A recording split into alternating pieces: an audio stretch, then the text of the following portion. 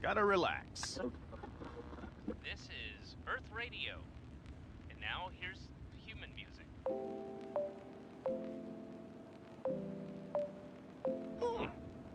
Human music. I like it.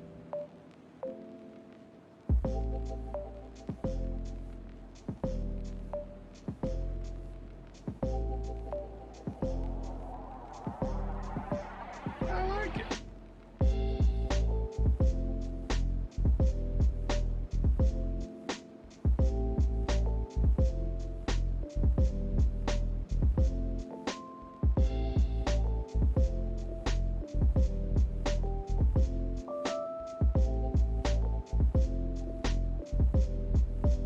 I like it.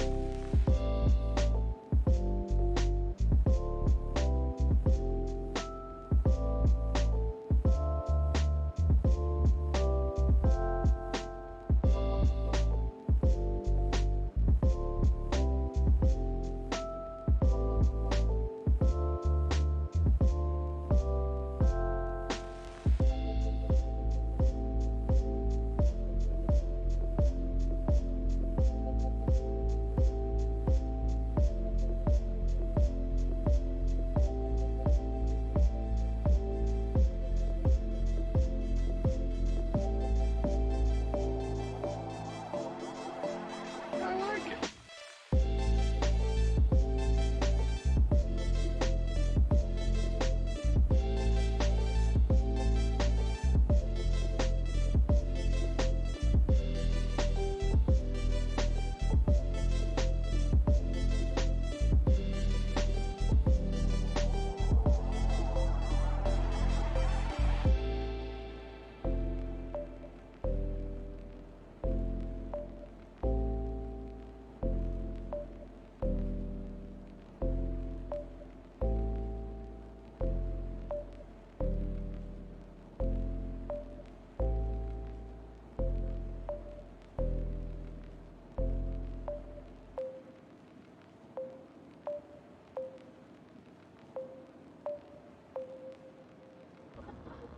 Gotta relax. This is Earth Radio. And now here's human music.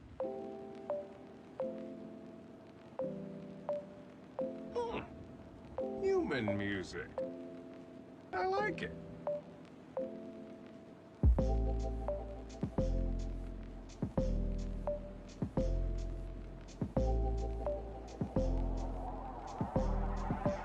I like it.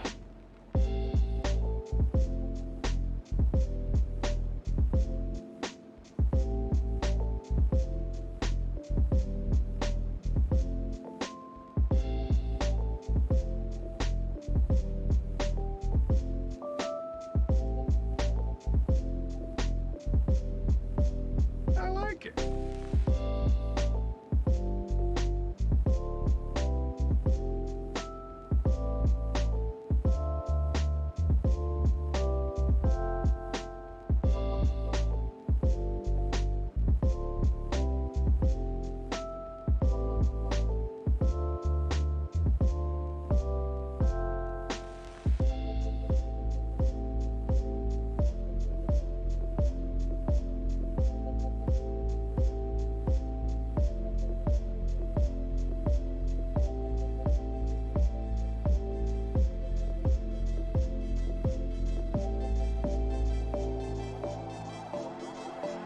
I like it.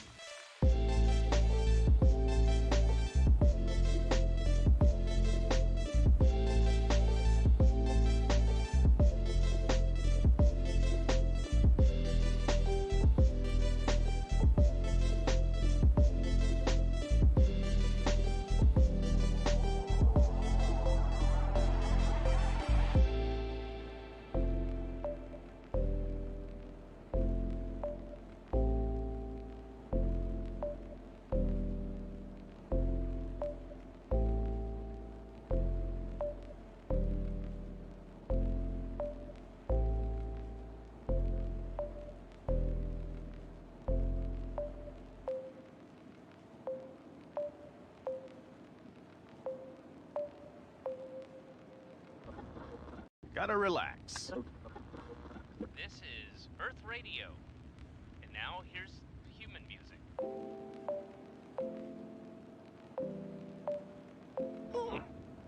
Human music.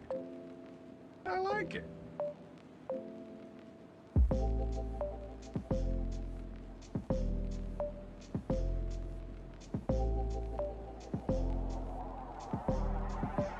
I like it.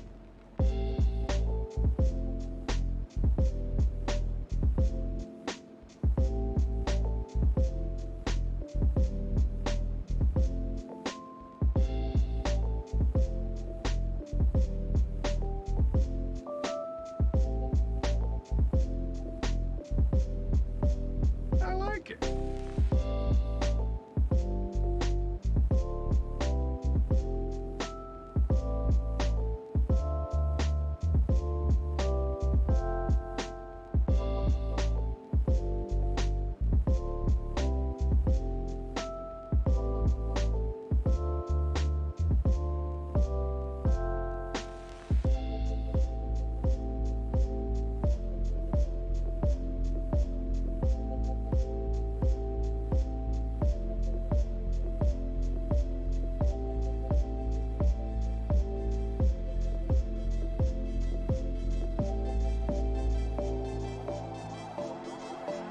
I like it.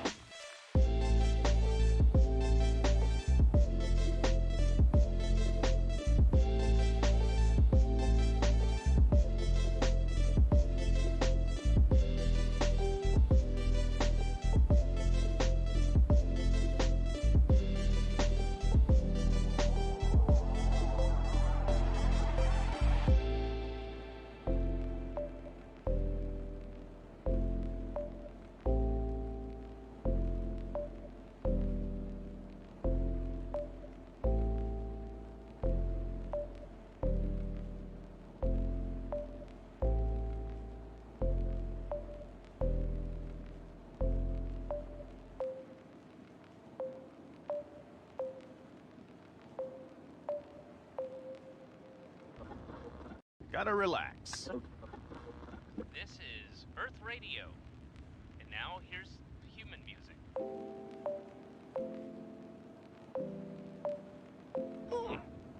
Human music. I like it.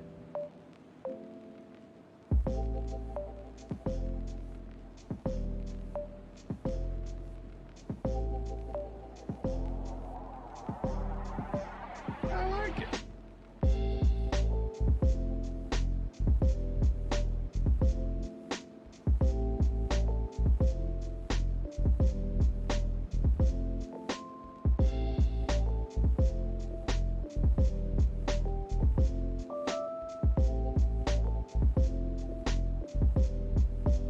I like it.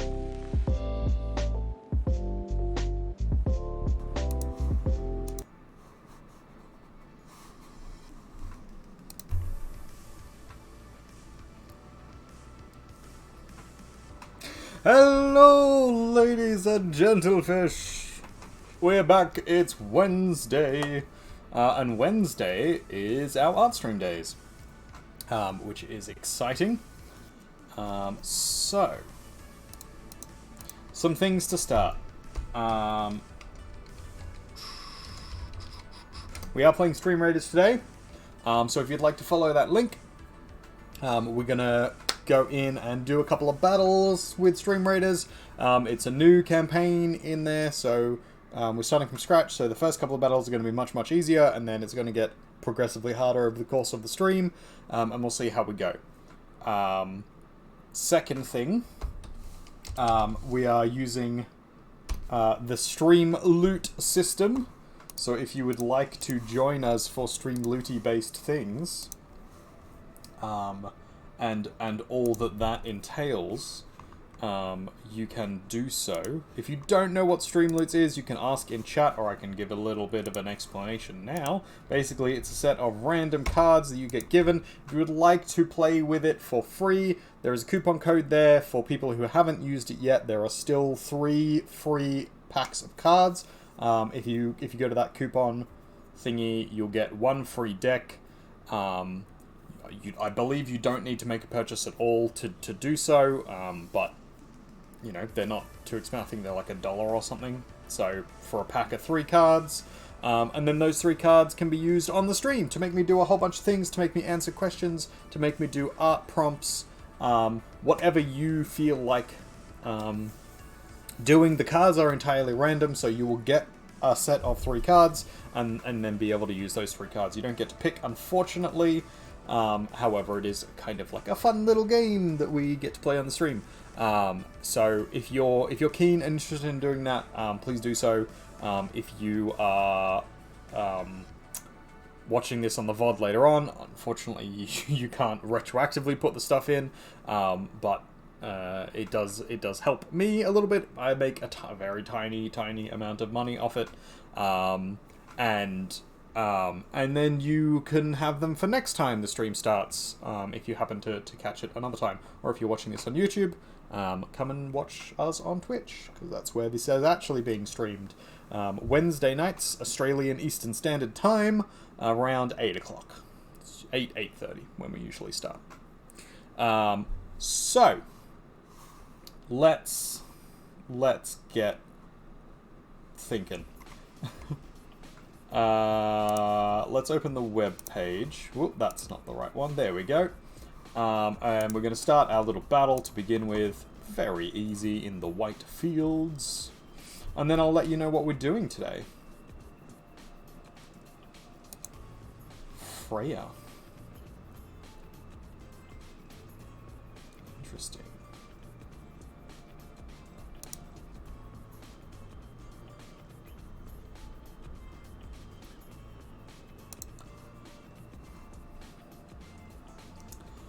Now, I do have a thing to put in a flag bearer, 3 flag bearers over the course of the game. So we might begin with a flag bearer, and see how we go.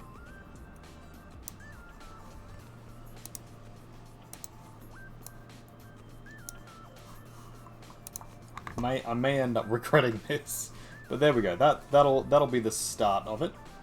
And then I'll explain what we're up to today. Oh no, I'm not canning the whole thing. There we go. All right, it's an art stream day. We have been previously working on our real fake gods. I've done a whole lot of work on it. I will show you.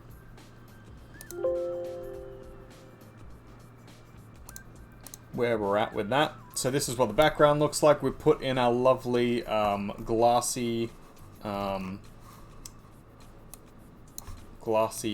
look finishes and our goldy finishes in there. So it's looking real nice. Yeah, I am really happy with how this is turning out. There are still some things that I want to tweak, some stuff that needs fixing up, but overall, I think this has come out really, really well. I'm still unsure about the difference between the depth of this far side, this right side, versus the middle and the left side. But it's fine for now. I'm making do and happy with that. And then I've gone in and put in, so we started with quite flat images, but we put a lot of detail into them. The detail work is looking really good, and then I went in and basically did some shading. And it's looking nice. It's looking nice so far. Things are starting to detail out. They do now look like figures, like in the foreground rather than merged into the stained glass. And I don't mind that. I think that's good. What I think I might do is make a second image of this same one, where I change up the figures and make them flat and stained glassy, and see if that's any better. But at the moment, I'm sort of enjoying this this more detailed version and more 3D version. Having the figure in the front very much does flatten this image, which is nice and sort of cleans it up.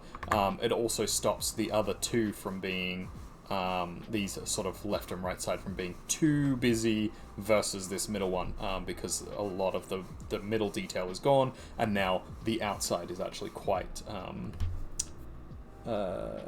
sort of visually harmonious around the image, which is nice. They're all framed pretty well. I think the only thing is left side could probably stand to move, or at least be shifted ever so slightly to the right, and the right hand figure could probably move ever so slightly to the right as well, just to be in line with these archways. But we'll get to that. That's a thing. But I just wanted to show off what we've done with it so far. I've been working on these basically until 3 AM most nights.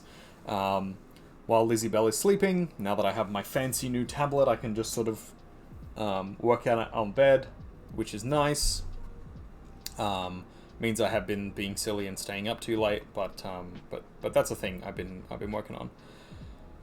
So yeah, that's where we're at with that. Now, what we're actually doing today, now that we're finally around to getting up to it, is this. We are making our own little stream RPG game. Actually, I'll wiggle it over just a little bit more so that you can see. There we go. That's probably better. So this is the idea.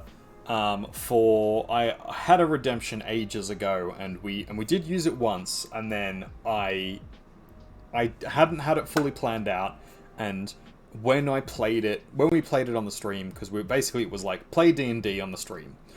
We love D&D on the channel. We love role-playing games and all that kind of stuff.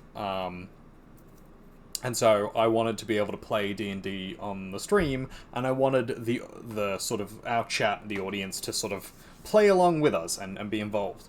That didn't really work as well as I wanted it to. It worked, but it didn't work as well as I wanted it to. I had envisioned it essentially being like a D&D game, but just a little bit slower, like a little slower paced, but kind of the same vibe as what we usually play. And it got off the rails real quick. Not at all anybody who was playing to blame at all. It was just, the vibe that we were going for and how things turned out, and it was just a very different experience to what I had originally envisioned. The other thing I noticed as we were playing along was it was very difficult to use Roll20, which is the system we usually use, to run this. So, my plan now, and given the whole issue with Wizards of the Coast and Hasbro and the change in the OGL, the weird things happening with the Open Gaming license are basically causing me to rethink my want to be engaged with a D&D style platform. And instead, what we're gonna do, or what we're thinking of doing, I'm thinking of doing, is I'm essentially going to turn my stream, so like all the visuals that you see on the stream here, into a D&D game. So anytime someone clicks that redemption, they become the main character, the main party leader in a mini D&D campaign. It'll only run for sort of 30-40 minutes, depending on how much fun we're having and that kind of stuff, but it shouldn't take up a whole stream. So we still get to do some art stuff, we still get to do whatever else. It won't be on streams that we have multiple people in, so it won't be on our Tuesday Pokemon streams or our Thursday group session streams, like our Sandbox Survivals. It'll likely be only weekend stuff or the Wednesday art streams. And there will be sort of two things happening at once. One is the person who redeems it gets to play their character, the main character, this kind of leader of a party, of a squad, and then there will be Twitch chat playing as the rest of the party, essentially. I've got a little structure here of how I think it will work. And so essentially what we've got is Redeemer, the person who redeems the redemption, gets to be main character person. They control this person. They take actions on their turn. Then we have party members over here. They'll be given a series of action cards, as well as just sort of free reign to vote on what they want to do. And chat as a whole will control these 3 characters, and get them to do various different actions, which are based on these cards here, which sort of theoretically come out of this deck. Though it's not going to work. It's not actually going to work that way, but it will be like roles based, so it'll be random. It'll be randomized. I'm not just going to give you things that you can only do. And so it's essentially like cast a magic spell, use an attack, heal, make someone stop or pause or whatever, and then there will be sort of free actions or things you can do as like party members, and we'll vote together on which one you do. And then in each area there's going to be sort of a current goal, a thing you need to do. There'll be these encounter cards, which are characters or creatures or monsters or obstacles that you come up against, and you have to figure out how you're going to defeat them or overcome them, or like diplomacy your way through. And then there's going to be obviously like a background that will shift and change with each of these cards. So that's what we're building today. We're going to be working on all of that stuff. I have clearly bitten off way more than I can chew. But I'm going to do that because I think it'll be fun. So that's what we're going to be doing. I know this is a lot of talking at the start of my stream, but most of my streams are a lot of talking to begin with, before we actually get into doing the art of stuff. The other thing we're going to try and do, if we have enough time, or if I get bored of doing these things, is I want to draw out and colour this Umberwood. There is a whole story behind this tree and this little location. It's going to be in the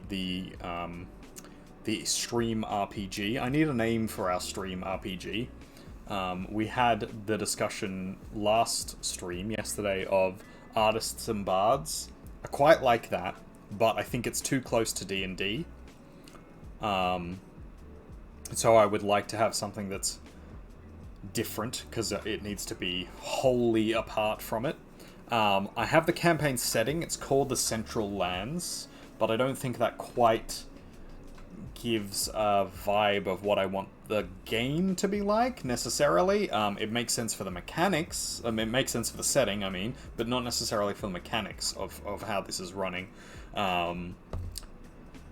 And Central Lands is going to run across a series of different mechanics while we find the game that works for us when we're not using D&D, because of the issues with the OGL.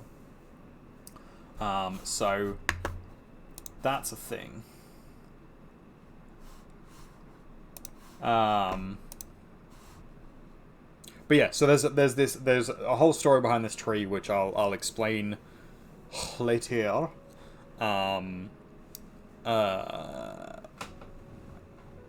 Which will be slight spoilers for some things, but I really like the idea and the design, and so it's going to feature pretty heavily in a few different things.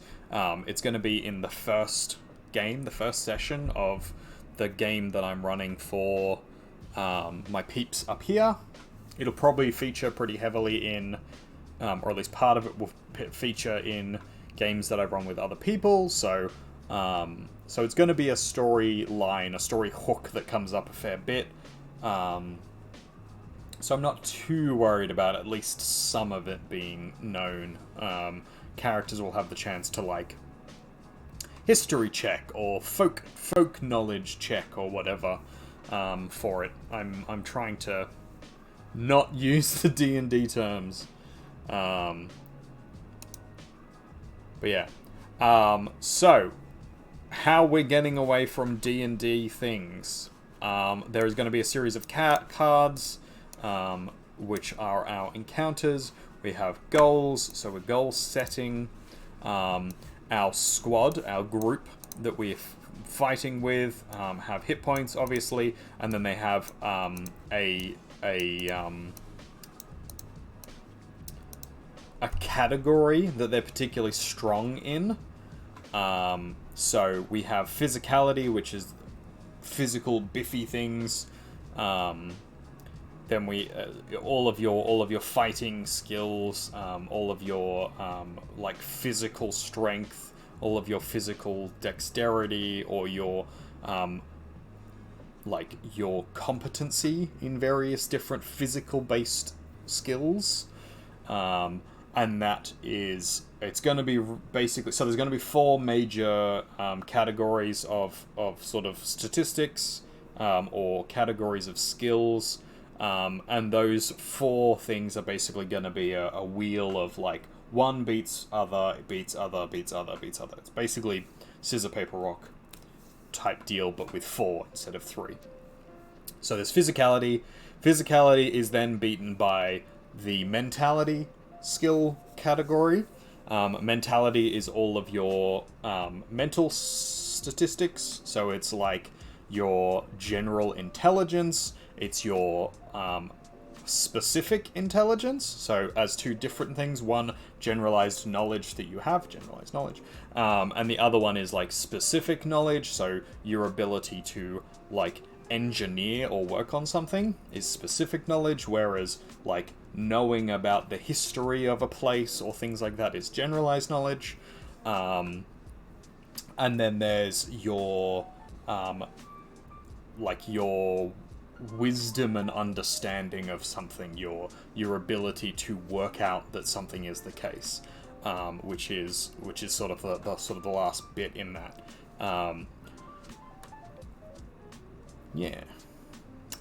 Then that is beaten by our Arcanum. Arcanum is our magic or our Mystica category.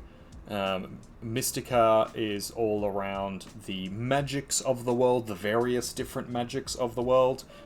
So there is the Arcanum, which is or Arcanus, which is like your wizard type character, a scholarly, learnt via books magic type thing, math as magic essentially.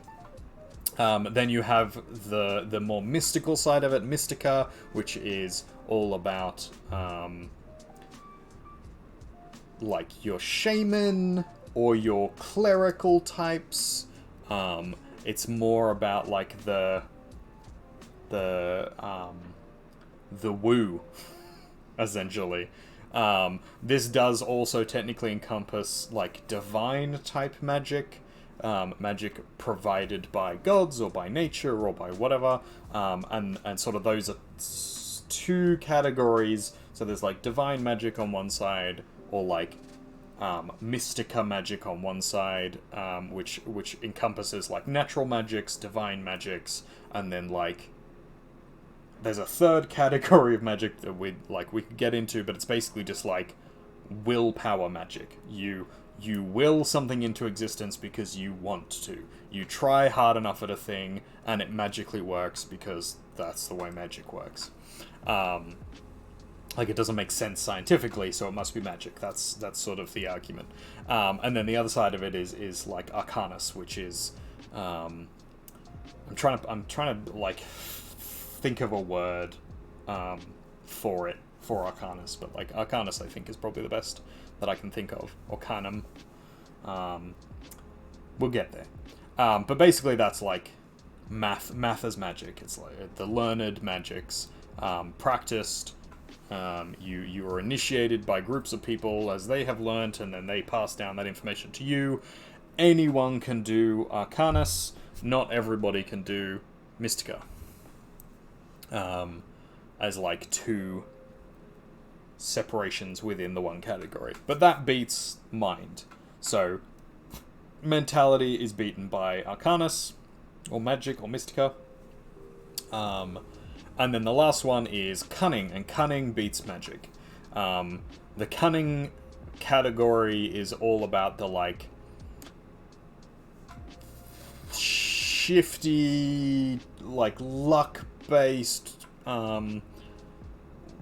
sort of charismatic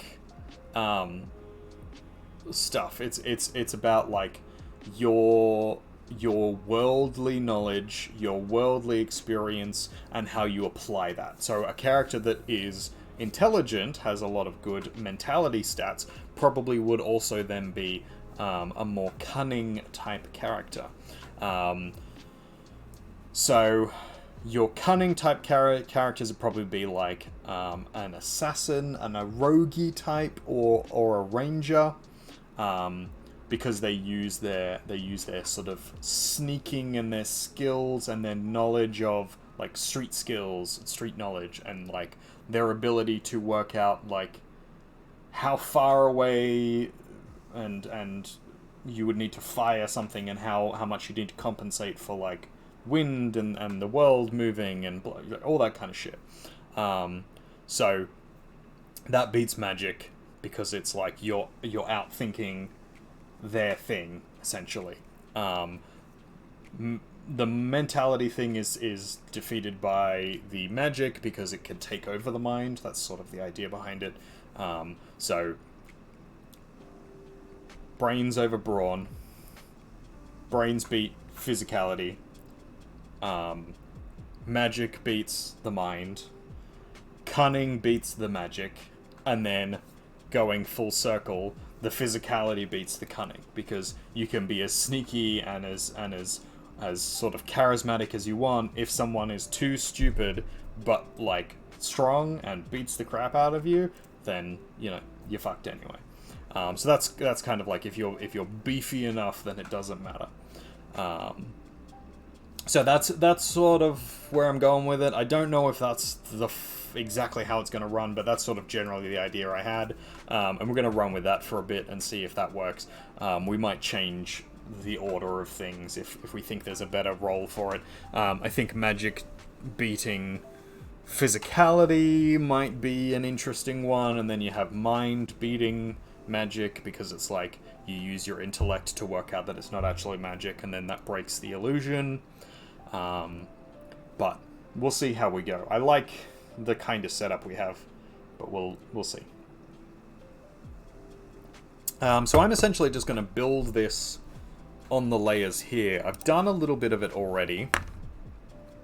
So let's open some of that up.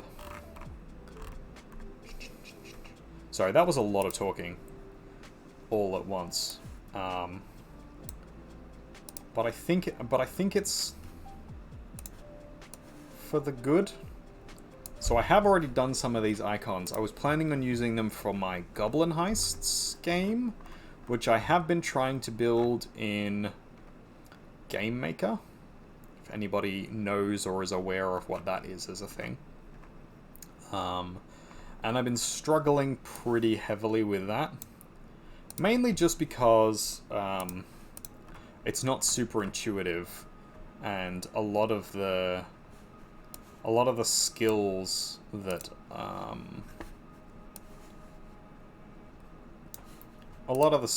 I have in programming aren't translating super well. I don't know what that is necessarily. I have a feeling it's probably just that like it's using a form of programming that I'm not used to. Where is our bow?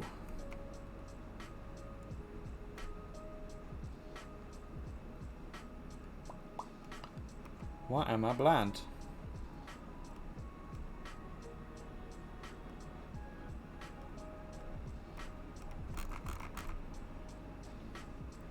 Did I not copy it over? I might not have copied it over. Let's have a look. Boop, boop, boop.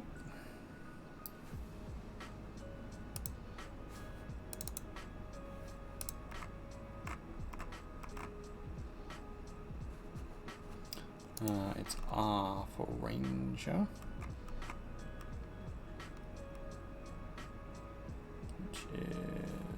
Oh no, there it is. I'm just being stupid. There we go.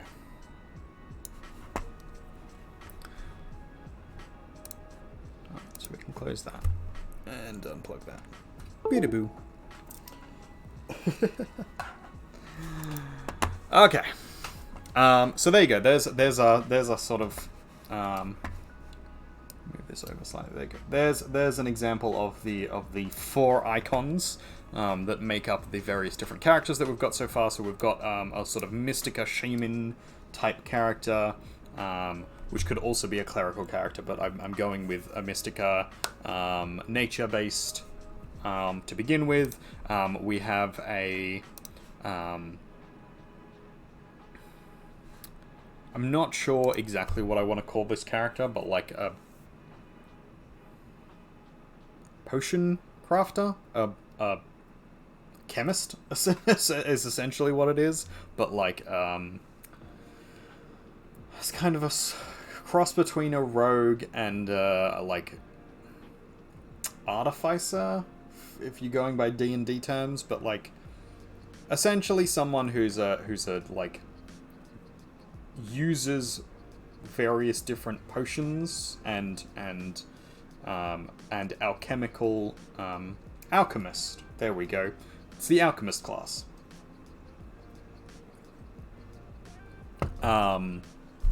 Uses alchemical potions and devices. And then we have our ranger and we have our sort of crusader fighter type person. This kind of armored figure.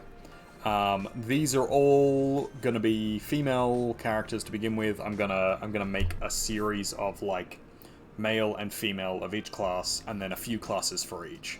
So we'll have like a crusader fighter, and then we'll have like a standard fighter, like a gladiator type, gladiatorial, and then we might have like a, I don't know, more Viking type fighter or something, or like a sword and board sort of deal. And then we're going to have our ranger class, and then we'll probably have a roguish assassin type class, and then I'll think of a third one for the cunning. We'll have the various different Mystica classes, and then we'll have, and Arcanist classes, and then I'll think of a few more for our mentality group. So Alchemist is a good one. I'll probably have like a Tinkerer class, which is essentially just going to be someone who makes things that fight for them, essentially.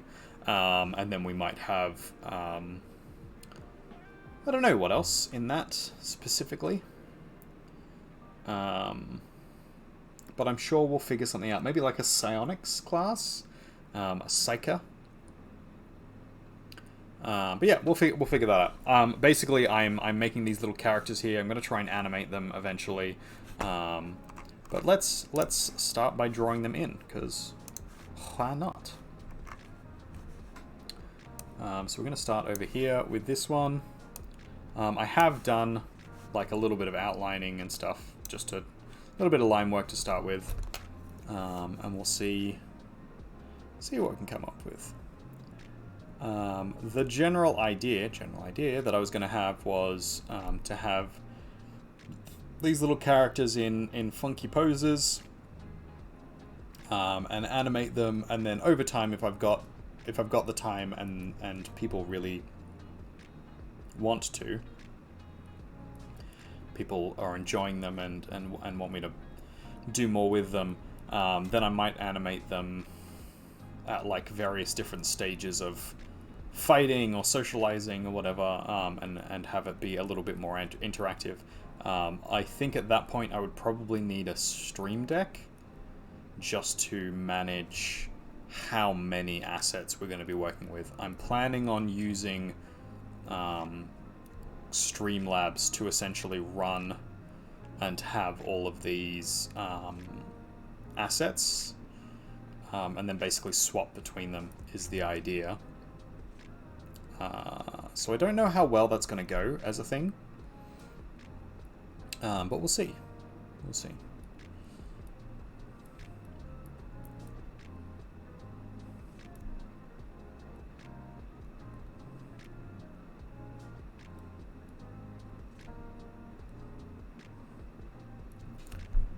So we're also supposed to be doing philosophy chats today. I don't know if we're going to get around to doing philosophy chats today, I'll be honest. Oh, I've been doing so much talking. I'm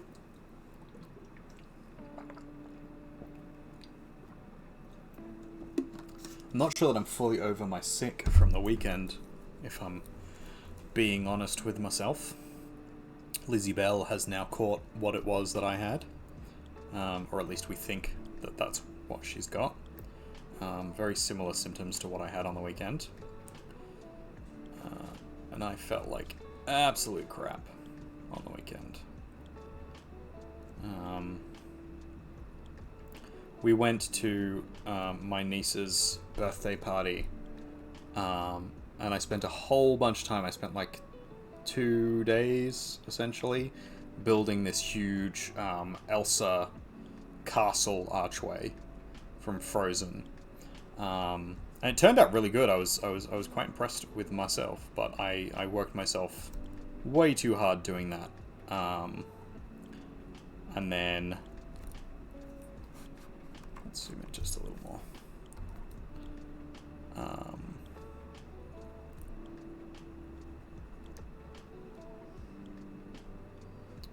Something I have noticed.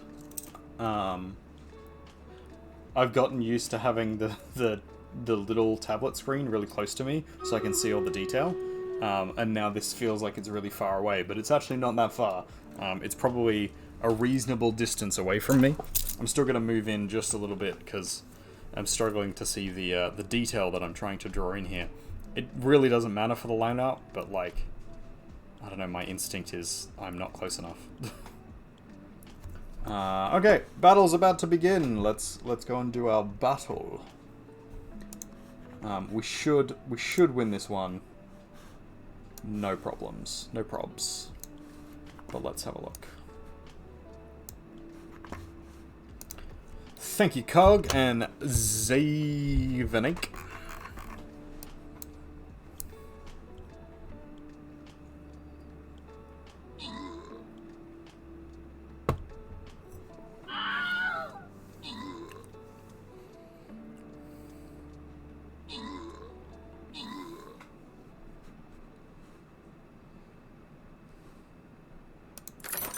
We won, but there's a big character down the bottom, and I don't know what that's about.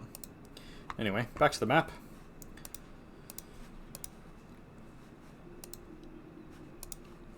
Got 200 gold, that's nice. We're gonna go to the harder one. Because why not? We've got a couple of people in with us, we can do this. We've got Skadi. So it looks like these are Norse. These are all Norse gods statues. Skadi, the goddess of archery and winter.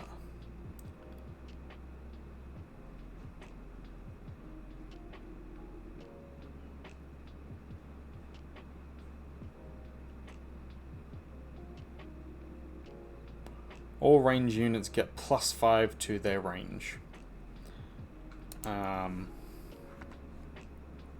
we can't let someone desecrate it by getting too close. I'm going to put down another flag bearer. Not that it matters.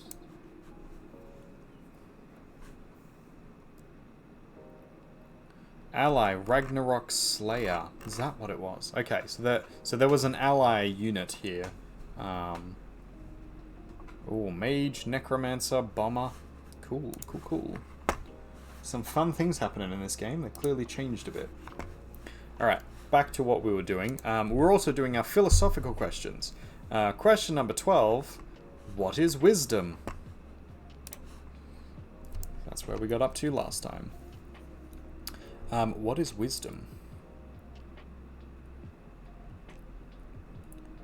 Wisdom, for me, is like the application of generalized and specific intelligence. If you know about a thing, then you can apply that knowledge to a situation, and that's wisdom. If you have you become wise by experiencing things and being able to apply your experience to new situations. So, for example, if you know that a stove is hot, or if you've touched a stove and experienced that it's hot and that it burns you, then wisdom would be knowing not to touch a stove in future, or like staying away from like cooking based heated things. I'm not saying this very well, but you get the general idea.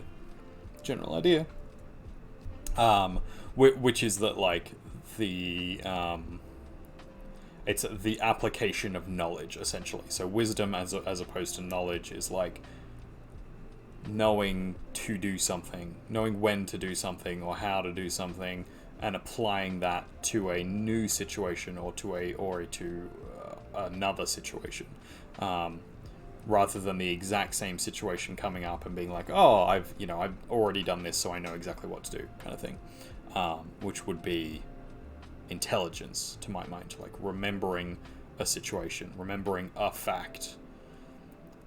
Whereas applying that fact would be wisdom, if that makes sense as a definition.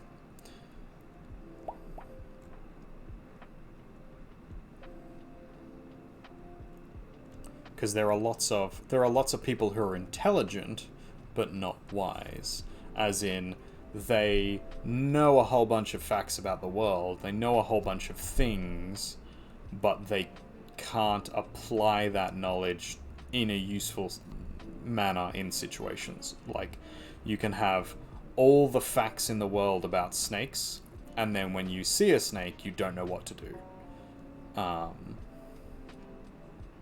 Like, you can't, for example, you can know all the names of the various different snakes in the world, and you can say which ones are poisonous and which ones aren't, and then when you see a snake, you cannot say whether or not it's poisonous. That would be the difference between intelligence, having the knowledge, versus wisdom, which is applying the knowledge, being able to say, I know this fact, I know these particular snakes are poisonous, and therefore based on the coloration of this particular snake that's in front of me, I can say without a doubt that this snake is poisonous, and so I'm going to not go near it. That would be my definition and my example of wisdom. Is wisdom important? Absolutely. Yeah, there's lots of people who are intelligent but not wise. They do things based on what they think is the best course of action, and it is not based in the facts that they have at hand. They have just come up with whatever they feel like is going to, serve them best or whatever.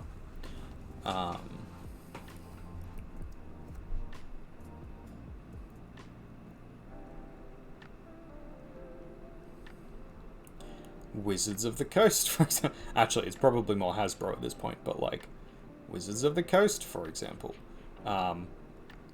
have the knowledge about their fan base, and yet still decided that it would be better for them to go out of their way to make their fan base unhappy so that they could make a small amount of money. A not insignificant amount of money.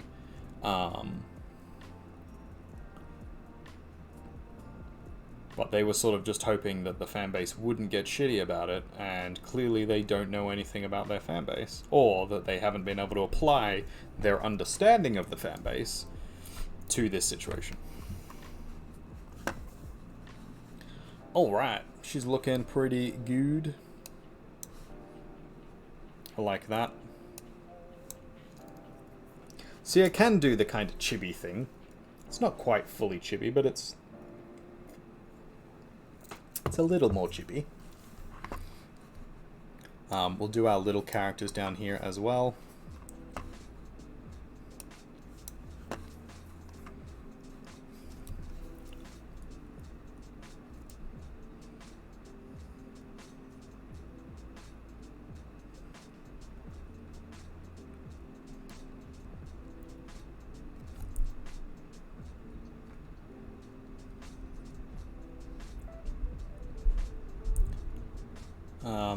If the stream suddenly cuts out, there's a pretty big thunderstorm. We have a severe thunderstorm warning out here.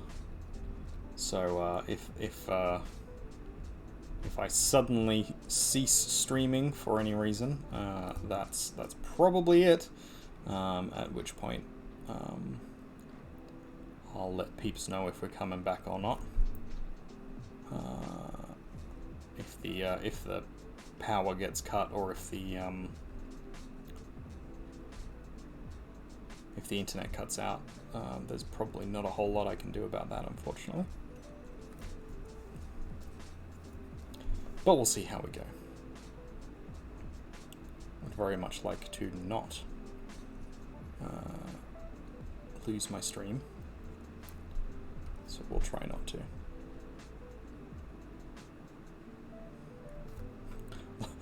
Like I actually have any say in it.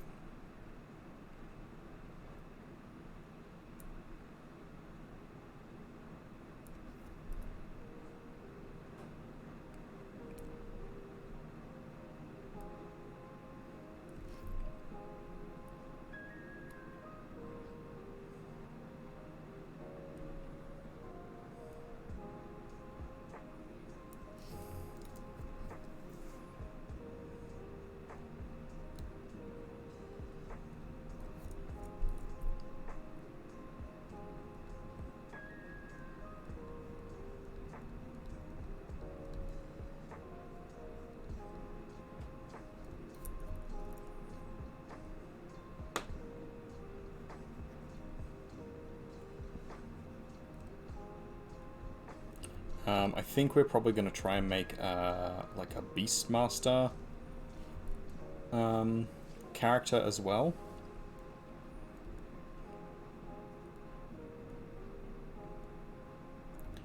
So we'll see how that develops.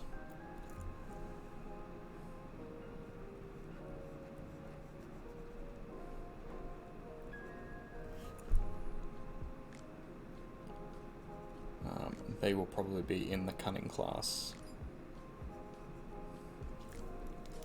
Cunning category? Cunning something? Anyway, you get the gist.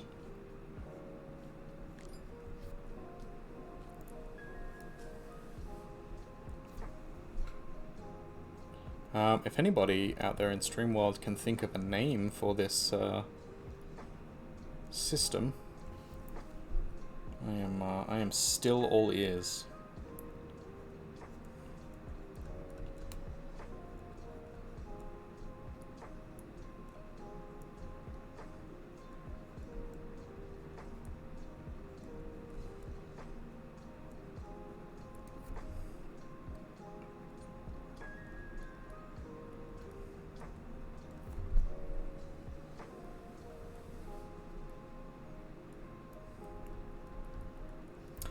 Now I'm not going to do the whole body, I'm just going to do sort of the... what's that, torso up, I guess? Because they're going to be covered by these symbols anyway.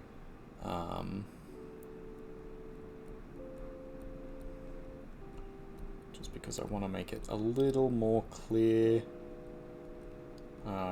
what the characters, you know, classes are, what their abilities might be, kind of thing. So we'll go with it. We'll go with symbols as sort of closely as we can.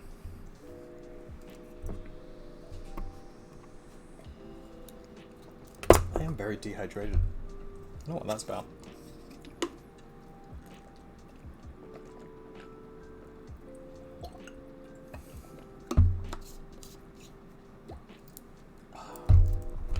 doing some tiling in our place.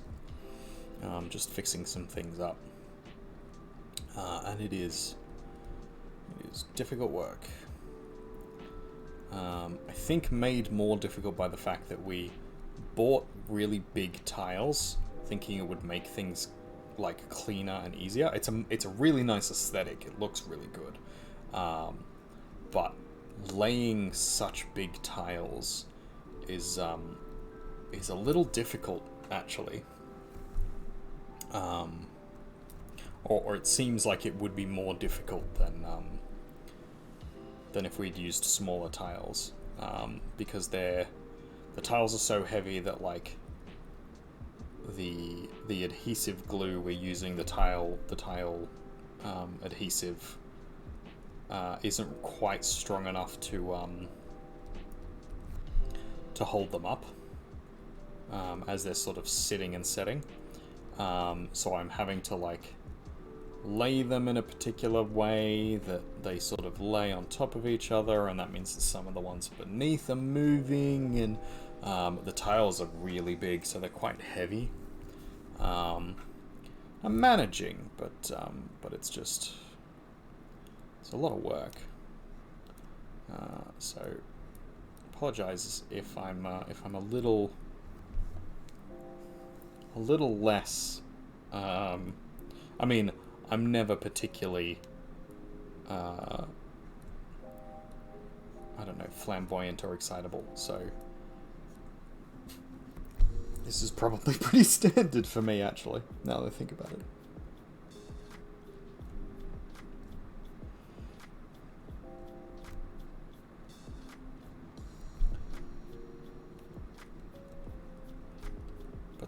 But yeah, it means I'm a bit more tired than I would usually be.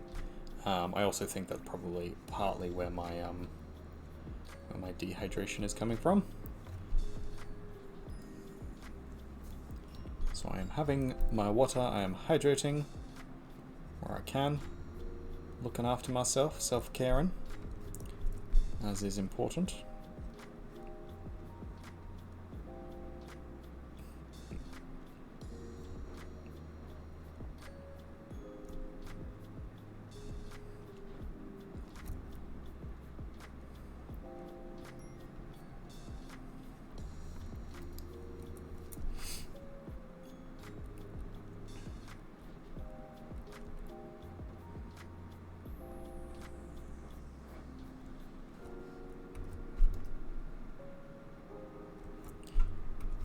Just kind of chill for a bit. I might answer another philosophical question in a second, as we do have, what was it, 255 to answer, and we got through 12. We got through 11 last stream. We've gotten through 1 this stream, so we've got a ways to go. So silly. But yeah, as a thing, we'll work on that.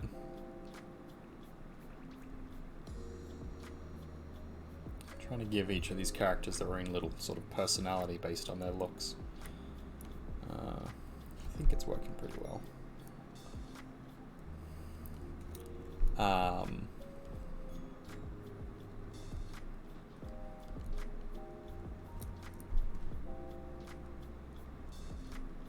Where was I? What was I saying?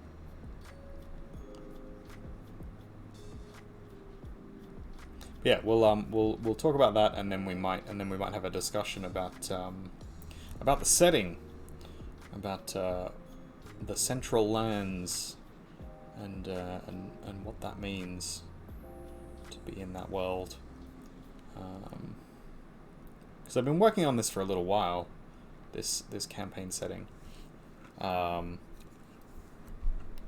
At first it was kind of just like a side project of just, you know, here's a thing that I wanted to do.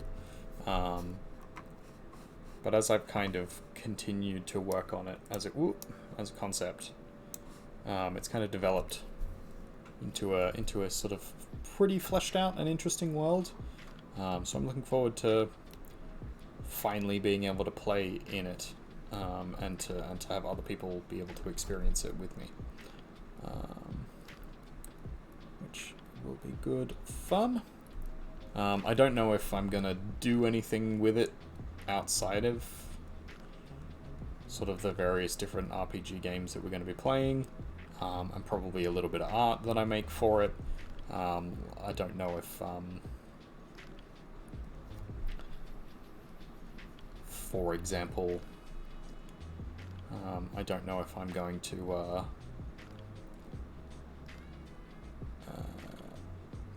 I don't know, write stories about it or whatever, or campaign books or things like that. I think it's probably just going to be us playing it, but we'll see how we go.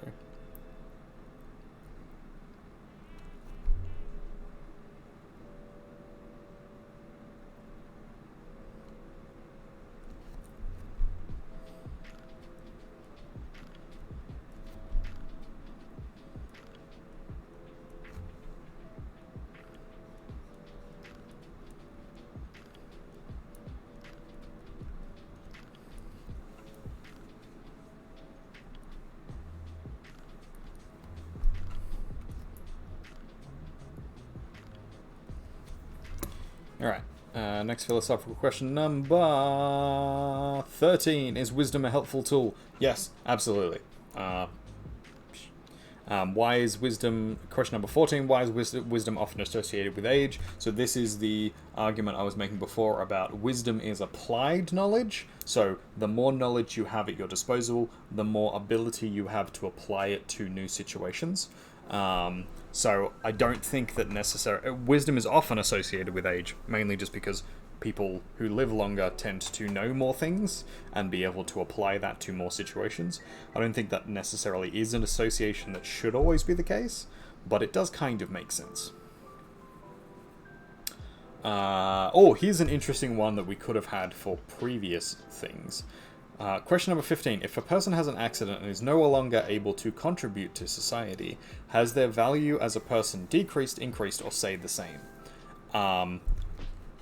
This is a really difficult one, because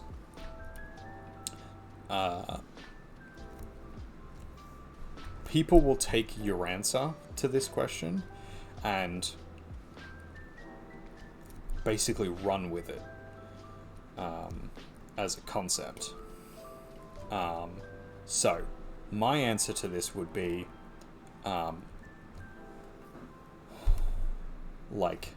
it's more nuanced than that, essentially. Your intrinsic value doesn't change because you are intrinsically valuable because you're a human, and you live and you exist. Your intrinsic value because you're a living creature, just by existing, having intrinsic value, that doesn't change based on your injury or disability or whatever. That's standard. That is set in stone, basically. Nothing that happens can stop that from being the case. Then, if we're talking about, in terms of your contribution to society, I think there is the possibility, not necessarily the case, but there is a possibility that that is lessened. But I don't think that that's necessarily a bad thing. And there is an aspect of, I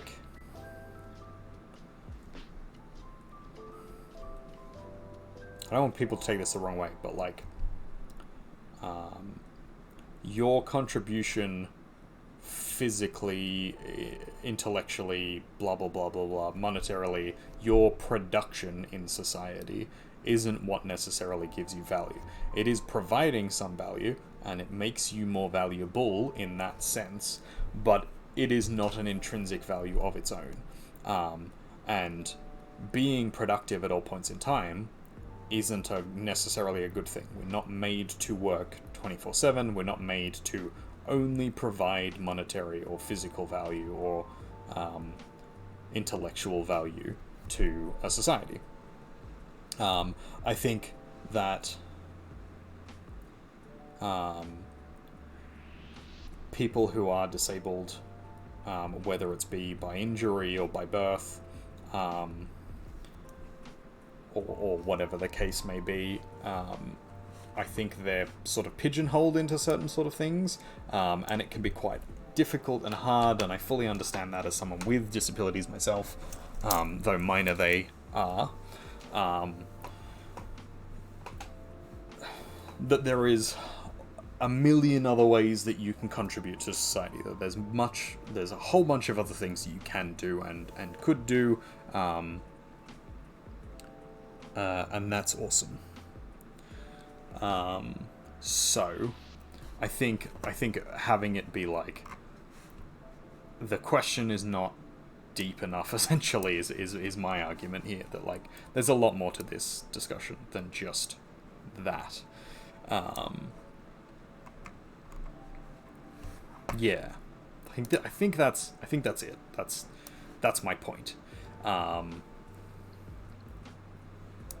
I know people who would disagree-ish, or there will be people who like disagree one way or the other. They'd be like, no, it's never decreases your value, and I'd be like, well, you know, to certain groups of people or certain situations, yeah, it does. And then there will be people who like, it's only it's only a disability is only detrimental. Like, there's no good that comes from it, and I think that's really narrow-minded and shitty. But I also think that, the toxic positivity people who are like, oh no, it's just you're differently abled, and you can still do everything. It's like, well, no, there's limitations, and you should be aware of that, and that's fine. It's not it's not necessarily a bad thing, but it is a change in either, the status quo, the norm, or in just yourself. Like, you can no longer do X thing. That just is the case. It's not something you get to argue about necessarily.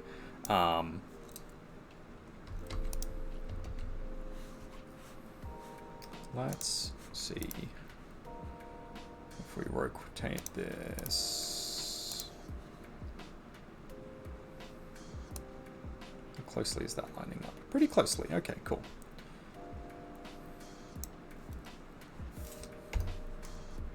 And then merge with layer below, just because we don't want to make too many of these on different layers.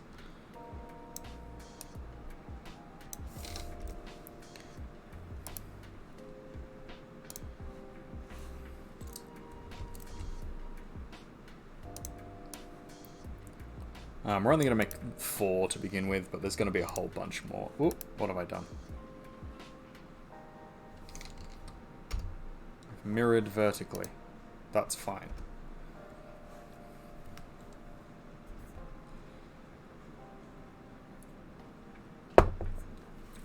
Okay. Cool. Oh, what have I done? There we go.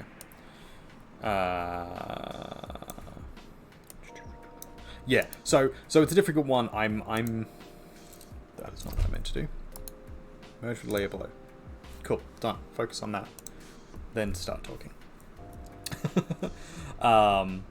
Yeah, it's a difficult one because,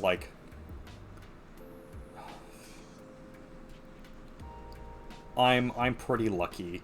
The disabilities that I have been fairly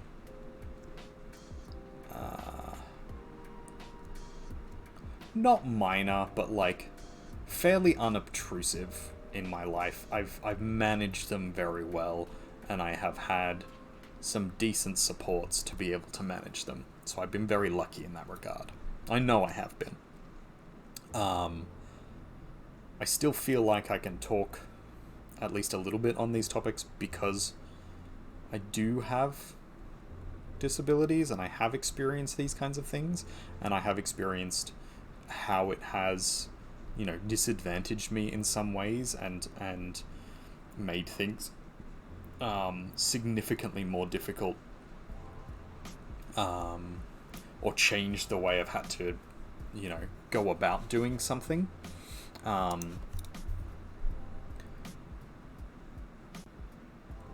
I also understand that there are people whose like lived experience is so vastly different to mine, that it would kind of be silly for me to be like, you know, I can speak for everybody on this situation, kind of thing. And you know, I really try not to.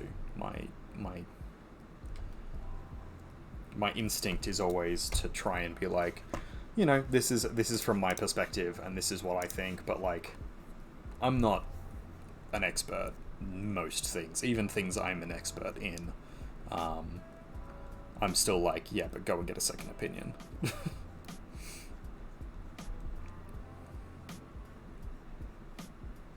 But I do think, as someone who has gone through and experienced these things, and you know, potentially to a lesser degree, but who has experienced these things, that like nothing irks me more than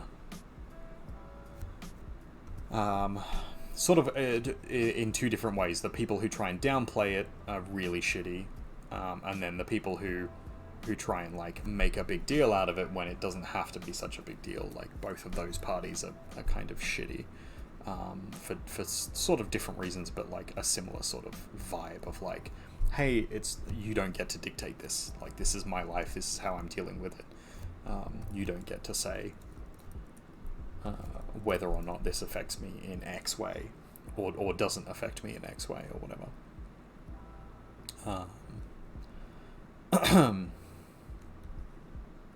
But then it then becomes a difficult thing, because like people could then also argue that I'm like trying to do the same thing, and I don't believe I am. I'm not. That's not a thing I'm trying to do. But like, you know what people be like. You know what the internet be like. So that's a thing. Oh, we're almost ready for our next battle. So we're doing our little action cards here. Let's quickly look at the next question. Oh, here's a good one. Question number 16. Can people change? We've got 30 seconds. We're just going to start early. Fuck it. Start early.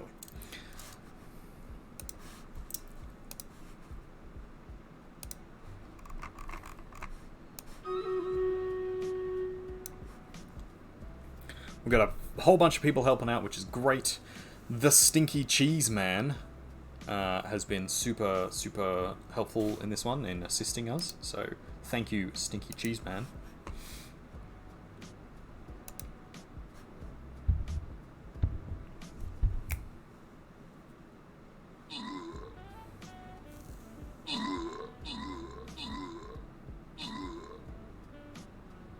Hey, winner!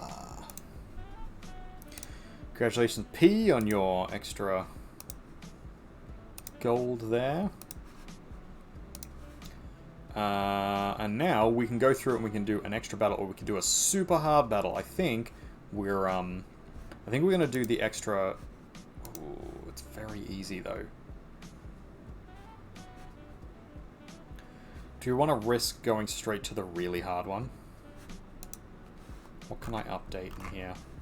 Warrior. Do I want to update the warrior? Yeah, why not? Fuck it. Fuck it. Cool.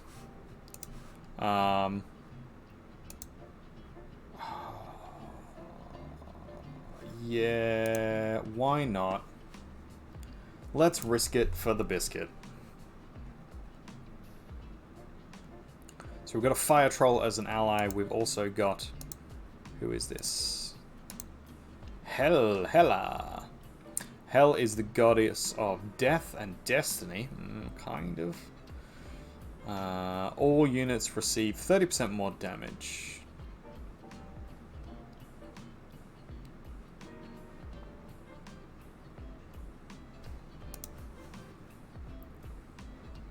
Okay, so I need to place one more flag bearer, but given how this is supposed to be hard mode, I think we're gonna go with a ranger.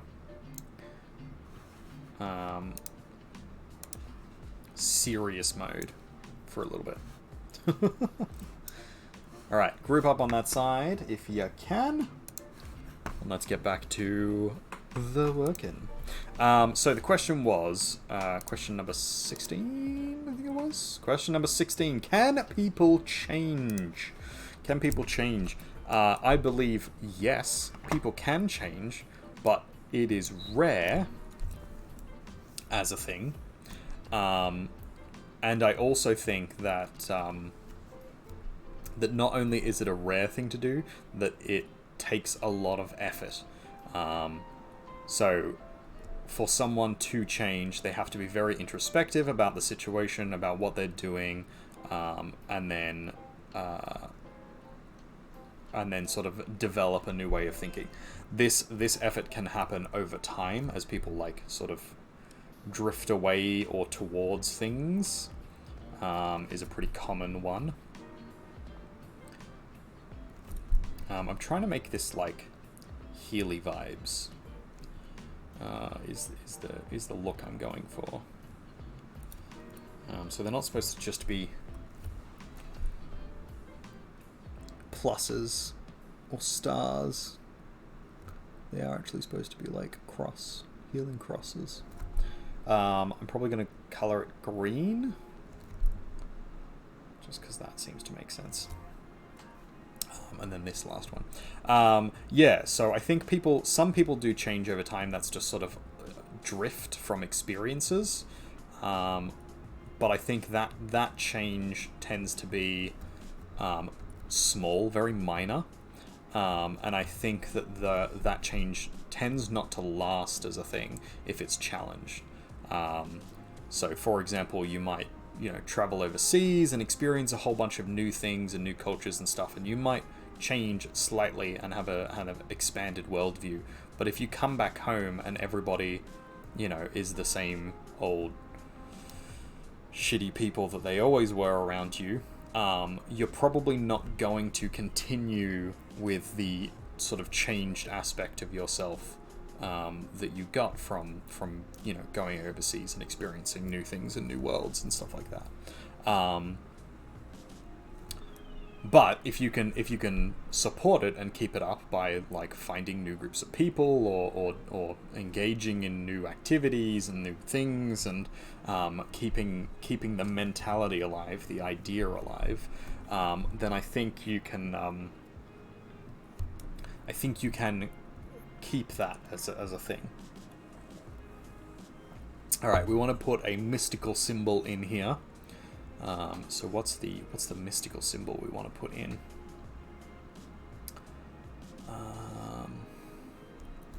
I think we put like a stave, kind of like a Norse rune type thing.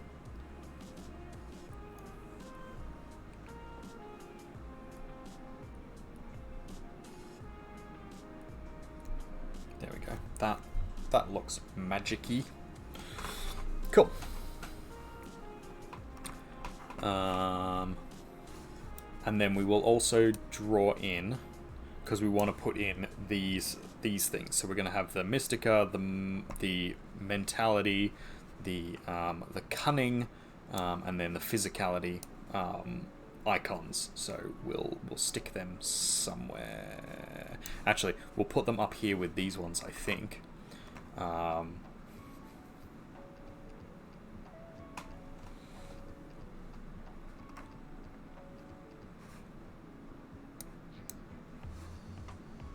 Or we'll put them over here, maybe. Just because I don't want them to overlap, because we're then going to have to like move them around a whole bunch and stuff. But like, I at least want them to be unified in a location. Yeah, I think people do change. I think it's rare.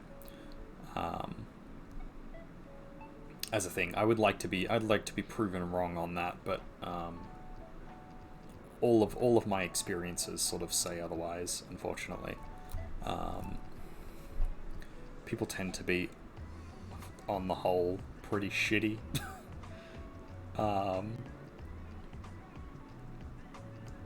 Sorry, I'm a bit of a pessimist. Like, so I'm a realist, but like I lean towards pessimism in that expression. I think. Not like the worst. Not like the world is awful and like nothing is good, but like there's a lot of shit things in the world. Speaking of shit things, what I just did was terrible. Let's do that again. I was trying to change it because I was like, oh, I don't know how I feel about this, but like, no, that's not what we want. Let's try that again. And we'll zoom in just so that. But no, I'm unsure how I want to do this. So I want it to be kind of like fist. So like this, and then I think that's the vibe that I wanted from it.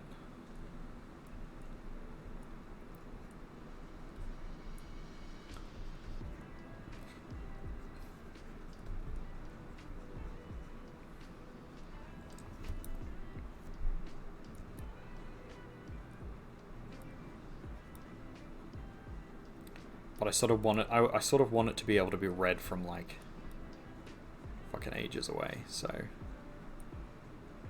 having it be more of a kind of icon, black and white icon. Anyway, let's start with this. It is very reminiscent of the Resistance fist. So if anybody knows the history and background of that. Alright, does that do what I want it to do? Potentially, a little. I don't know if these fingers are too long.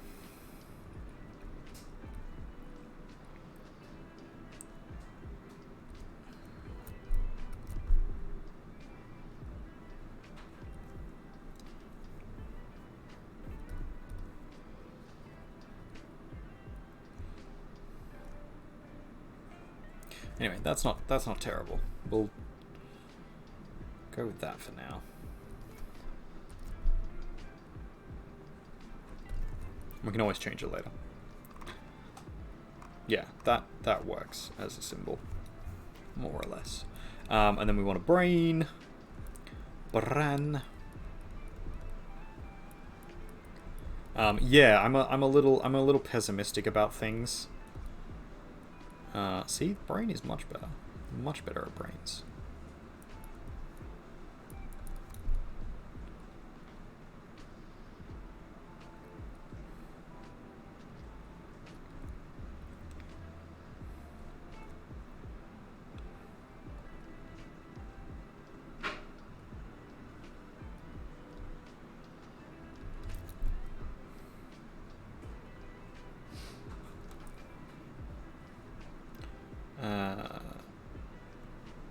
But yeah, I've experienced a lot in my life, and much of it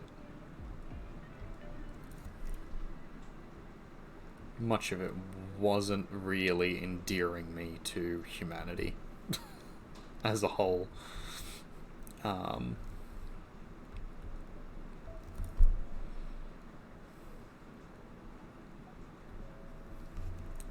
Which, you know, is a bit of a problem.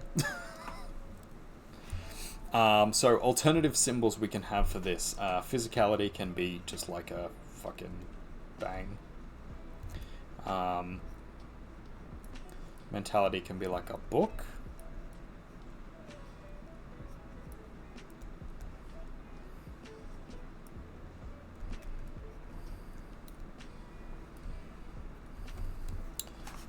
We still need to figure out what we're going to do for cunning. I have no idea what we're going to do for cunning, because I originally was like, oh, physicality, it's like the Dexy build for rangers, but I was like, no, actually, I want to chuck a whole bunch of other things in here as well. So then we have our Arcanus. or Mystica. So we're going to have this kind of like amorphous, blobby magic type thing with stars around it.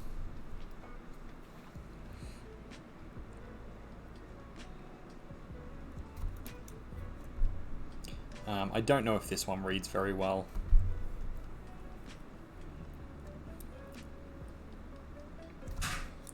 And then we'll probably put like a symbol in the middle here. We'll go with the one we did before as a kind of placeholder.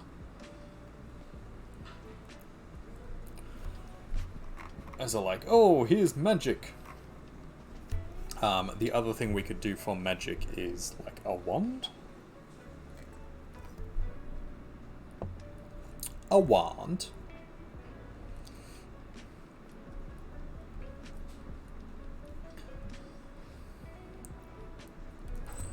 And then we just have like a kind of thing.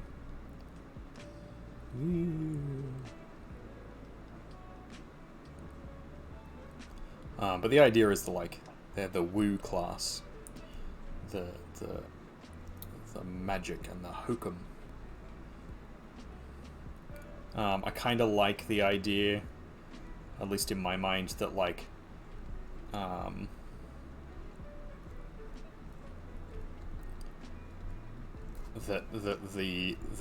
the woo-woo stuff is in the exact same category as the like serious arcane and the like divine. I think that is a very telling of my experience of the world and how I view the world, but also a sort of like a fun poke, because I myself do magic things and believe in magic to some degree. So it's not at all a like shitting on people who believe in it, but I like that they would be in the same category, and that people would be like, oh, you believe in that? You believe in the Arcanum? Oh well. There is a thing for that in the campaign setting. If we get around to talking about it, there is a whole thing about like all of the upper class folks are really, really into Arcanum and Mystica, and like magic is the right way to solve a problem in their eyes. And then if you're from like a working class or any of the kind of lower classes, if you're not in nobility essentially or the academia, then then your answer to everything is like, no, they're like, fucking do it yourself, get your hands dirty. And that like if you're using magic, like that's a cop out, which I thought was a fun dynamic to play with. Okay, cunning. Cunning, I think, should be like an eye.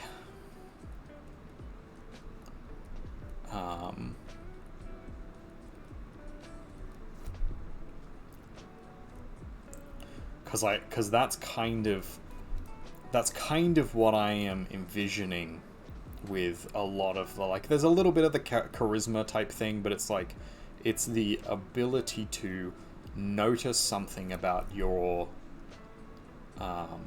opponent and be able to exploit that, is kind of the idea I have about the cunning classes. That like you are using your ability to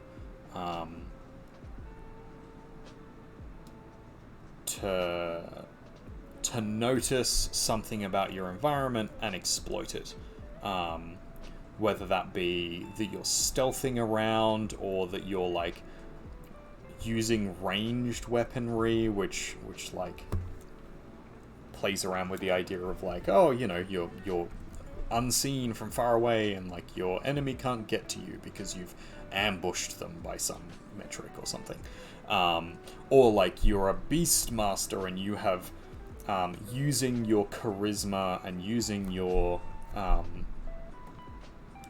wise abilities, you have been able to, hey, someone put an epic creature down. Who did that?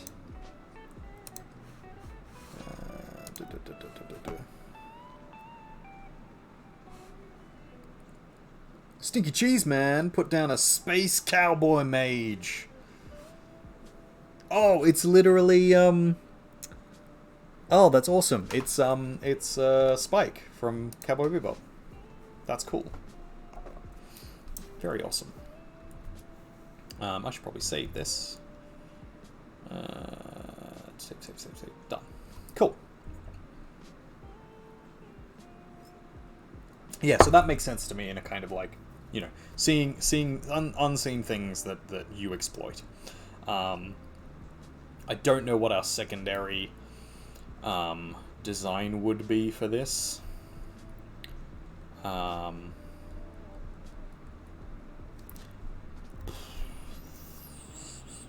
We should put something down. I don't know what it would be.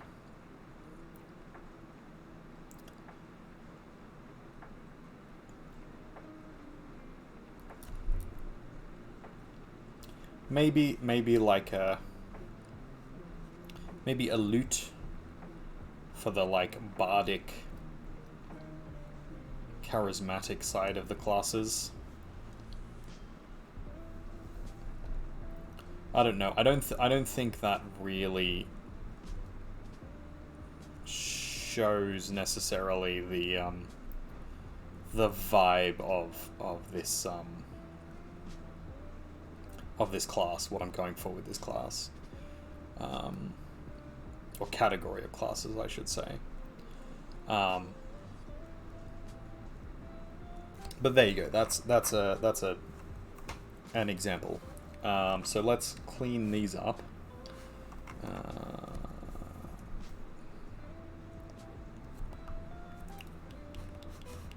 And move on to the next question. The next question is, how does one become a good person?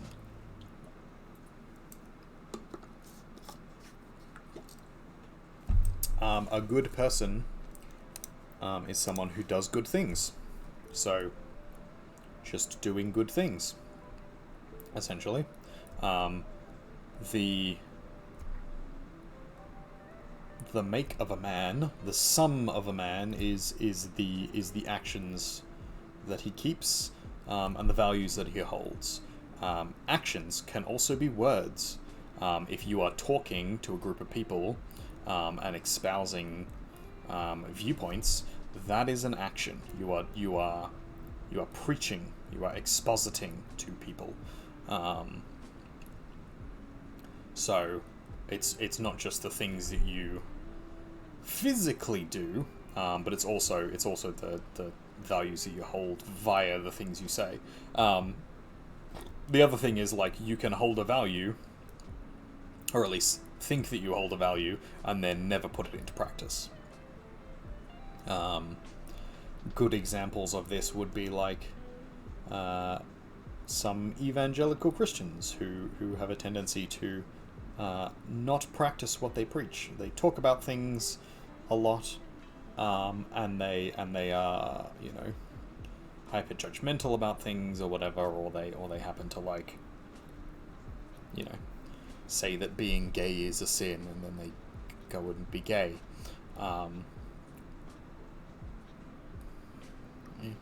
that there's anything wrong with being gay, but just that if you're going to be a hypocrite about it, but sort of that's the idea anyway, that your actions, the things that you do in your daily life, are what makes you a good person, and someone can become good by doing good things. We discussed last stream about you know, whether or not death penalty was a good idea, or something that we agreed with as a concept, and my general viewpoint was that you know, there are some people who just cannot be redeemed, that their actions up until that point have been so heinous that any good actions that they did afterwards just wouldn't counterbalance the bad, and that the capacity for evil, the ability for them to do a bad thing again, was too high to risk them being in society anymore. And I still, like, I absolutely still stand by that as a concept. I know there are lots of people who disagree with it, but, like, that's, yeah, that's my view on the subject. And I think this kind of, my thought process in this, in like what it makes a good person, is that same kind of deal, that like it's the sum of your actions. It's all the things you have done, and you kind of weigh them positive and negative, and if the positive outweigh the negative, then you're a good person, or at least, you know, you're trying to be a good person. You're doing the right things. I don't think it's necessarily as clear-cut as that. I don't think it's as simple as like, oh, it's just a simple sum, because some things are good in certain situations to certain people, certain cultures, at certain times, places, and like, you know, there are no-win situations in which you couldn't have made the right decision because that decision wasn't available to you, or whatever, like whatever the case may be.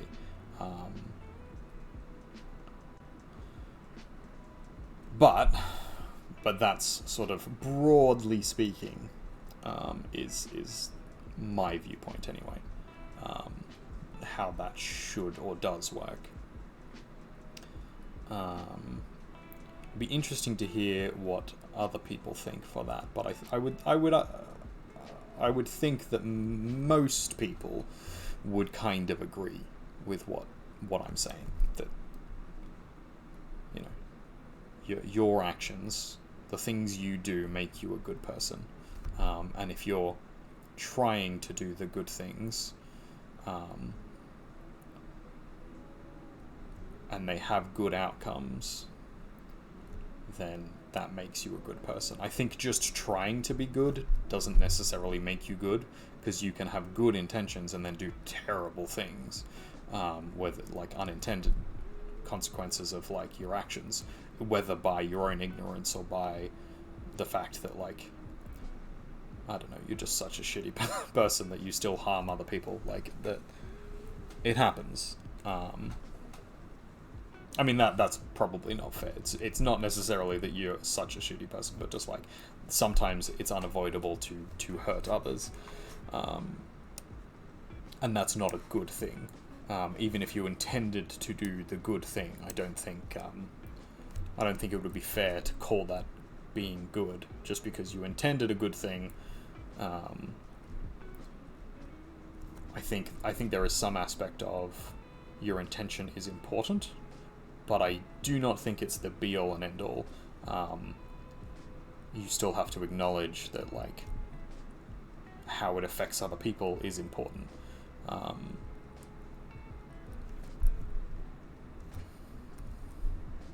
Because in the end, if it causes harm to someone else, then, you know, it wasn't a good thing that you did. And, you know, some people will have harm caused to them by the nothing. And, like, you can't necessarily help that. That doesn't make you a bad person, but it doesn't make you a good person if you then continue to harm them, or continue to do things that make them upset, or whatever. But it's a tricky one. I don't think it's necessarily clear-cut. And like I said, there will be lots of people sort of argue the point one way or the other with this line of thinking, so it would be interesting to see what other people think. I know I've had this discussion with some people before, and there are some who are very much in the camp of, like, your intention doesn't matter, it's how it affects other people. And then there is others who are like, no, it's your intention that's the important bit and nothing else matters. And I think both of those are incorrect. I think it's somewhere in between as a concept. But it's a tricky one. That's a much more nuanced discussion. And it would take a while to sort of really eke that one out, I think. We're going to try and have a discussion about that on the channel at some point, I think. But for now, I think a good stopping point is just, like, it's a bit of both. Like, intention is important, and also the outcome is important. It's neither one or the other.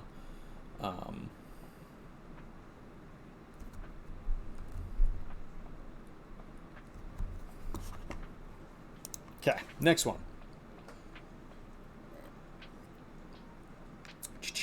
Question number 18. Oh god, we're only up to 18. If someone's personality changes, does that... If a person's personality changes, does that mean that they have also changed? Not necessarily.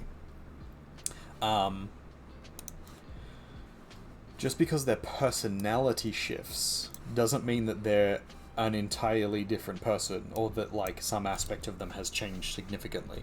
It could be that they were always like that in their head, and they're just showing it to you now, or that like they happen to be this way in certain environments, and you've never seen them in that environment before, or just that they've like integrated a new thing into their mindset. Like if they suddenly find anime, for example, and then suddenly they're really engrossed in anime, and so they start like their personality shifts to a more uwu type. That doesn't mean that they've changed as a person. Their values are probably very similar to what they were. Their actions are probably quite similar to what they were previously, though some of them will be different. I think they've probably changed a little bit, in terms of like there's a possibility that they've changed some of their values, or that they've changed some of the things that they do. But I would say on the whole, they probably haven't actually changed all that much. It's just that their outward expression of that has changed. And at least what I think this question is trying to ask, because it's a philosophical question, is that like, has the substance of who they are changed just because they are acting differently? And I don't think that that's necessarily the case. I think there's the possibility that that's the case, but I would argue that like their values haven't shifted, and that they're just expressing them differently. Now, if the expression of those values changes in a way that is like for the better or something, then I say you probably could say that they had changed. If it's still fairly neutral, or like good but not by a like not significantly better, as in it's, you know, it was good before and it's good now, or it's neutral before and it's neutral now, I would say that like they haven't really changed. But if it changes significantly for the better or significantly for the worse, then yeah, they probably have changed. In the same way that when I said before that like your actions make you, so what you're doing, what you're saying to other people is kind of who you are, at least in the eyes of others or the eyes of society. You may think differently, and absolutely you can, like internally to yourself, but until you express that to someone else, until you show that, then you are not living an authentic life and being yourself. You are being whoever you express.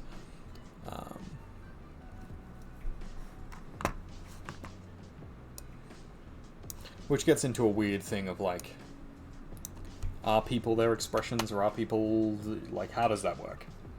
I know people who are autistic who make the point a lot that like neurotypical people are never honest to themselves about themselves. Like they never just be themselves around other people. And I think it's an interesting point. I think it misunderstands quite a lot of things, but like, but there is an interesting point there of like, if you are masking, or if you are code shifting, or if you are like being a different person around work, for example, or, you know, your different groups of friends, like, are you being honest to yourself? I think a lot of people are being honest to themselves. They're just not being the entirety of who they are around every single person. I think that's okay and reasonable. Whereas autistic people are like, why wouldn't you just be all of the things at all points in time? And, you know, there's an interesting argument there, but also, like, that's not, at least in society as we have it currently, that's not necessarily practical. So, it's again, that's an interesting discussion. I think we would need to have it with some more people here, to sort of discuss, especially probably some autistic people, to be able to present that point of view. but I've heard it come up quite a few times, like 6 or 7 times from 6 or 7 different people that I know with autism. So clearly it's a I don't know about a concern that they have, but just like a pointer that they've noticed that they agree with.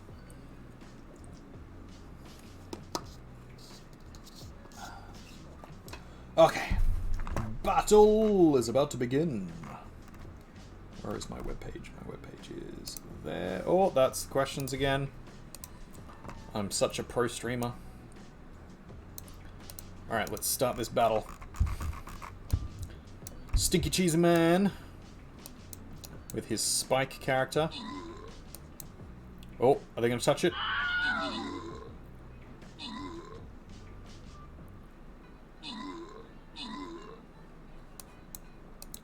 Oh no, it's been desecrated.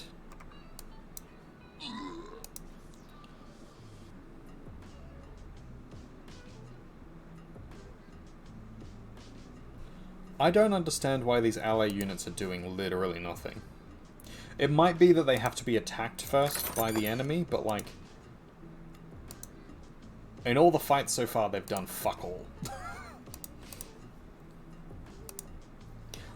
The other world. Alright, let's keep fighting on. This is an easier fight, so I'm sure it'll be fine. Who we got? Ambush. Enemies will be revealed over time. We've got Hella again, so we're gonna go over here. I'm just gonna stick my flag bearer right next to the statue. The idea being that hopefully we stop the statue from being desecrated. Oh, no, that's not what I wanted. Vibe here. Don't go there. Cool. Alright, so stick your characters wherever you want in that little zone. And we'll continue on with our questions. I think we'll continue on until about 10 o'clock ish, our time, and then we might swap over to chatting about the Central Lands and what this game is going to be. But we'll try and get through all of the behavior questions. So there's 29 philosophical behavior questions. Then we get to philosophical questions about love. Okay.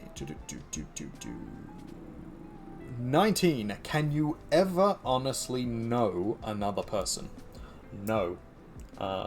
It doesn't have quotes, but I'm putting those in because that's the operative query in this position. Yeah. This is a wild one. If you really wanna, that's not how I do this in this one. There we go.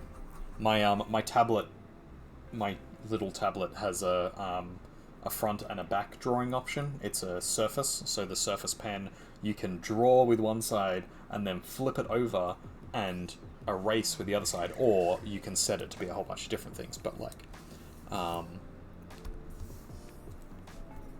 there's the funky option to be able to have an eraser on the back. It's super handy. But I have noticed now that I'm trying to flip over my stylus when I'm drawing on my my Wacom tablet, and it's just not doing the trick. Because obviously that functionality doesn't work.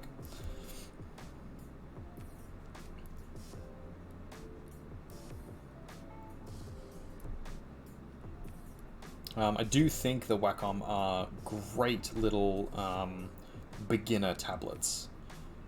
If you're just getting into digital art, or if you want a cheap drawing tablet, the Wacom series, the cheap Wacom series is really, really good. They get expensive and very good once you get to the higher levels, but like the Intuos and the I think it's the Wacom 1 are like super simple, super streamlined.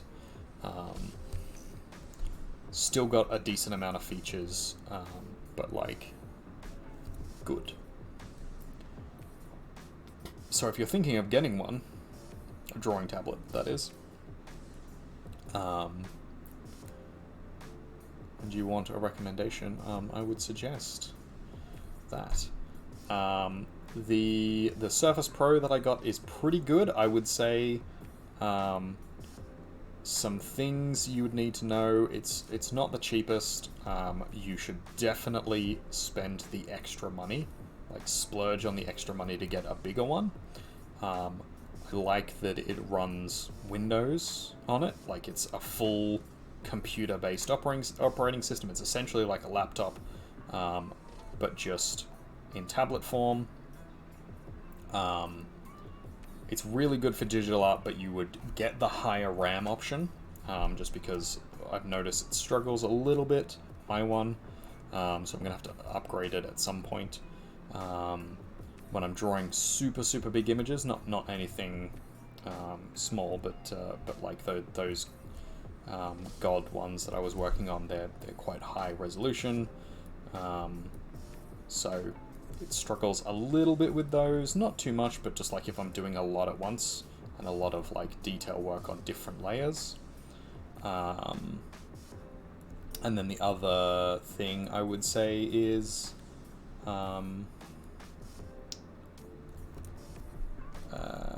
like the portability of it's really good, but you might want to get a drawing glove to cover your hand, just because every now and then you touch the pad, the surface of the screen while you're trying to draw, and there's supposedly an option to turn that off. I think it works in like Photoshop, the Adobe suite, but for Critter specifically it doesn't, and every now and then it does a line right across the page, just like from one side to the other, and that could be super frustrating. So yeah, just be mindful of that as a thing that can happen. If you've got a drawing glove already, then you don't need to worry, you just wear that. If you don't, then think about investing in one. I am going to be investing in one at some point, so there you go, from someone who wishes he had one, essentially. There was a question that I have entirely forgotten. Oh, can you ever know someone? Can you ever fully know someone else?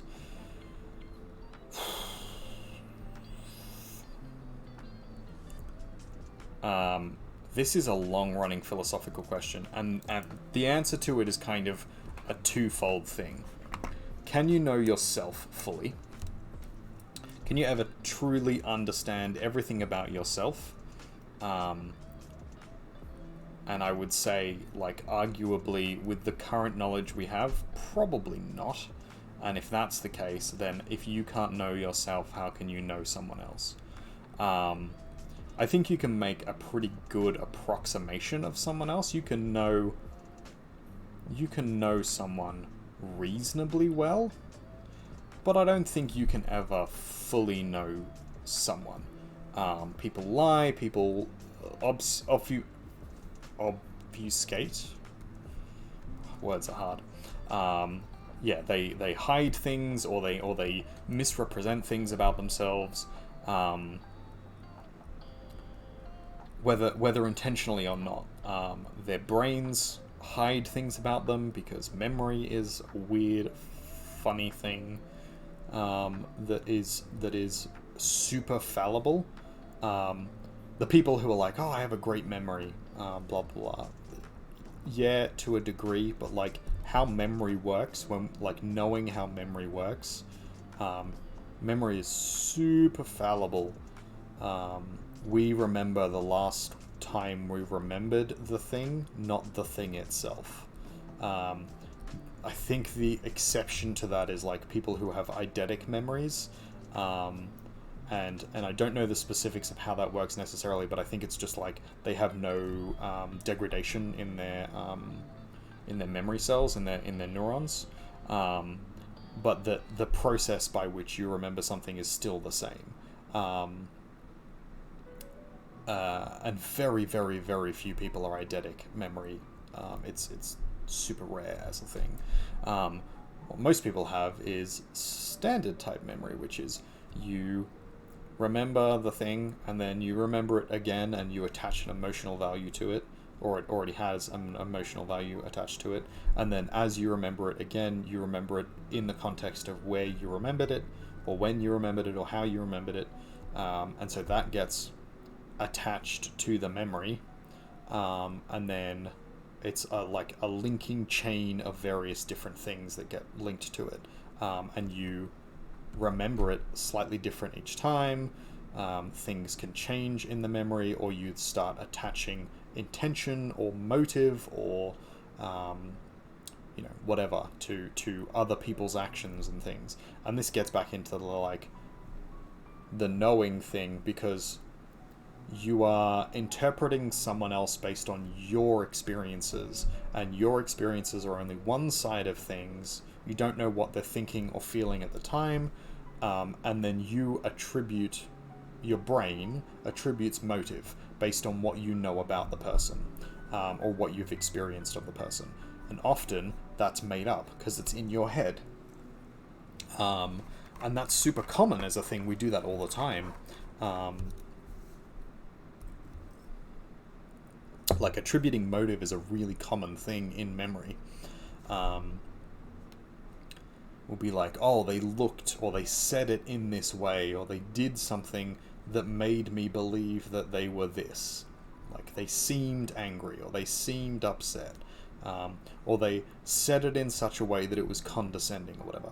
And the other person could have entirely not intended it that way at all, but it came across that way to you.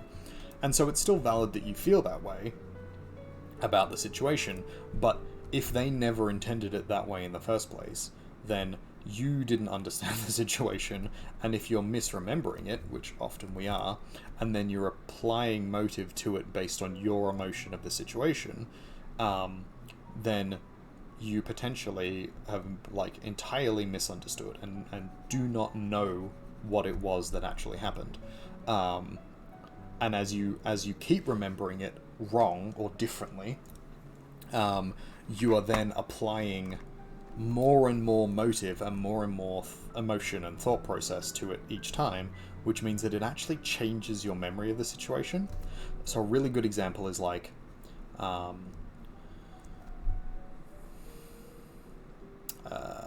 what would be a good example? I had one, but I don't know if it's the right one to present.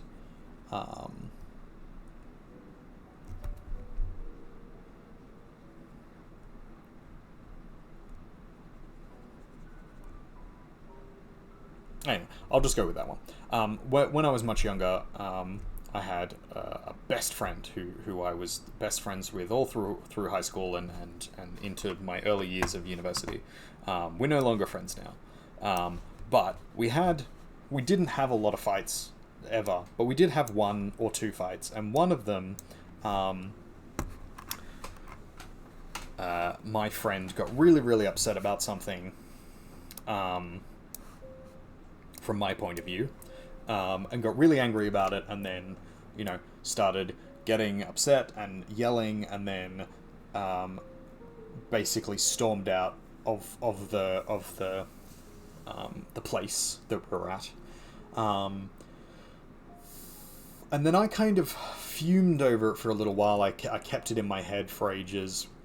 And then eventually confronted him about it and was like, blah, blah, blah, this happened, and I'm really upset about it, and I think we should have a chat about it. And he was like, that's not what happened. And I was like, no, yeah, you said this, and then you did this, and then you got really upset, and you started yelling, and then you left. And he's like, no, but that, none of that is what happened. And what had happened was, we'd had a disagreement about something, some way something was going to happen over the weekend, like some activity that we had planned out, and the way we wanted things to go. And so I had this view in my head of how it was going to go, and he had this view in his head of how it was going to go, and it they just didn't line up. So we started talking about it, we kept talking about it, we couldn't come to an agreement, and so it wasn't working out. I, without realizing it, had started raising my voice a little bit of trying to get my point across, because I thought he just didn't understand. I thought he didn't get what it was that we were trying to do, and he, similarly, was impressing the point, raising his voice slightly, but not yelling, about what it was that he wanted to do. Because he thought I wasn't understanding. So it was this sort of back and forth thing. Anyway. So he's disagreeing with me, I'm disagreeing with him, and we're sort of having this long back and forth.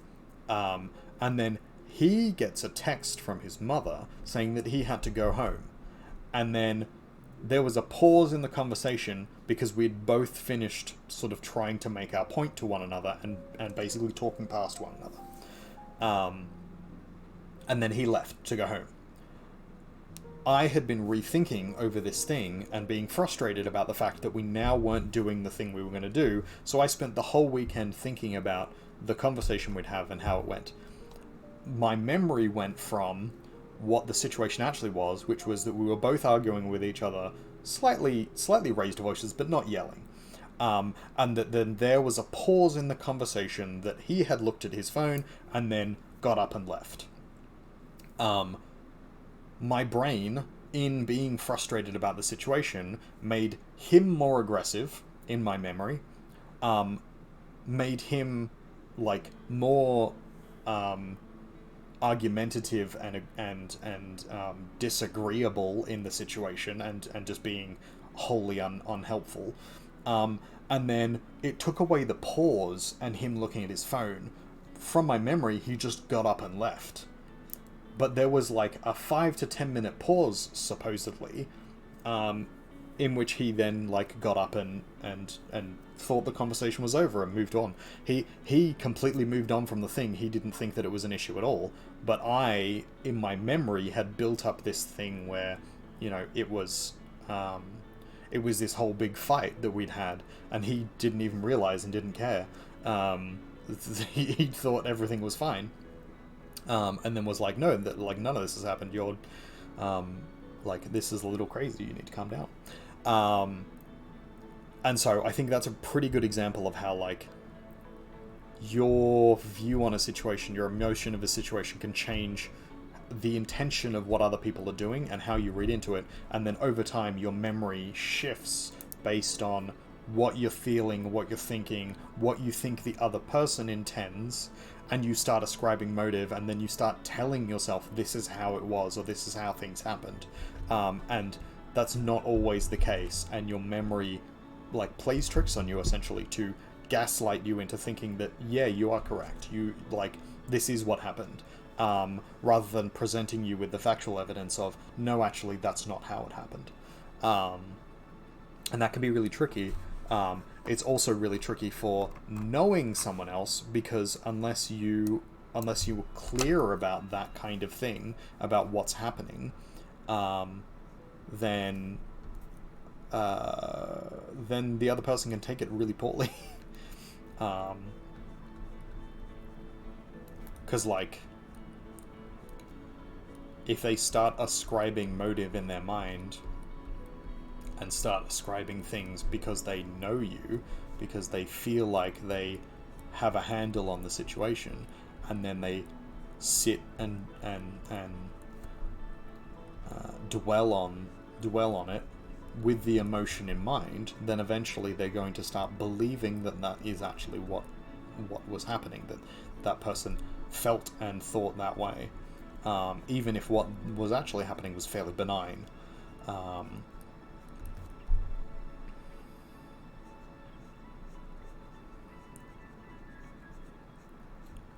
And this comes up a lot in various different things, like, you know, your friend asking you, oh, you know, like, can we cancel going out tonight or something? And then they'll be like, oh no, you know, they hate me, blah, blah, blah, you know, it's because of this, and, you know, attaching a whole motive to it, and blah, blah, blah, blah. But that's not actually the case. It's just that, you know, you're reading into it. Your bias is coloring the situation.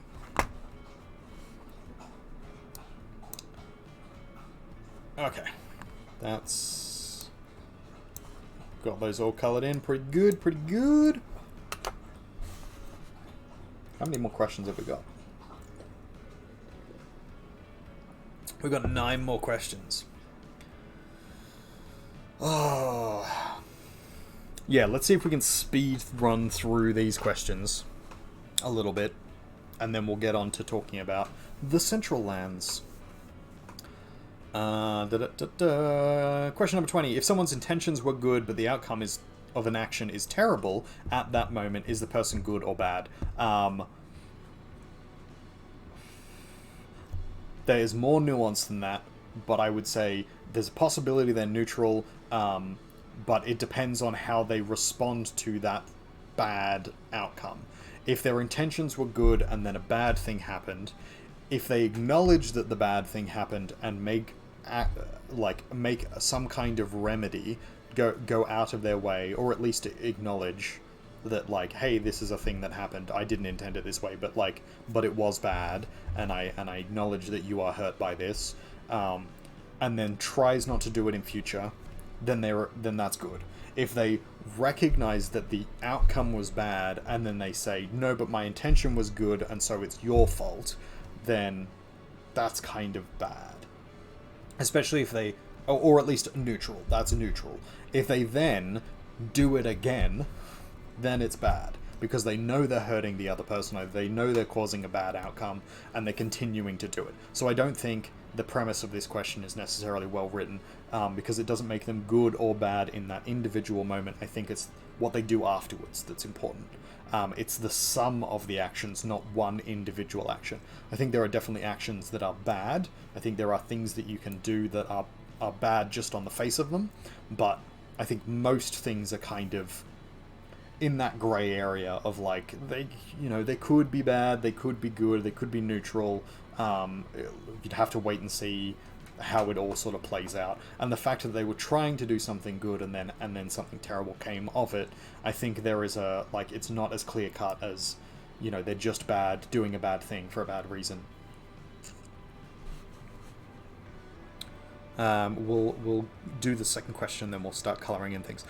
If someone does a kind deed but has a selfish motive, does that impact the goodness of the deed? Yes, it does. Intention is still important.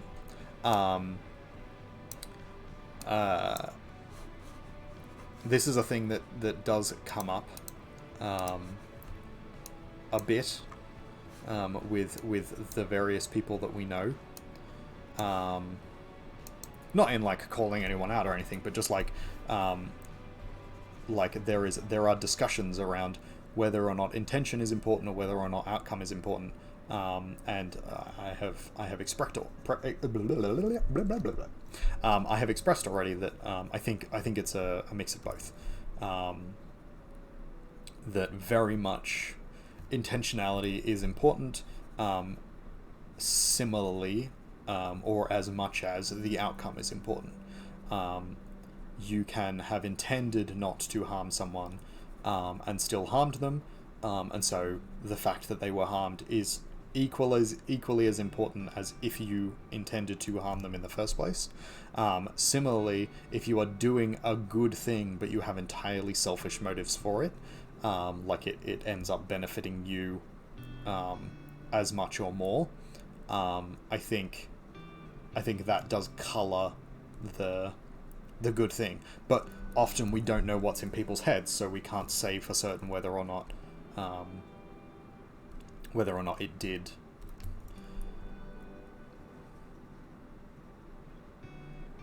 Whether or not it was selfish, essentially.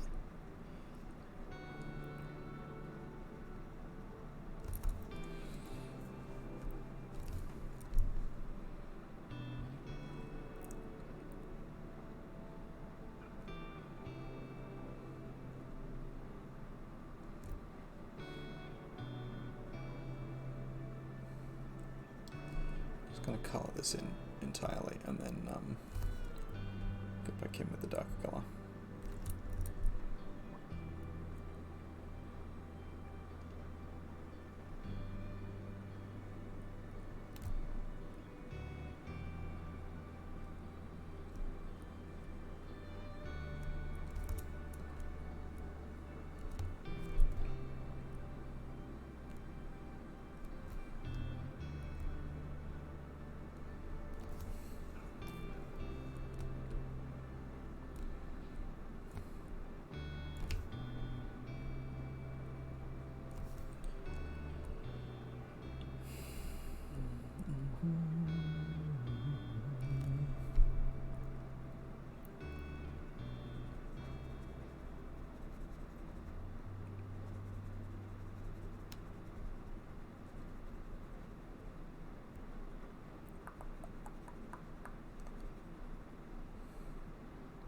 Yeah, that's a tricky question, because the intentionality versus outcome debate is still one that like really hasn't been sorted out, and it's one that's quite contentious for various different people because they feel like it's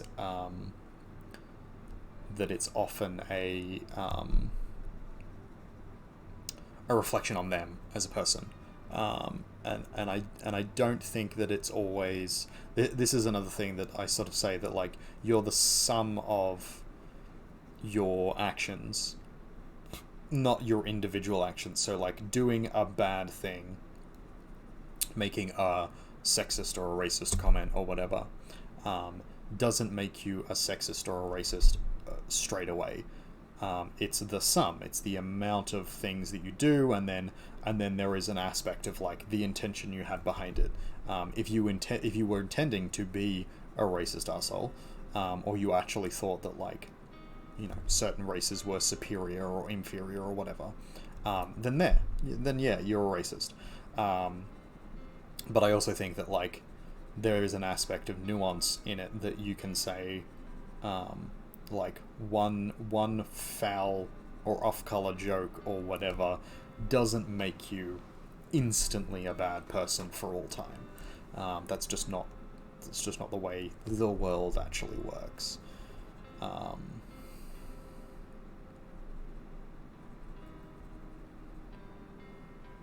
again, there are people who would disagree with that entirely, and it can be hard to reconcile with those people, or reconcile with those thought processes, if you personally do disagree. Just a thing that people do, so you know.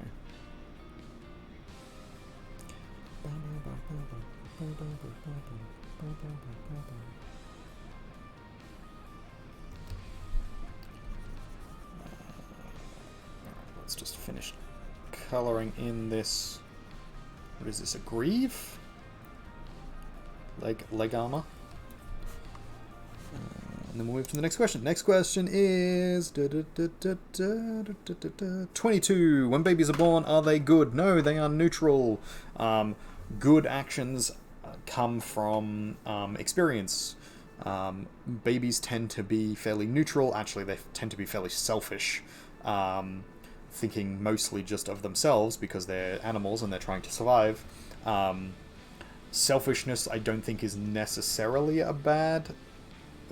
exclusively in the bad category. I think it is bad as a thing, but I don't think that makes things bad necessarily on the face of it. I think much of selfishness is survival, but it is detrimental to a community, is detrimental to the individual in the long run, and so it's bad at a some point, as in like once you continually are selfish, at that point it becomes bad.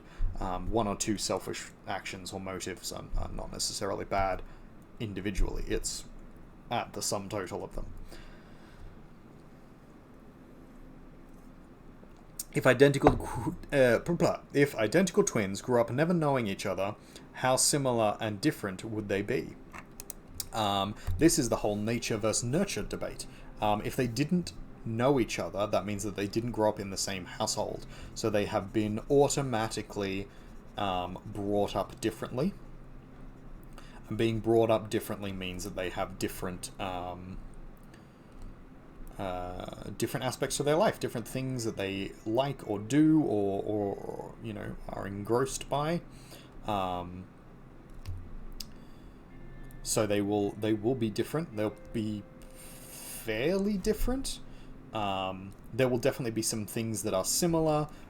Their predisposition to certain things will be similar, because there is evidence that people are predisposed based on their biology to certain things, but that nurture plays a lot of roles in various different things. So like they might have a predisposition to athleticism, and so they'd be more likely to engage with sports, but they might engage in entirely different sports. And if they engage in entirely different sports, then they're going to be very different sorts of people. For example, someone who plays soccer versus someone who plays rugby or does bodybuilding is going to be entirely different as a person, because they are a different group of skill sets. They train different body responses. So, for example, in soccer, you're looking at like your dexterity, you're looking at your agility and your fine physical motor skills, your fine gross motor skills. Whereas someone who is, for example, like a bodybuilder, then it's mass and endurance, it's physicality and big things. The battle is about to begin.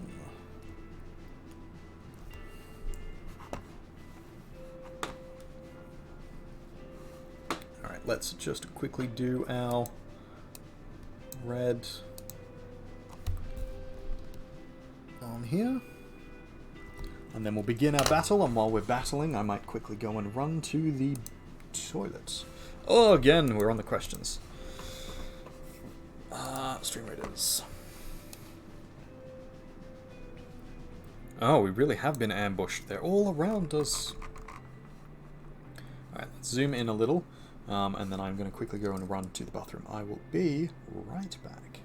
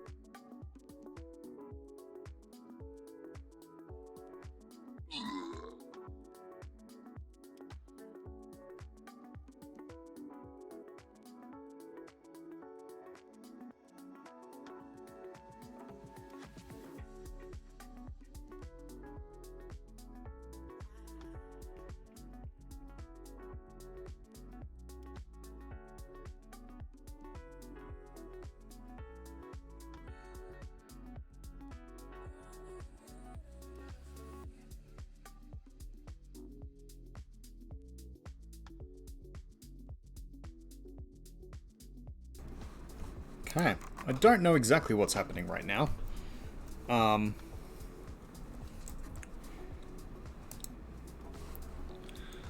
Shadow Flying Rogue is an enemy. And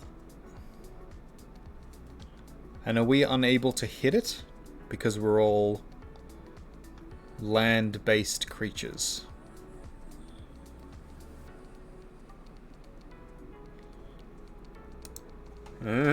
Trixie.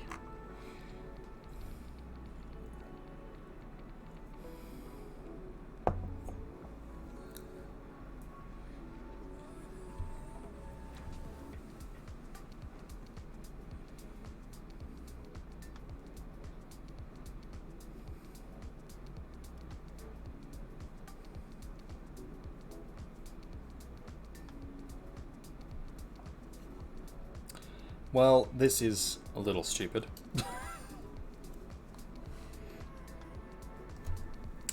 They probably should have thought this through.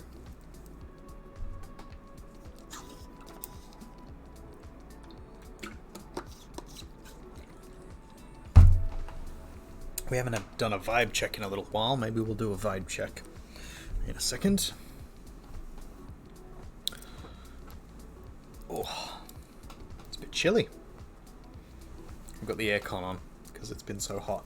But it's getting a bit cold. I might turn this off.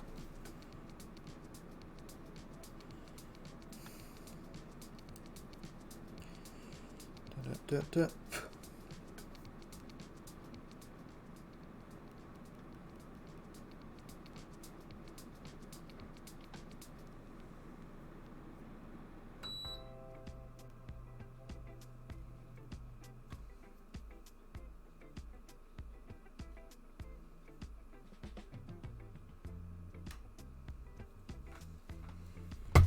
5 seconds left. 4, 3, 2, 1.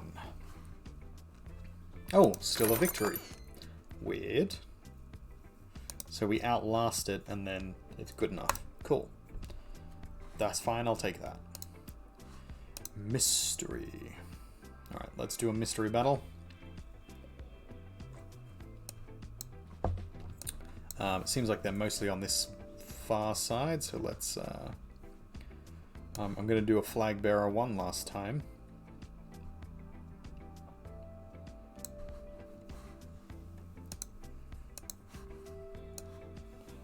Boost our units. So just vibe there. And we'll get back to the arting. Okay, so... where were we? Identical twins, yeah, so it's nature versus nurture argument. This is a thing that comes up a lot. And I think the answer is essentially there are aspects of nature and there's aspects of nurture. There are biological things that you're going to be predisposed to or that you're going to have in your life be part of who you are. And I think there is also quite a lot of influence from nurture as well, whether or not it's like encouraging these biological aspects or imperatives or influences and letting them grow or diminishing them, or if there is an entirely left field thing that's introduced via nurture, via the environment. So, two different groups of things. Both of them are equally important or important to varying degrees. Yeah, that's the thing. Question number 4, is it ever justifiable, is there ever a justifiable reason to kill someone? Yes, absolutely.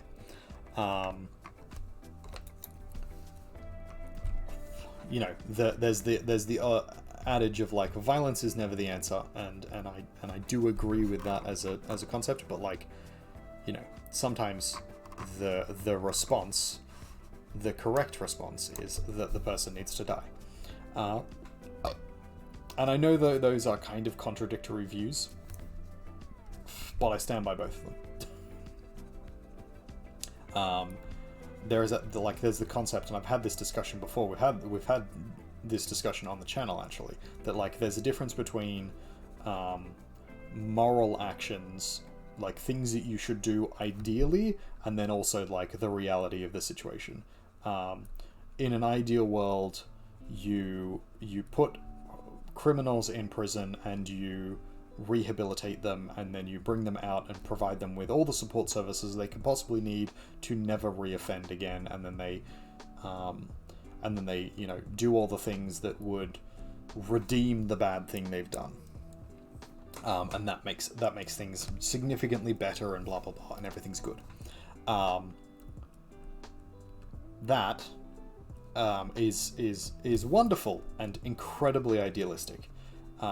The reality of the situation is, most of the time, those support services either don't exist or can't do enough for the people, and sometimes the people are just entirely unwilling, or like there is not a support service that exists realistically that could provide the kind of thing that they would want or need to then not reoffend, and so they are just going to reoffend, and so keeping them locked up forever is actually the better option,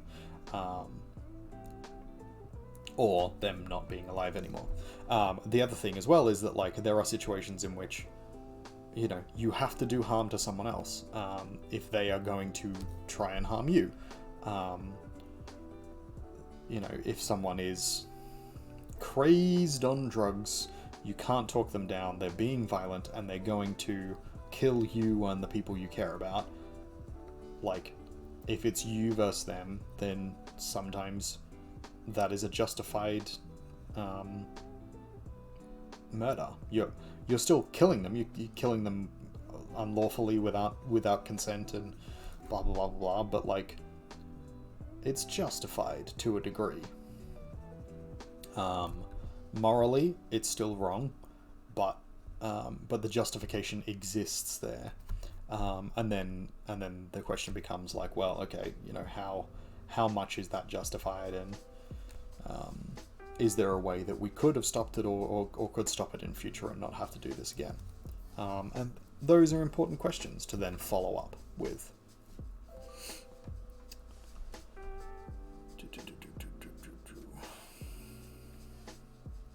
I want these pages to be a little browned, a little yellowed.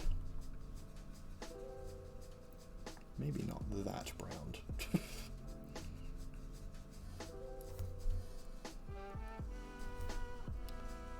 Yeah, like there.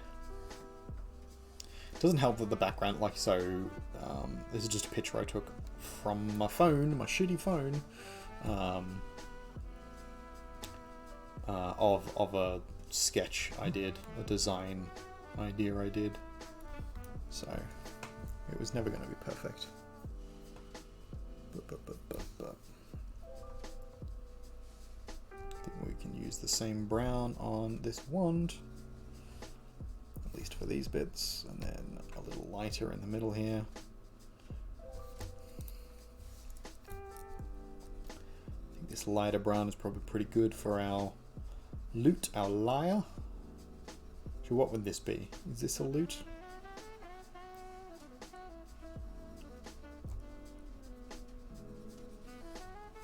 I need a musical expert, because I am not one. I did study a bit of music, but I would not call myself a musical expert by any stretch of the imagination.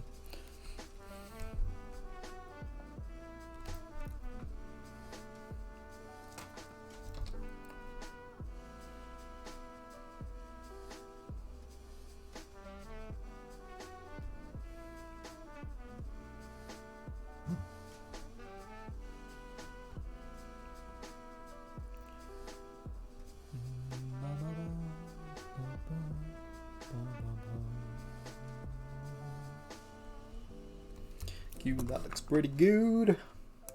I don't know why magic is always like green or purple in my mind. Or like a really light blue, like a sky blue. I don't know why, but it just is. Are people born with specific personality, or is the character the result of their circumstances? Again, both. It's nature and nurture. There are certain things that people are predisposed to based on biological factors, and then there are things that people... And then from that, their environment, their nurture, then either enhances or suppresses those various different, like, biological... predispositions, and then those things sort of generate out. So a good example, and this is one that like is a little contentious, but sort of generally has been fairly widely accepted, that there is a fairly strong correlation between like male children and female children with the types of things that they're interested in. Women tend to be more socially focused.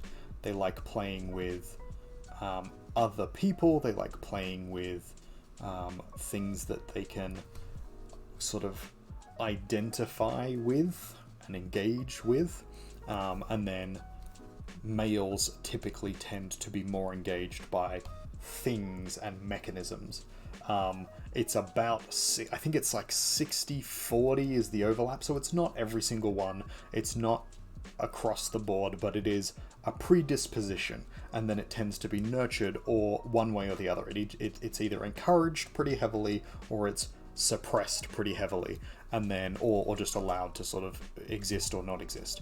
And then there's definitely some overlap in those things, but like there is a sort of vague biological aspect to it, and I think that's the case with a lot of things, that there is biological predispositions to certain things, and then your environment encourages or discourages that. Your environment is probably a little bit more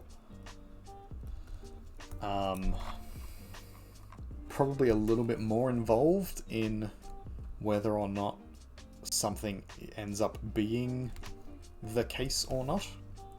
I think I'm going to go over these with our colour. Nope, not 6. 4. Maybe not 4. 2. 2 will do.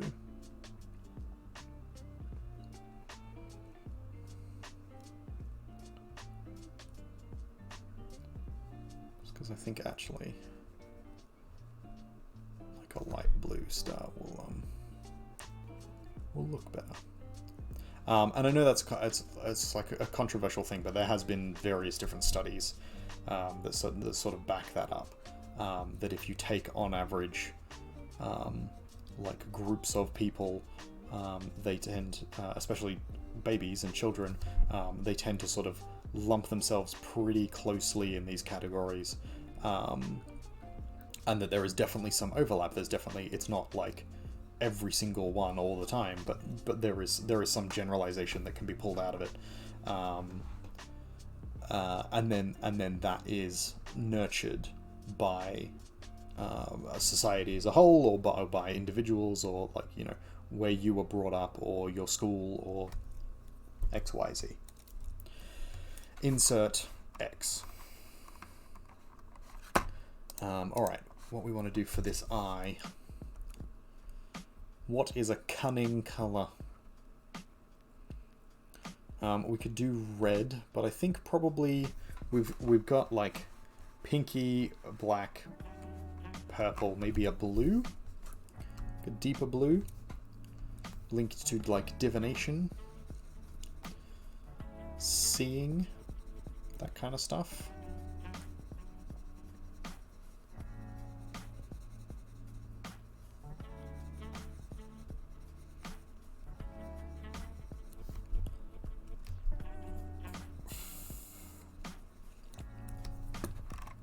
Oh yeah, I like that. That looks good. Cool. Easy done. Alright, let's colour these characters in the back here.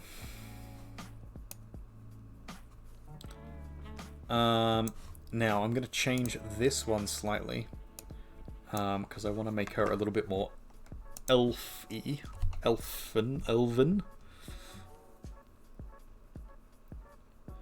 Just because I do want various different races to be represented.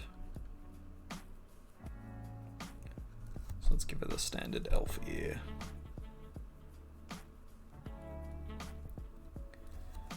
And they're just going to be much paler in the skin. And then we'll do probably a darker skinned, more olivine, and then maybe a darker again in this last character, because we've got lighter skin here. I was going for Irish, Scottish warrior. Okay, so fairly like very light hair, and then start there, and then we'll see how we go. Because I'm kind of going off the... Oh, no, I'm on the wrong layer. Fuck. Come on. There we go. This layer. That's what we want. Perfect. Sorry, minor panic.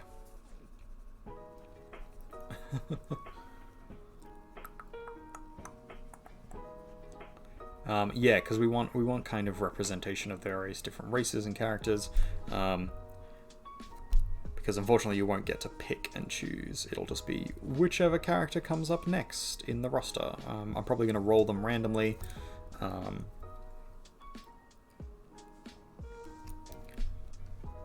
Really, really fair skin, I think. Kind of almost white, grey, ashen.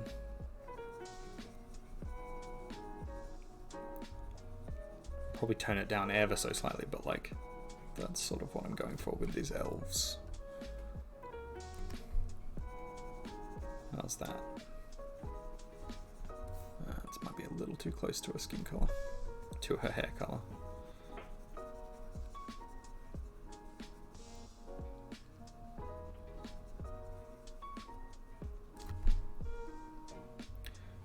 We're having to get away from the D&D examples of characters. Oh, I did not finish drawing some of this. Okay.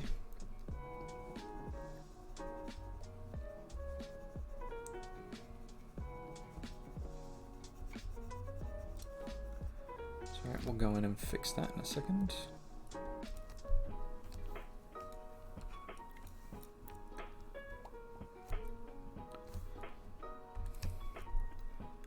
So we did have these kind of like wrap braces for the ranger, and then we had a corsety style top thing.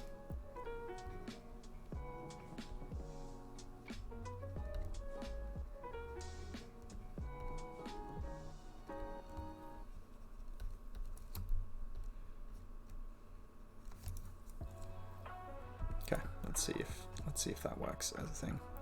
We'll go with like goldeny eyes.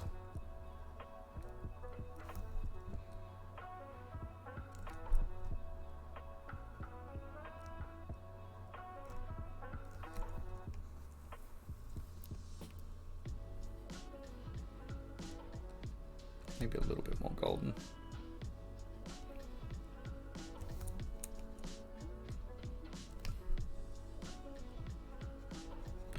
I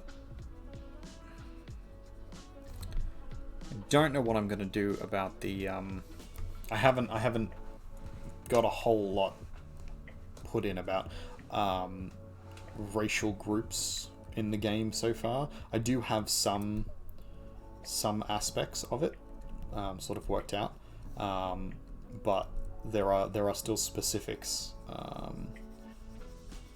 that I'm going to need to work on. So like there is a society of quite racist elves in the standard racist elf mentality of like, we're better than you and our culture is better than yours and it's lived on for eons and like fuck you essentially.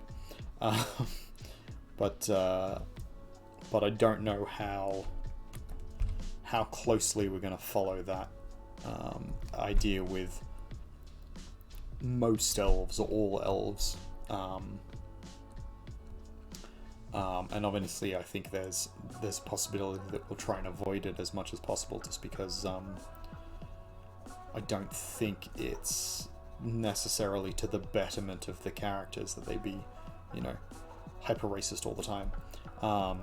But the idea that they see themselves as better than the other groups around them or the other races is definitely a thing that is in the game, at least in certain areas for certain reasons, which will become apparent as people play. They have their reasons. I don't think they're necessarily good reasons, but they have their reasons.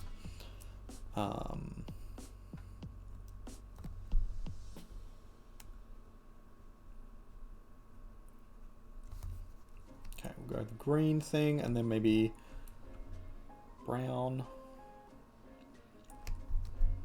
The corset. Just lean into the kind of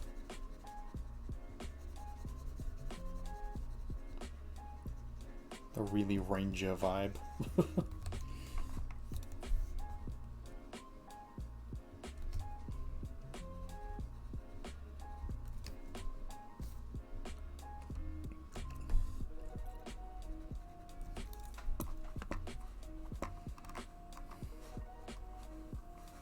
Okay, that's interesting. I like that.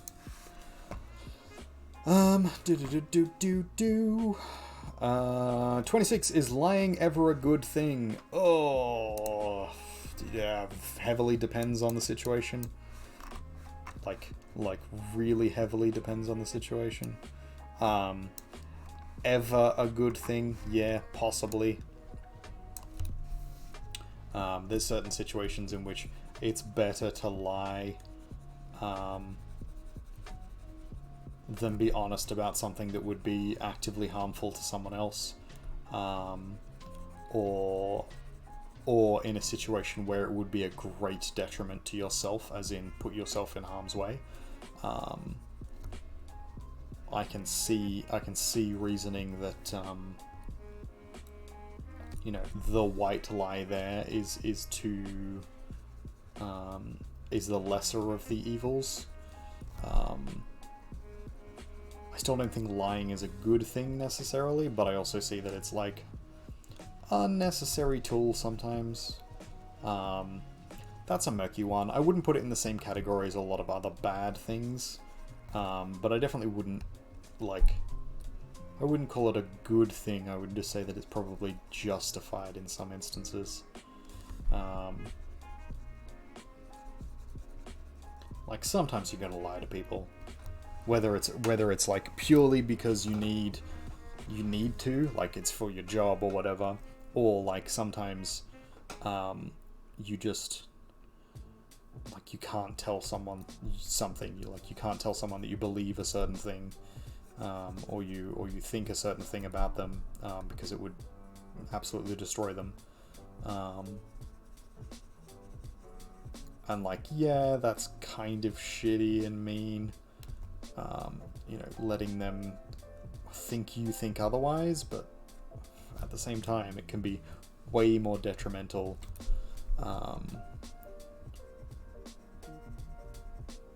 To present them with something that they are incapable of dealing with, as a concept. So it's a tricky one.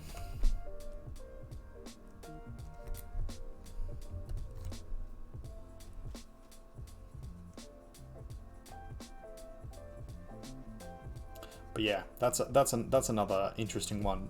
There's a lot of people who have a pretty hard line in the sand about lying,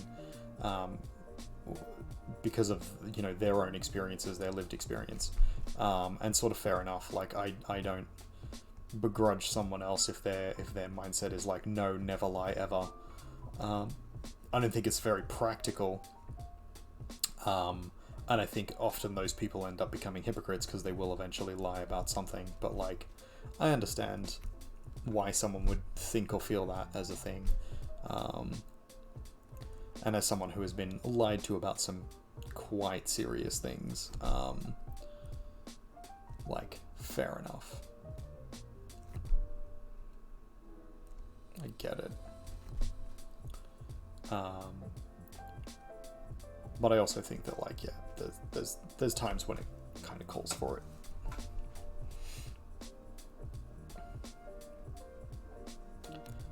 So I think we go...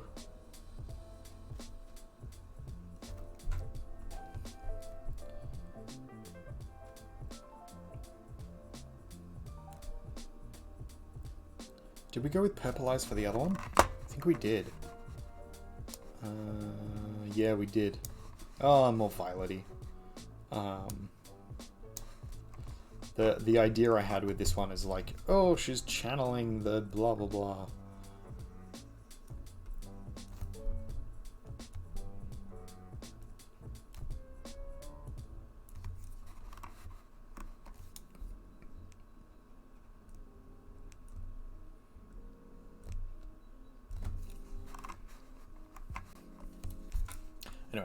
Olivine skin.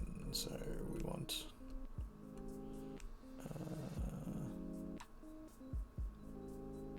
almost greeny brown there, probably. Let's see how that goes.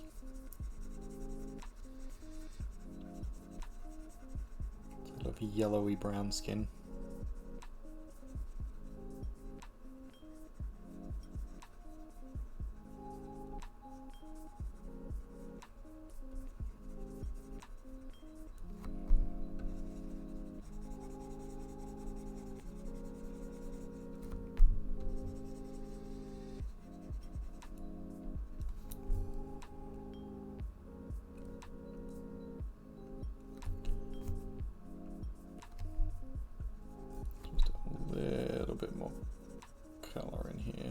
Because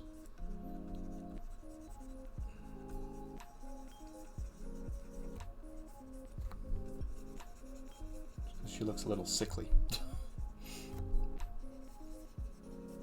Just a little too green.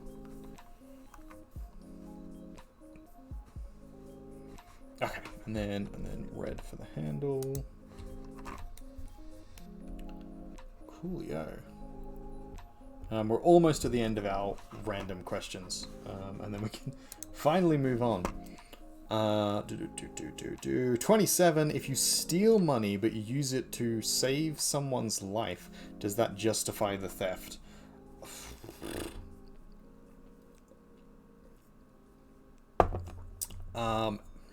Depends who you steal the money from. Depends what they were going to use the money for. Just a whole bunch of extra questions for this question. It's like neutral, I guess. That's a tricky one. I don't think that's clear cut. I don't think you could really answer that one without a whole bunch of caveats.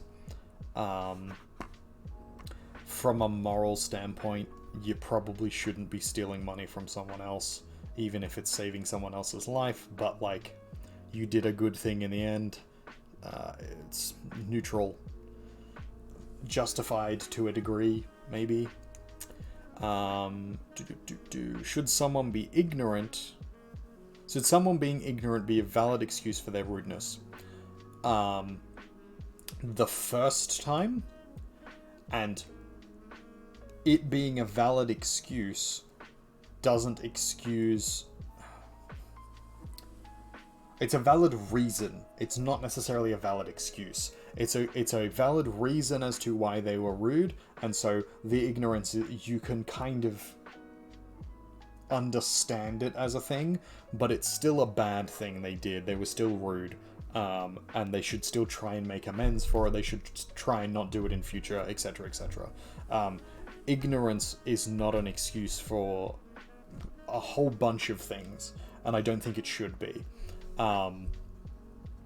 It shouldn't justify the thing you're doing, but I understand that, like, in reality, that it kind of is the case, that, like, they didn't intend for it to be... It's the intention versus impact thing again, and I think both are important. It doesn't fully excuse, but it does provide reasoning and understanding. 29. Can we choose our emotions, or do they happen to us? We've had parts of this discussion previously. Yeah, you can choose to a degree how you respond to situations. You can overthink certain things in certain situations and make yourself be predisposed to certain kind of emotional responses. You can get therapy and move away from emotional responses and become, more optimistic or more blah blah blah.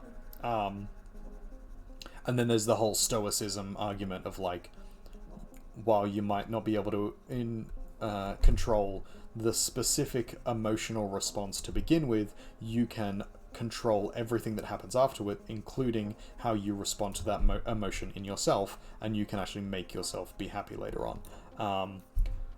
Yeah, those are all, in my mind, fairly valid and reasonable points. I think there is an aspect of I think there's a pretty strong aspect of like sometimes you do just have to experience the emotion that like you can't necessarily control everything all the time. And being able to control your emotions is something you have to work towards. That it's not an easy thing that you can just instantly do. I think that is a reasonable. I think that is a reasonable thing.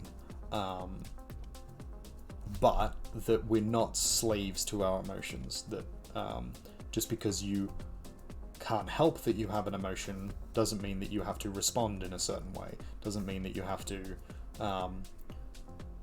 you know, say or do a certain thing. Doesn't mean that you have to continue to feel that way for prolonged periods of time. Like you can make yourself or convince yourself to think or act in other ways.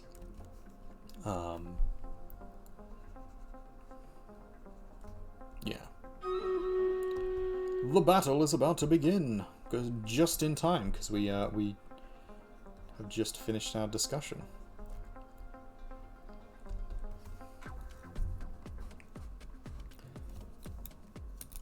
I like this funky green hair. We're going to go even more green for our potion. And then we'll get into our battle.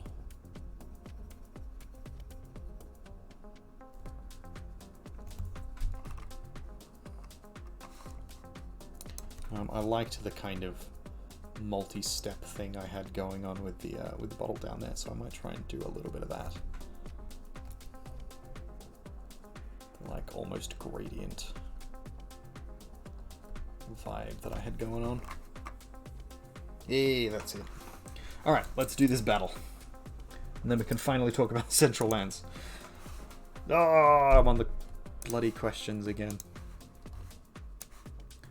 Alright, we're all collected up here. What's our statue? Before we start, is it... oh, it's Skadi again. Very good. Rangers do better.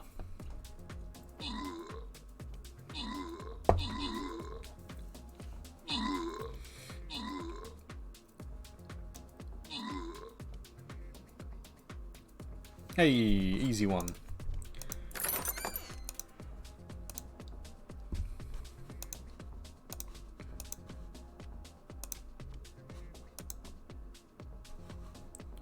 Alright, we're doing pretty well. Let's go with this slightly harder of the two. We've still got an hour before bedtime. Oh, we've got interesting things here. I think we're going to go in the middle. So just vibe around here. Cool. I'm also going to just quickly, so I can upgrade my archer. That's awesome. Done. I think I should have finished a quest here. 5 units placed, yes. I should have also finished, there we go, flag bearer quest.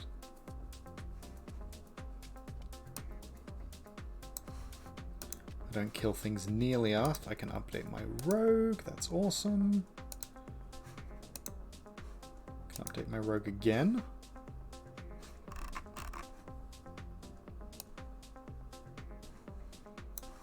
Cool, and then I want to purchase scrolls now that I have enough money for it.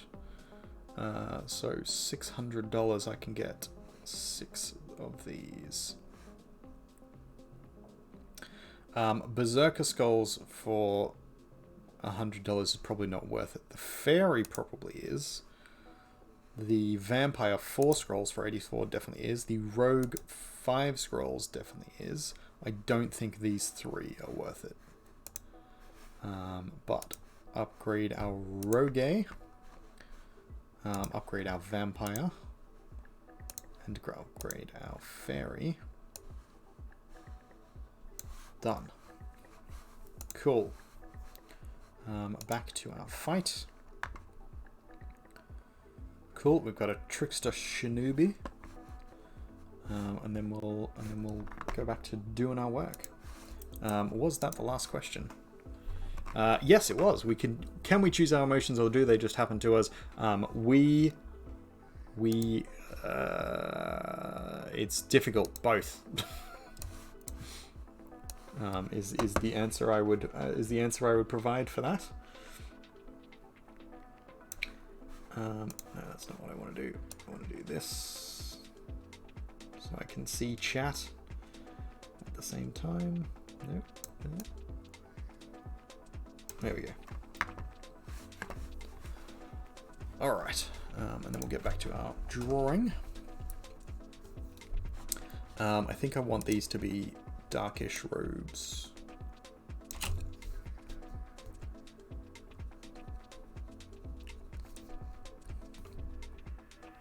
Got a little bit of the like cunning, roguish. This character might turn into one of the cunning characters as we continue on, but we'll see how we go.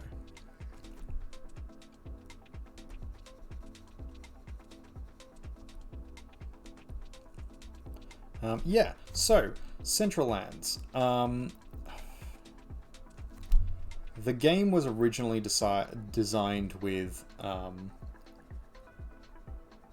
few different RPG systems in mind when we were doing it. So there is sort of some overlapping concepts and things.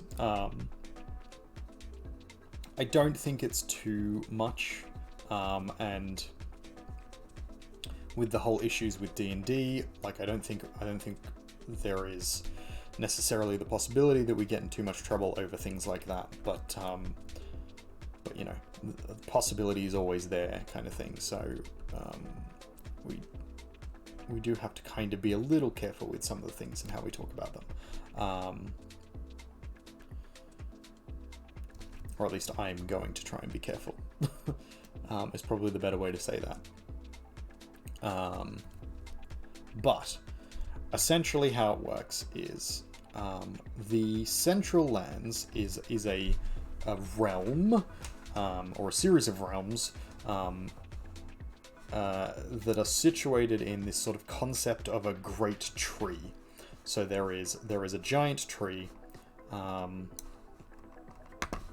There is a giant tree, and at varying different levels of the tree is where our realms sit.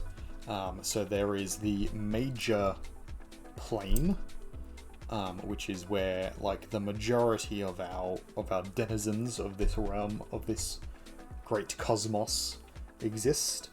And this is the one at which the center of the tree, this is in the very middle of the ring, and this is where the sort of the majority of the story takes place. This is where most of our creatures live. This is where most of our interactions happen, and it's sort of the basis of much of the world, essentially. So that's the thing. And then as you go out, there are 9 rings. There are 9 expanses, and if you think of them like the rings of a tree as they expand out. So we have the prime planes, which are the first set of planes, and that's fire, air, earth, and water. And these are various different elemental planes. And then we have the higher planes, and these are like the as you're getting further out from the rings, these are the ones on the outer edges. So we have wood, ether, bone, shadow, and light, and these kind of have the various different aspects of the world. All of these different realms come together in the major plane, and create sort of the material world that we understand.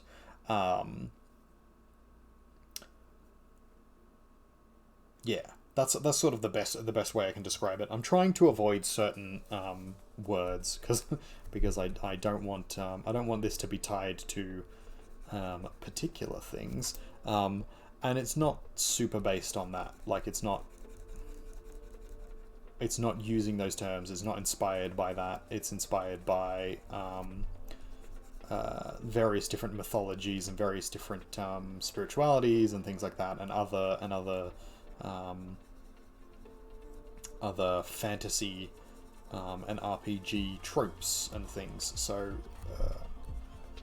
like the influences are far and wide, but the idea is like where energies for the major plane are drawn from is these outer minor planes. They're not really minor, they're just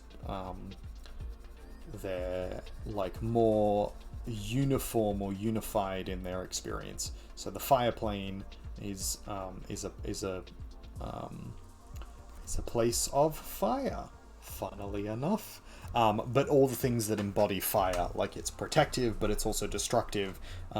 It can change at a whim. It's lots of places, and there are people and creatures that live there, but they're sort of cut off from the world as we would understand it, or at least as the characters understand it in the Central Land story. And then you have, the plane of air, you have the plane of water, plane of earth. These are all fairly self-explanatory as various different realms of physical elements. Then we have the plane of wood, which is all about woods, forests, natural things, and the supernatural of the natural things. So this is where you get your fairies and your fae type creatures. This is where you have your various different spirits and nature-based creatures and spirits and stuff that live there. And then you have ether, which is like an expansive realm of kind of nothingness, but sort of expanding from that. It's a realm that's filled with these kind of monstrous entities, and then just like energy, just like pure energy, in various different forms that just kind of permeates through the space, and so it can be tapped into for magical means, or the creatures within, the various different eldritch horrors that live in the darkness there, can harness it or send it through to the major plane, to the material world, because things in there are sort of non-material in some aspects. Then you have the plane of bone. Plane of bone is a plane of kind of like madness almost. It's not hell. It's a kind of almost a purgatory type thing. But the idea behind it is essentially it's like if nature was taken to the nth degree. It's not the mystical fairy type nature. It's the like monstrous evolution of like everything going too far, essentially. So there's monstrous creatures that are many limbed and fused to other things, and like all of the monstrosities of the universe, all of the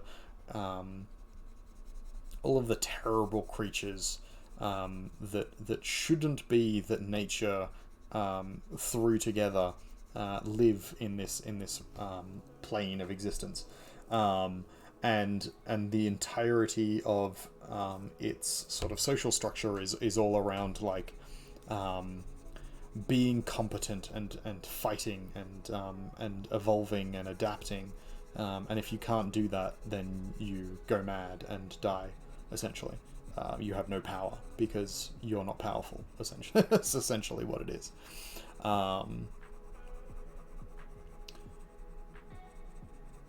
Which I think is an interesting concept, an interesting dynamic to work with.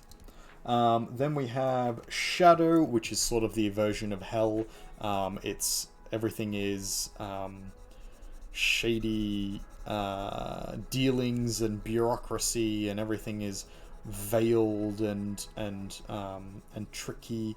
A lot of the same sort of Fae rules apply, but where fairies and the Fae are like neutral, more or less, they just have a sort of a different mindset of what is good or bad, or what they're supposed to be doing in a situation. The creatures in the Shadow are actively harmful to you. They are trying to trick you for the purposes of gaining a one-up on you.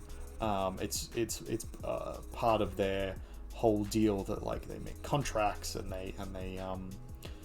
they specifically try and trick you into doing a thing. Whereas the Fae are very big on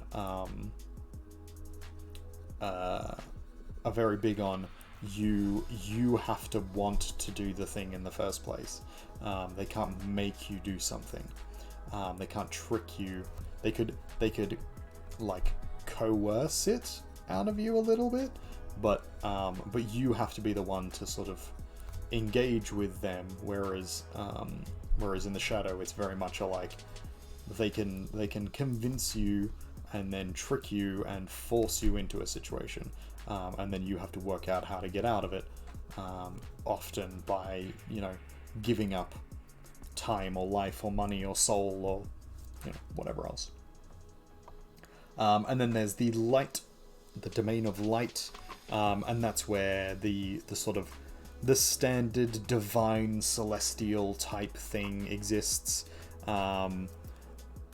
Gods don't necessarily live there, but it's sort of the version of heaven.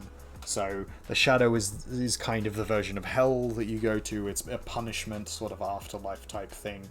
And then the plane of light is where people go if they've sort of been excessively good or whatever, or if they've stuck to all the rules and laws of their particular society and realm.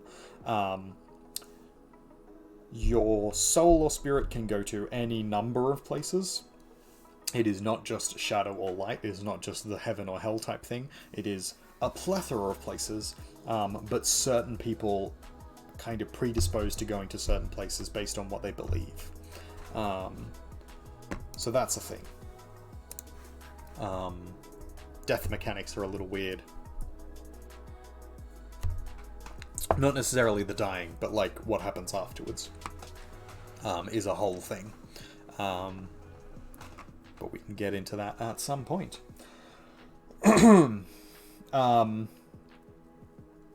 And then, so that's kind of the structure of the tree in the middle. That's major plane in the middle, and then the rings as you go out of the various different planes. And then there is kind of a veil, an in-between plane, a transition plane between each of those, and they kind of bleed together. And in this in-between plane, things are kind of sort of there, but not really. And that happens for in between each of these layers as you go out.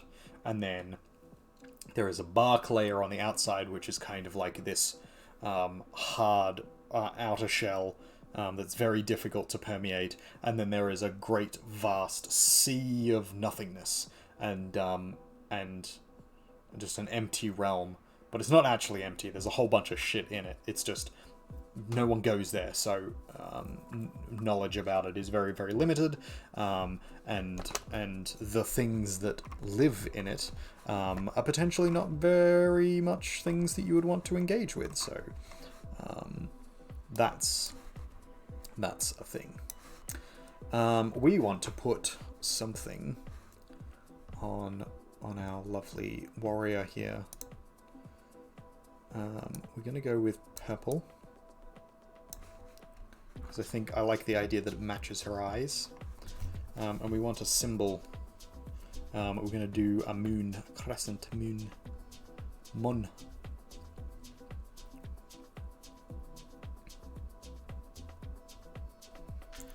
Crescent mons.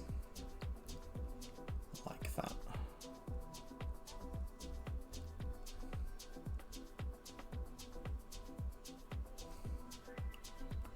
can be a warrior of the Mun.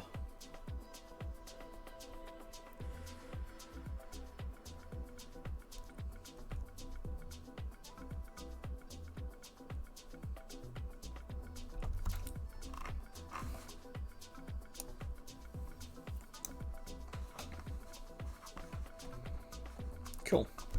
Okay, let's clean this up a little and then add a little bit more detail to it.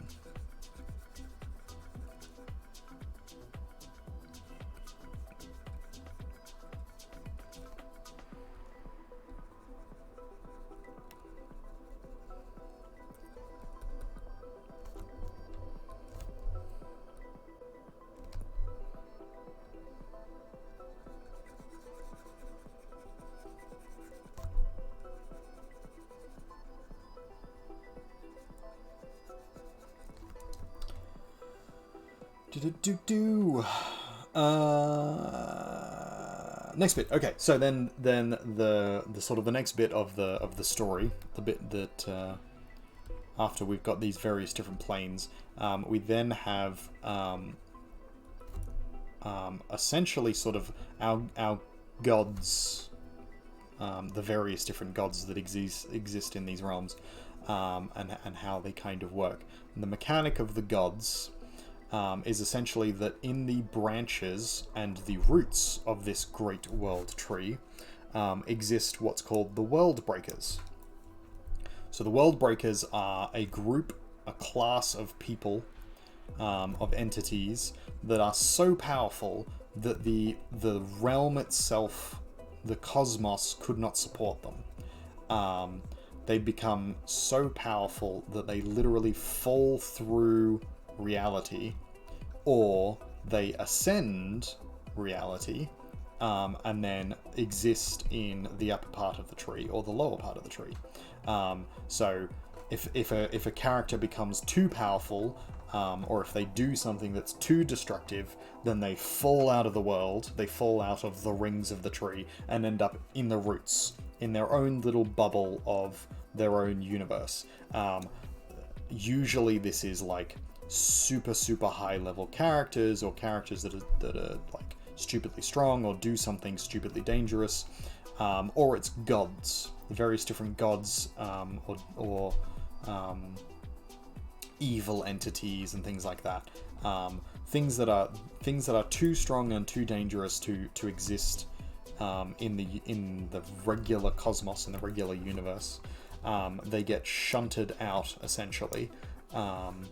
And then they exist in this sort of extra plane at the roots or at the branches of the tree, and then they send their influence back to the major plane, or to the various different planes, and they can do that by sending sort of avatars of themselves, or they can do that by sending power to individuals. They can make pacts, or they can make they can provide magic mystica power, or they can just sort of send influence via like whispers and secret and knowledge, and all these sorts of things.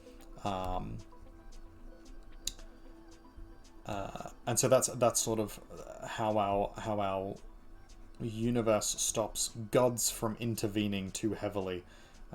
This is my sort of Deus ex machina for the way to fix the god in the machine. My solution to the Deus ex machina, I should say. Essentially, what it is that like no god can intervene constantly in your life or in other people's lives because they fell out of the world, because they got so powerful and so influential that the world itself couldn't support them anymore, and so in falling out of the world, they now have like a limited influence on it. And they can still do a whole bunch of shit, like they're there because they're that powerful, but they have their own realm and they can do things. And what this also does for other people for individuals in this universe is that they can gain power from them, or they can go and be with them when they die, or they can pray to them or whatever, and provide them with power. And that's the exchange, is like you continue existing in your power via whatever put you there in the first place, and then you gain energy from the influence that you impart onto the world. As you send power down into the world, that power then gets returned, X-fold or whatever. Ideally, if a particular god is forgotten, or if they're not particularly good at what they do, or they don't influence the world all that much, they can start to, their realm can start to wither and fall apart and break away, and then that part of the tree withers and dies, whether it be a branch or it be a root. So your engagement with these planes is a physical manifestation. If you are going to pray to a particular god, you go in the direction that the god would be. If they're a sort of a god that ascended into the branches, then you would physically climb a mountain to be closer to the branch, or climb a tower or whatever. Or if they descended down into the roots, whether intentionally or not, then you would go down underground, and you would dig down and go lower, as low as possible, and that would get you closer and closer to that individual, and to be closer to their experience and their power, which I think is an interesting dynamic. So lots of temples and things tend to be either towers or caverns. They're either built up into the sky, or have the ability to do so, or they have underground catacombs and things. And it's not always done, but the understanding and the inference is that these realms exist in this capacity, and to get closer to where you want to be, to where you're going, you do so via moving in these various different physical directions.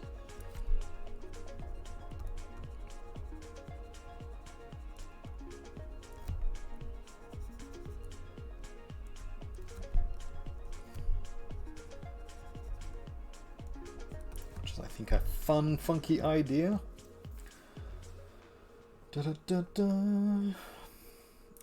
they can influence via slow builds up of power, influencing lesser beings, or by creating lesser avatars and followers that grant portions of power from their patron.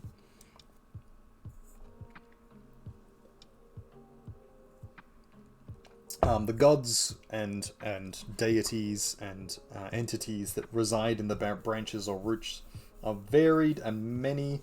They're from many cultures and many different beginnings, and they attempt to wage war against one another across the various different realms, but also across the empty void of outside the tree as well. Most just rest, watching their affairs in the inner realms.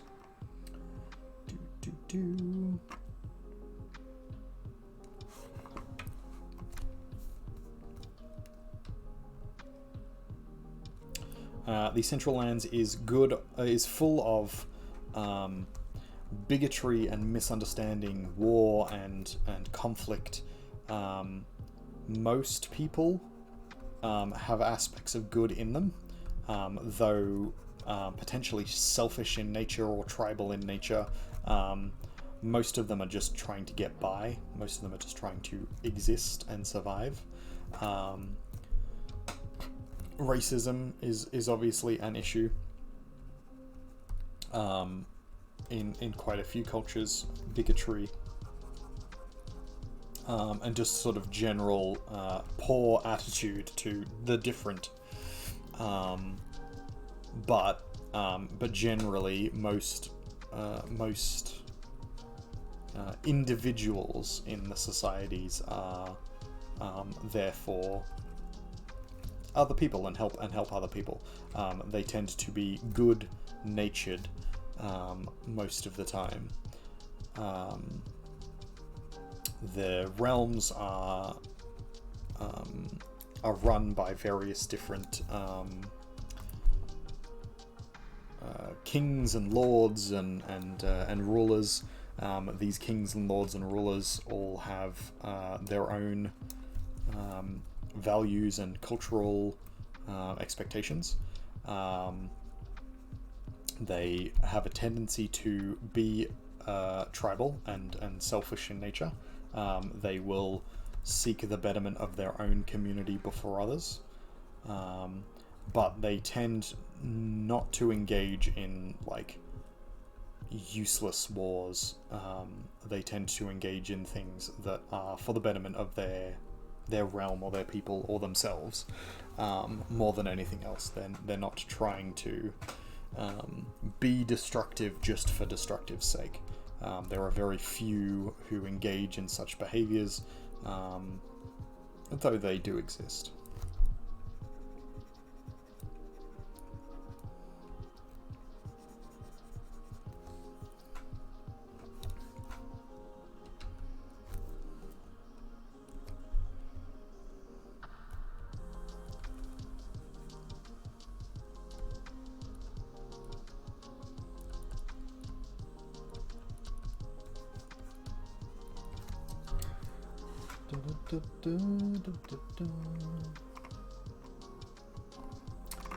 That's the various factions that you guys don't need to know about yet, at least.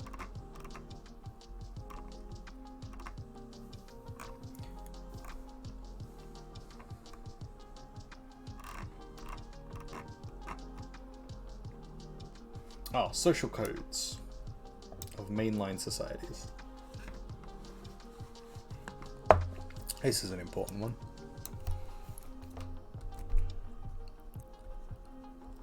What's the time?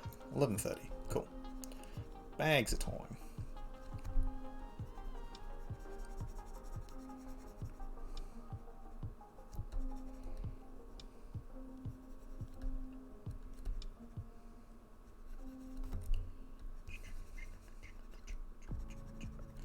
Okay. Social codes. So theft of choice is the ultimate taboo for most. So mind-altering magic is considered heavily taboo and frowned upon, as is things like indoctrination, or forcing someone to agree to something. This isn't the case for all of the cultures and societies, but it is generally speaking, what is mostly accepted. We're ready for our battle.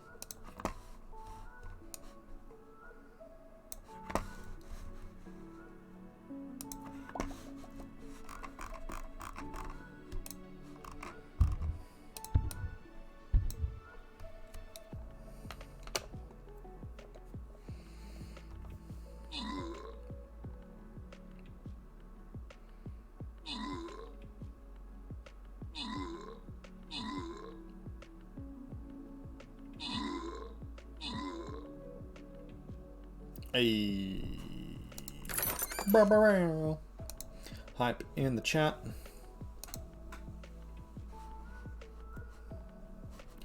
Oh, we're almost at our big battle. We will actually get a big battle this stream. And we're gonna stick around for it, I think. We might as well. Okay, we're gonna once again start in the middle here, because I want to try and protect.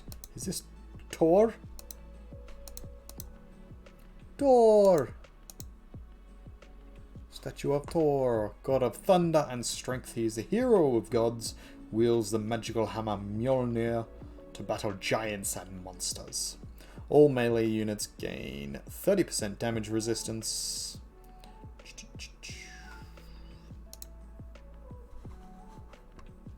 Exciting. It sounds like this means that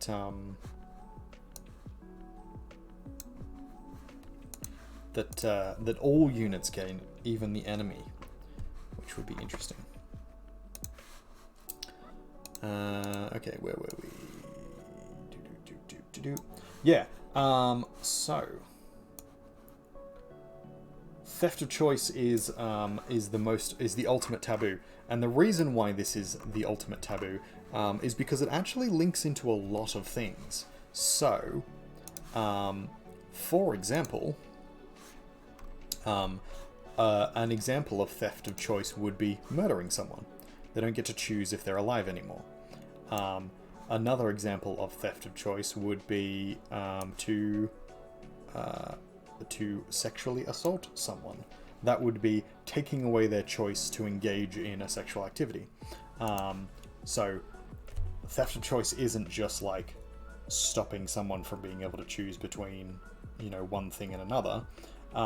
It also encompasses actual theft. So if you steal something from someone else, you are stopping them from being able to choose to give it to you, A, and then B, you're stopping other people from being able to choose to purchase it, because it then exists for them to purchase. It's a little bit more closely engaged with like mind-altering magics, and then like brainwashing, manipulation, and like kidnapping, things like that, imprisonment. So those are considered to be fairly strong taboos in this world. Within, for most societies, the ultimate of taboos, which I think is an interesting concept, and I hope people sort of play around with that idea a bit, because I like it as a funky little social dynamic. So hopefully other people do as well.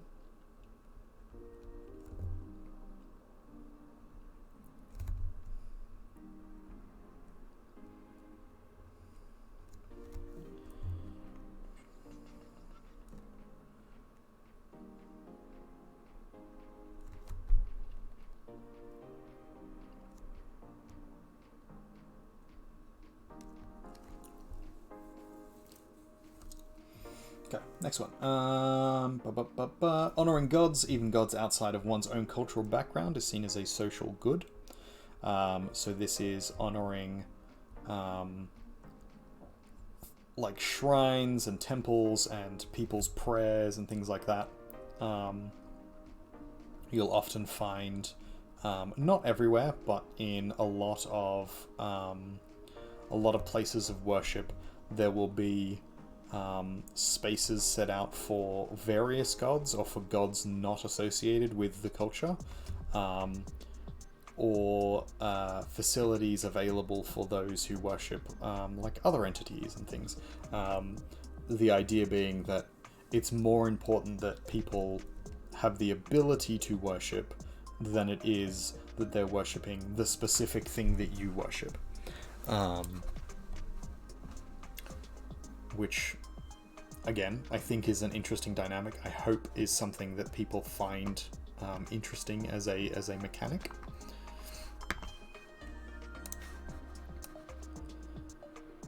Okay, I think we're going to go with this. So let's... Nope. Not crop. Not crop. Feckin' hell. I don't know what is doing that in Critter. There is definitely something that is doing that in Critter, and I would like it to stop because it's very annoying.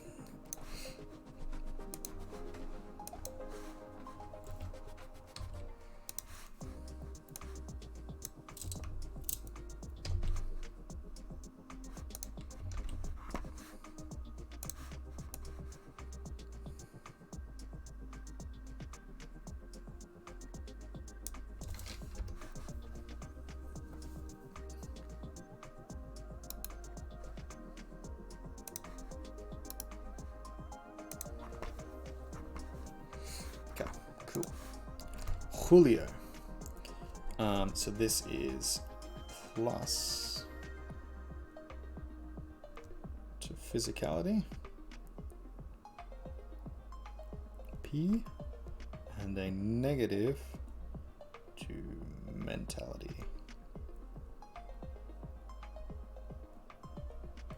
Basically meaning that rolls based on physicality get pluses to them, or advantage or something.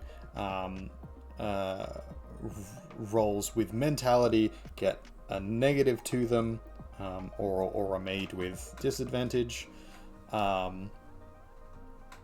D&D term. I have to get that out of my head. I need to think of a different term for it.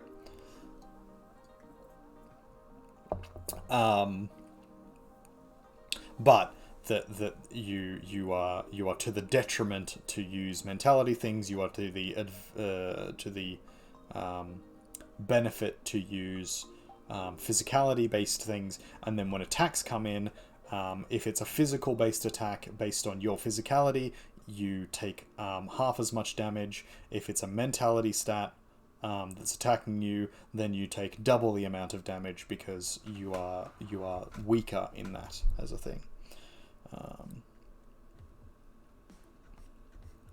Which I think makes sense as a thing, and that's how we get the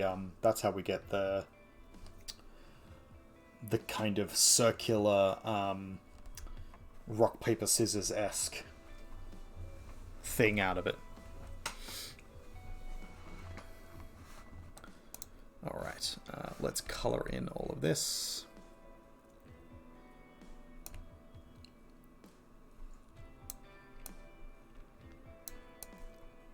Again, we're going for a sort of a papery vibe.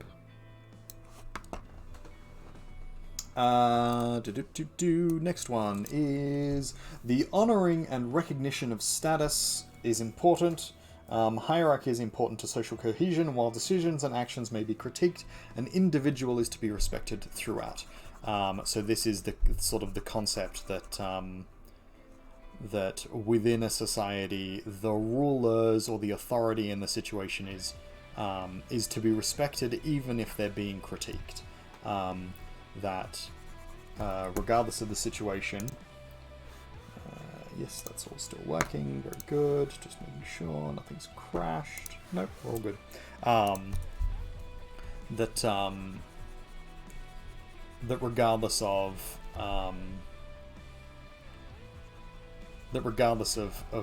you know how the person has acted to a degree, that their stations should still be regarded and honored. So you're not gonna talk down to a king just because you dislike them as a person. And if you were to do so, they would be right to basically engage with you poorly. As a concept. I'm still mentally trying to figure out exactly how far this goes in terms of like honoring and respecting the position. But the idea I essentially had was like people are free to critique the laws that are being created or the actions of a ruler or something they did or said or whatever, but when addressing them, they still need to refer to them as the Lord or refer to them as, you know, Your Highness, and social etiquette and decorum still exist. You can't like, you know, go up and attack them or whatever, or insult them. And that those would still be met with harsh penalty, even if the sort of the principle or the idea behind it was that you were intending to critique their their rule or their behavior or whatever, that it just wouldn't fly to do that, and that if you're in someone else's space, that equally. Being critical of the ruler there, being critical of the individual, would be fine as long as you are still honoring the fact that they do hold that position in office. and to not honor it is to make a very strong political statement, and that strong political statement would then need to be backed up, most likely with physical force, because you would then, be arrested or murdered.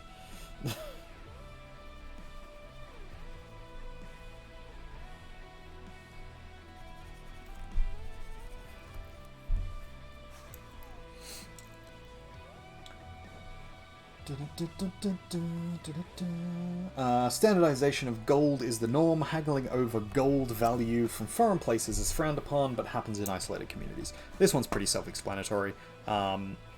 Sort of the general idea behind it being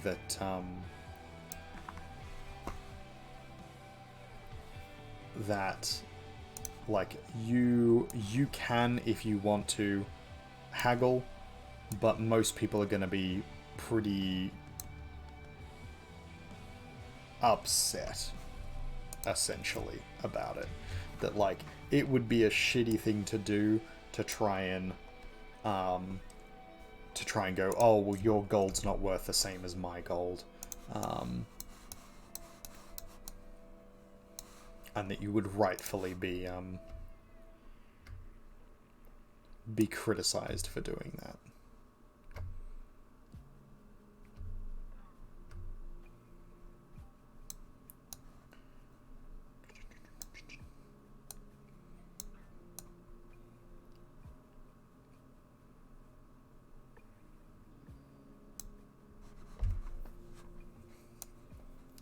Okay, does that work? Does that fit? Because then now we can just copy this and make 3 of them.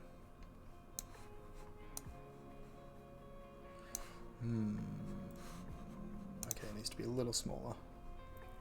Shorter, perhaps?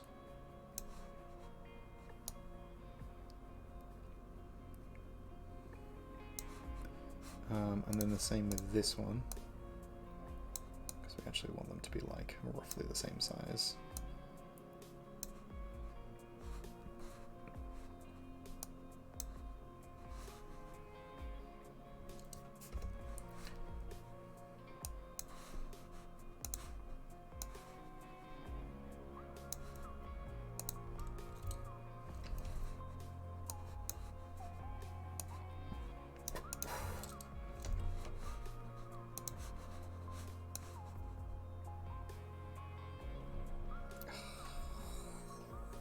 Okay, make it smaller again. I just don't want them to be too small, because then they'll be potentially slightly unreadable. So like that big, and then let's make the next one a little bit shorter.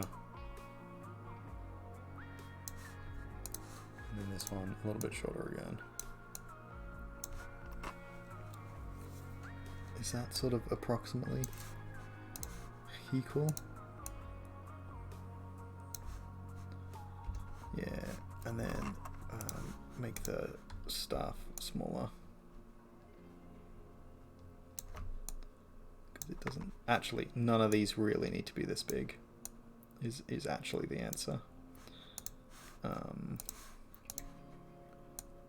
All of these icons can actually be smaller.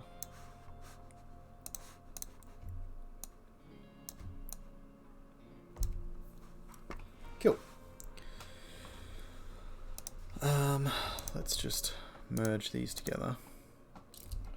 Control E, Control E, Control E.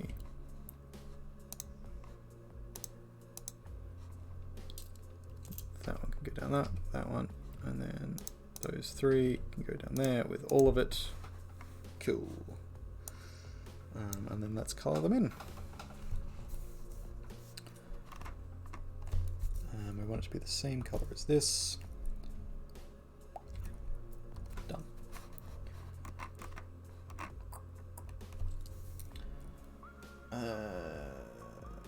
this is the one I was talking about before. High magic. Well, while magic is revered for its expansive abilities and academic backing, it's considered high work and is often looked down upon the masses as being easy, as in the easy way out. And then among nobility or academia, it's considered the correct way to go about doing things. So this is like the social disconnect between high and low society in most places. Not the case everywhere, but sort of on the whole, generally, this is what you'll come across. And the idea there is supposed to be that like the regular folk respect magic and respect what it can do, and it's definitely needed in lots of places, but respect that like physical hard work and labor is what gets things done, and that magic pursuits and using magic is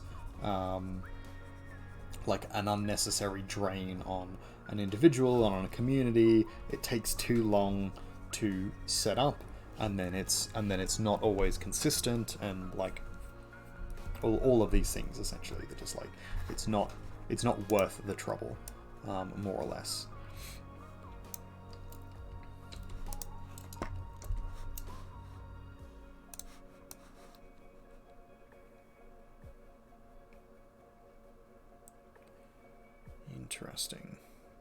Interesting.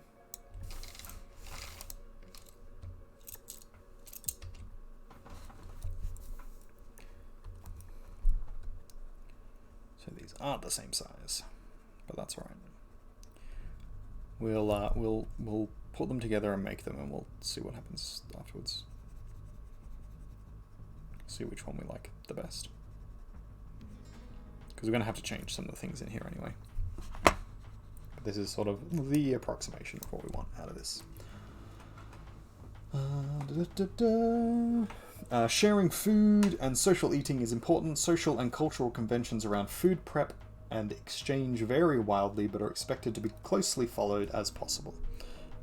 So obviously the various different races and the various different cultures are going to have different expectations on food prep, on what food is provided, but conventions around hospitality and around social expectations with food and food prep and eating are super important in the realm. Food plays a major factor in a lot of social situations, diplomatic situations, and how you honor things like gods or people or spirits and entities and things.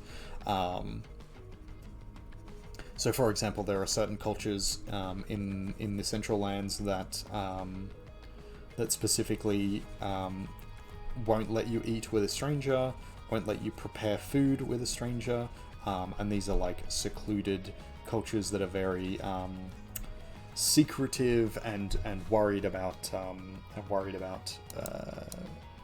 like poisoning and tend to come from places of hardship and stuff like that. We've got 10 minutes until our battle.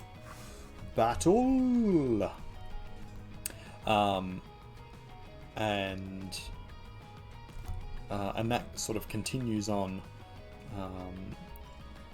in a few different societies, and then there's other ones that are all about the communal eating. That like, if a stranger comes into town, or if there is a social event, that everybody brings out food, and eating is done communally at feasting halls, and if you were to eat on your own, it's an insult to the people around you that you wouldn't share your food, or that you wouldn't think to eat with them.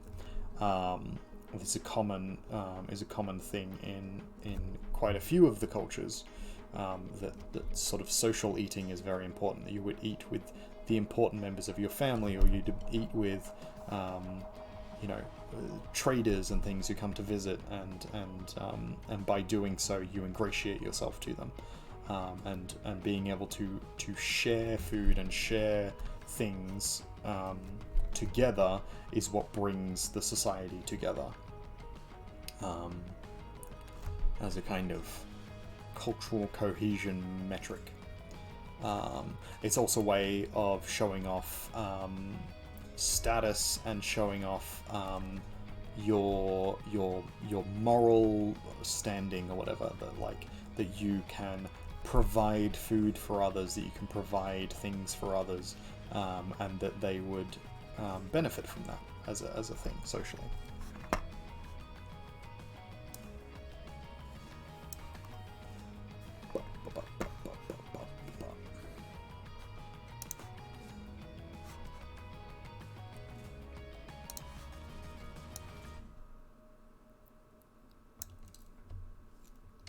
Okay, so we've got our mental over here.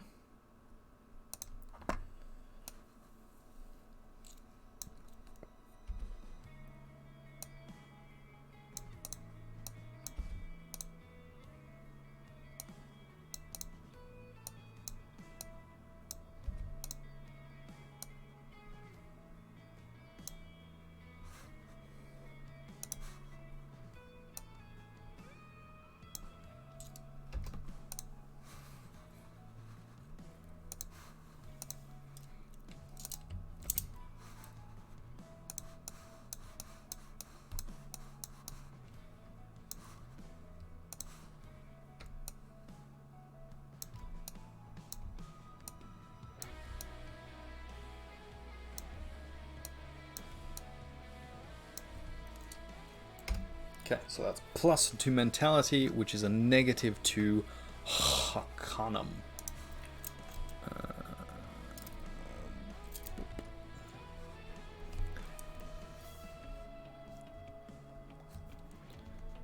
So we need to funky little A down here. We might need to make it smaller.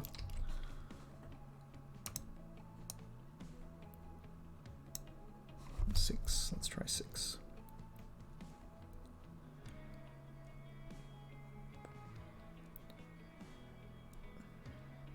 Yep, that works. Maybe a little bit crisper, just because it's not quite. Try it with a 4. It needs to read from pretty far away. Oh yeah, there we go. That's much better. That's miles better. So this is plus 2 Arcanum.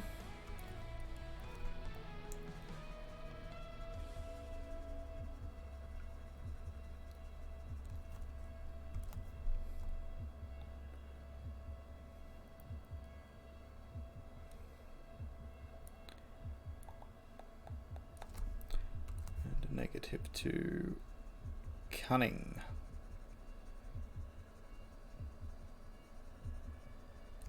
Because if you're busy sticking your head in books, then you're probably not going to be very street smart.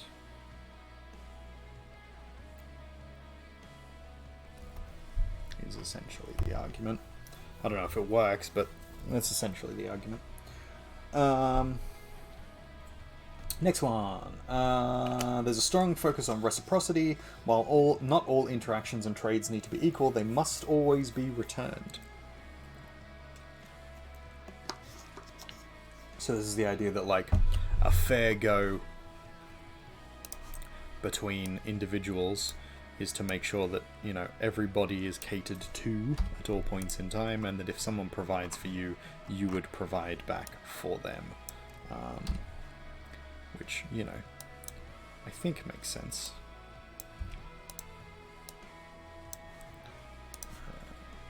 So let's move the P down to here. Yeah.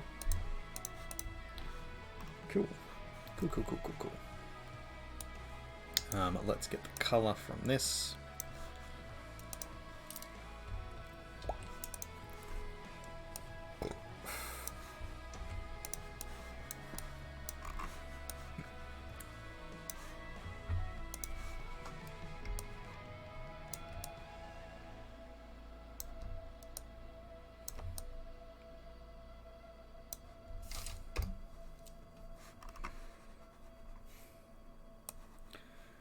It's coming together.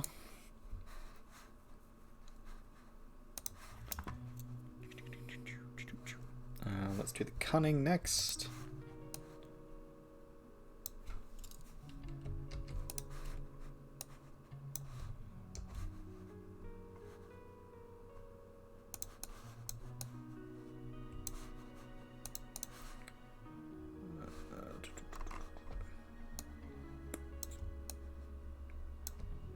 Maybe a little bigger.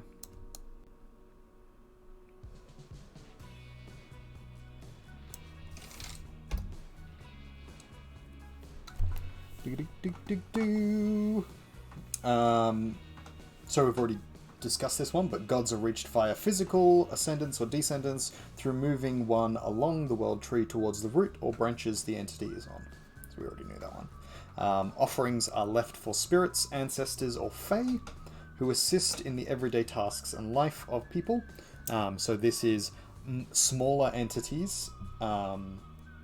So not necessarily offerings for gods, but offering for just sort of general spirits, general spirits, for the everyday helpers in life, and they might do small things and small jobs for people if you provide them with something. This kind of like reciprocity, this exchange of it's a very pagan thing, but like giving to get back, and that's a thing that is very much done in this world. There is a specific thing around this, not just that exists in the world, but like taking and messing with those offerings is considered a serious taboo. There are often spirits or entities that have a sole focus on protecting shrines, temples, and offerings, and they arise out of repeated use. So, it's considered very, very poor form to steal from an offering. A place of offering. If you do so, one time, you might get in trouble with the law, but you're probably not going to get in trouble with the various different entities. If you do it more than once, or if people in the area do it more than once, then something might come along that's sole purpose is just to defend that offering place. And that happens not infrequently. So, you know, for example, if there is a place of offering on the roadway, a small shrine or something, that's devoted to a particular spirit or entity, and it's for, you know, protection while on the road, or in that particular section of road. And if people keep coming along and, you know, picking up the coins that are left there, or the food that's left there, or whatever, in a very short period of time, there may be, and by may I mean absolutely would be, an entity that would come along and swiftly put a stop to that.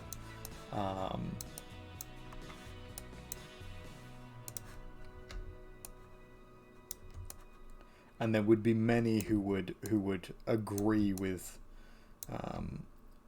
both this creature's existence, or entity's existence, and what they're trying to do there. So, if you were one who did go out of their way to take from these things, you would get literally no sympathy or help if this creature tried to harm you. Because fair enough.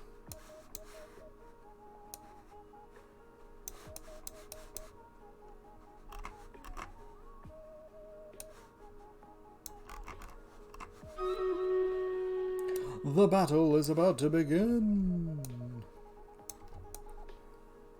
Alright, I'll try not to take too long with this, because we do actually want to try and get all of the battles done this stream. And it's already 12, so we're gonna have to get a wiggle on. We may stream for a little bit longer this time, just because there's a few more things that I want to get done. And while we haven't done a lot of work, and this is really awesome, I wanted to do like a couple of backgrounds. I wanted to finish off these cards on the right. I wanted to do at least one of these big cards, the Baron card, the encounter cards. So So we might be streaming for a little bit longer than we usually would. We've been streaming for almost 4 hours. So, see how we go. So let's open back up Stream Raiders. Plot down a spell. Open up the page so you can actually see things. And let's start the battle. We have, what, 2 epic creatures? 3 epic creatures? On the a barbarian, a flying rouge. Oh no, that's just a skin.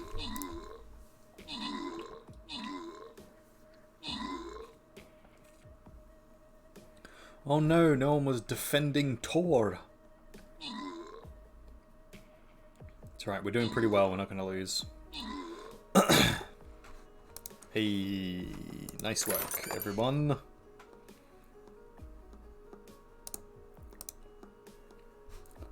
Alright. Final battle time.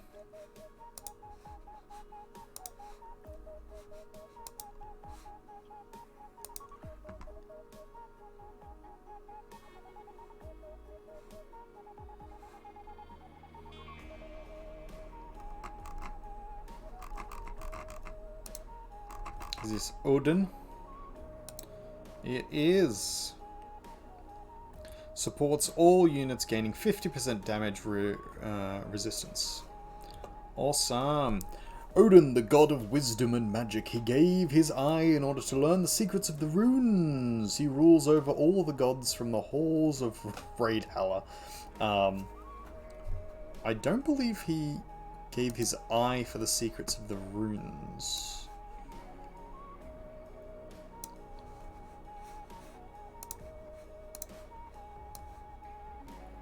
I'll have to try and remember exactly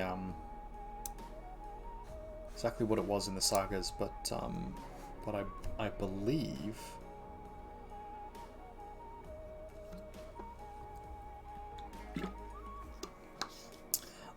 it was he got magic spells. He learned the charms. Not the runes. Anyway, let's continue on. Shall we?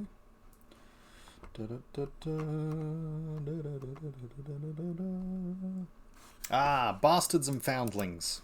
This is a good one. I like this as a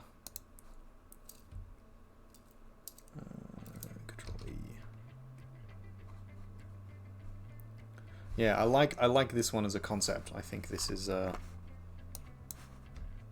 fun mechanic that I have come up with. But essentially the idea behind it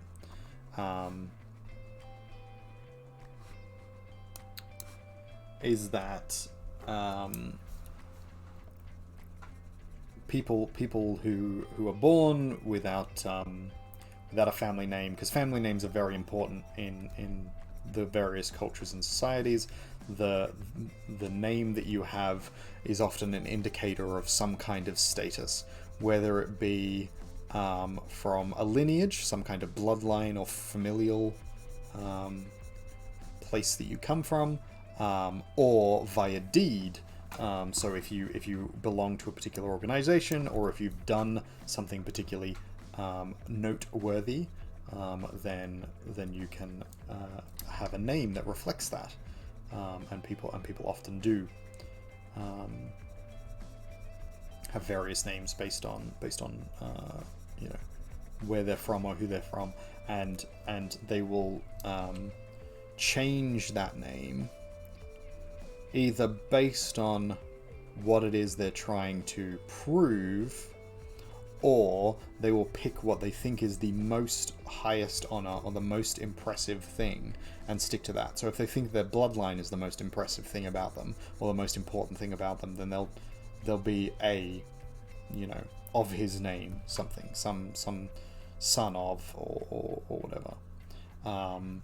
Whereas like child of. Or alternatively, if they think that their action is more important, or their connection to their institution is more important, then they will change their last name permanently to whatever, you know, whatever last name goes along with that as a thing. So, bastards and foundlings are given name based on the town of birthplace or finding. Often looked down upon, but with expectation. Individuals with these common names will either live simple lives, or they'll take on responsibilities and causes to gain new family names, i.e. joining a religious order, a militia, an academy, or by exceptional service to their community. Names are earned, and last names are assigned of prominence and standing. A foundling with an earned name is called titled, and is considered an honourable member of society, and it is a great honour to be titled. Titles are often the founding name, followed by suffix "dan", meaning child of.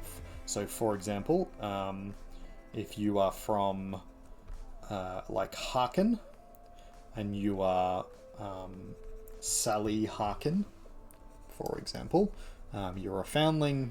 You were born there as an orphan.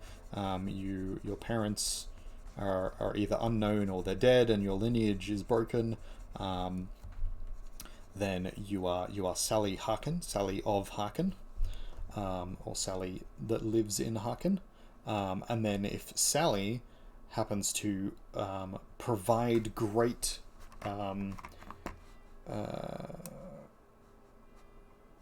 greatness in general, I guess, but does great things specifically for Harkin, then she could be elevated to a Harkin Dan, at which point all of the township would then respect her significantly more. She would then have access to services and places in the town that she previously would not have had access to, and people would treat her significantly better, or at least differently. This is cunning C.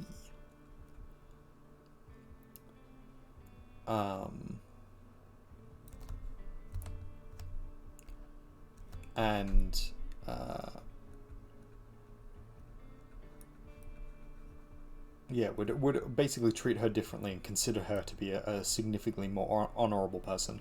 Often titled people, it's quite difficult to become titled in most places, but often titled people end up on like councils or as members of like high-ranking people in various different offices and institutions.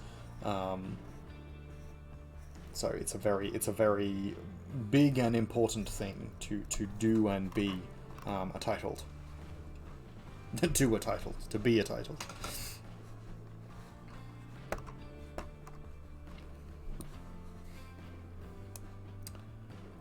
What do we want to work on next?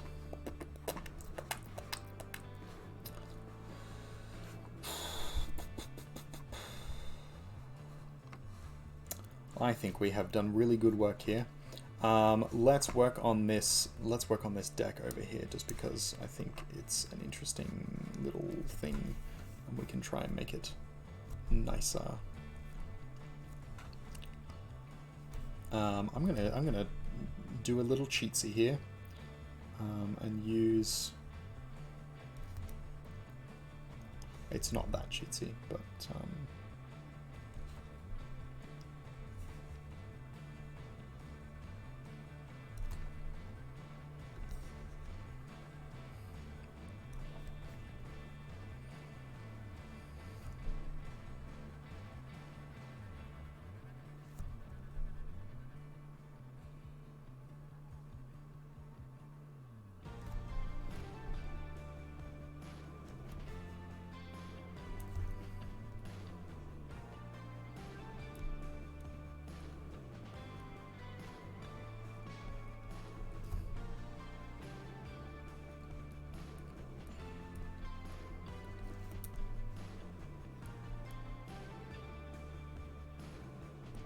Now I'm concentrating on trying to get this card right. Perspective and angles are difficult, you see. we'll get there. The next bit. The Bogmen. The Bogmen. Bogmen are super important, valuable members of society that are also essentially like lepers. So the Bogmen are sewage treatment professionals. They're a social class that's treated as a mix between a leper and a priest. They're avoided due to the diseases that they often carry, but they're honoured and revered at all points in time. You are generally born into this job and this caste. The Bogmen know various different spells. They are members of the Mystic class. And the Bogmen specifically, their entire job is to maintain sewage treatment. So they go around prestidigitating, magicking away. That's a thing now. I'm gonna have to be careful about specific spells, aren't I? Magicking away, cleaning up refuse, and their specific deal is like they know spells to purify water, to create water and to destroy water.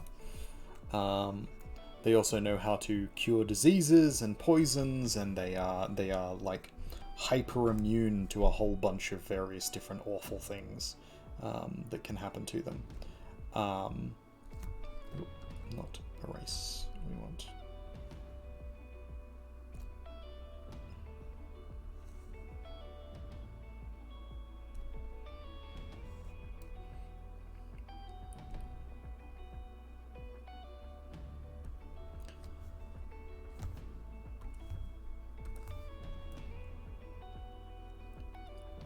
But the Bogmen, in particular, their whole deal is essentially that they are basically the town cleaners,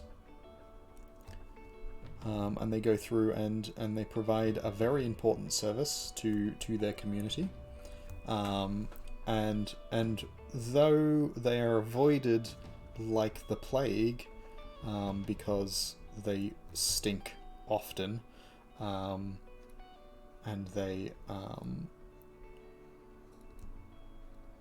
often associated with various different diseases and things. They are there to keep the various different issues and diseases and things at bay, and they do a wonderful job in most towns and cities. There's often groups of them that live either in or near sewers, or in or near the various different like bathhouses and various things like that. They can, like I said, they can create water, but they can also like heat it or get rid of it. They can purify it for safe consumption. So they're super important to a community. If your township doesn't have bogmen in it, then you essentially like have to struggle with poor hygiene and poor waste management, and it's a whole bunch of like extra steps and things. If a society is without bogmen for a period of time, it is considered to be a failing of their ruler or their ruling class, that they have allowed the bogmen to not be there, or cause them to leave for whatever reason, which is often the bigger issue, that like the bogmen had not been respected properly, and so they up and left, which has happened to a couple of the societies in game. Caused a lot of issues.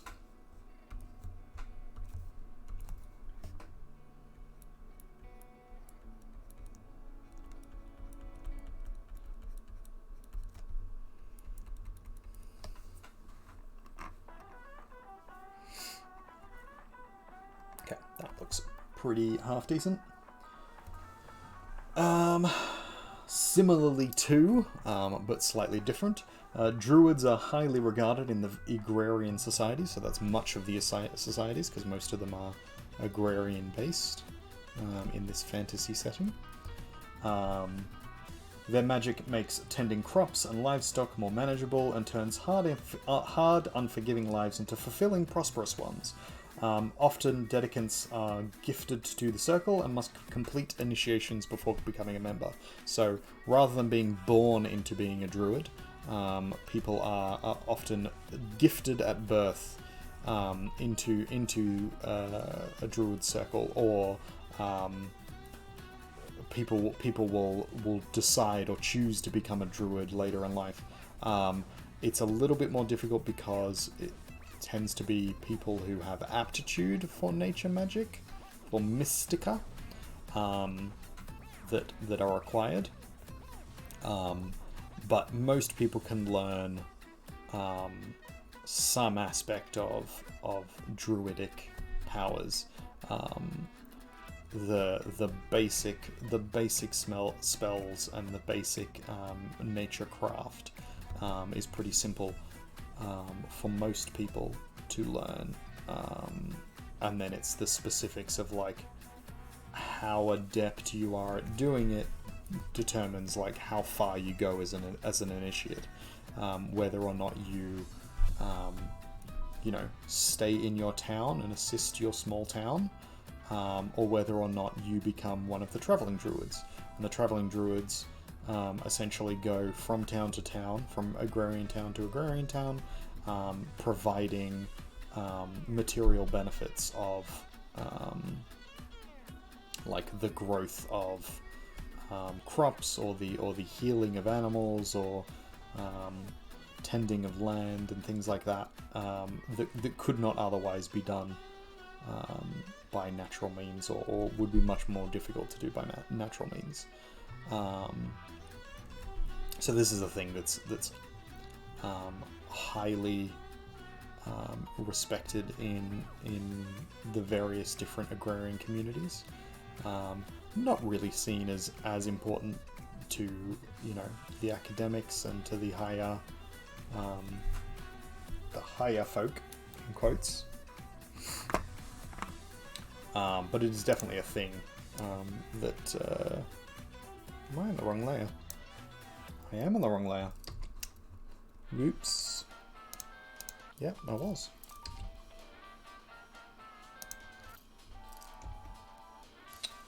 What have I done? X.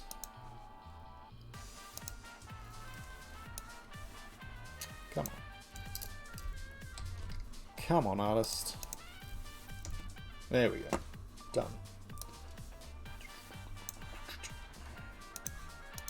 Okay, what we actually want to do is turn this slightly so that it's flat. And then place it back down. Nice. Cool. And then merge this with the layer below. And then actually go back to our paint layer, which is what we were supposed to be on. And we need to color all these cards this color.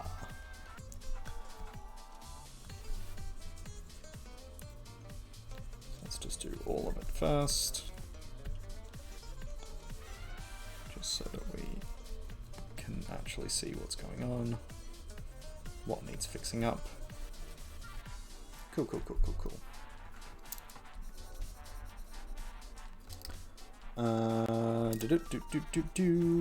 And this is the last one for at least the major social cohesion points. So there are more things than this, but this is just like the major things that are fairly consistent across most of the central lands. There are places that have very specific things, but they're specific to their one town or their one realm or city or whatever. Whereas these are the ones that, like, most people subscribe to this sort of viewpoint. Last one. Bloodlines, birthplaces, and familiar ties are of great importance in the Central Lands. Connection to these bonds are what drives most common folk. Religious and cultural organizations provide either a familial tie or a replacement for a broken tie, sometimes by force. So that's an important thing. Sometimes, in certain places, a familial tie will be broken so that a organizational tie, a replacement tie, can be ingrained. This is one of those social taboo things, because that's considered theft of choice, which was our first major social taboo. For those playing at home. But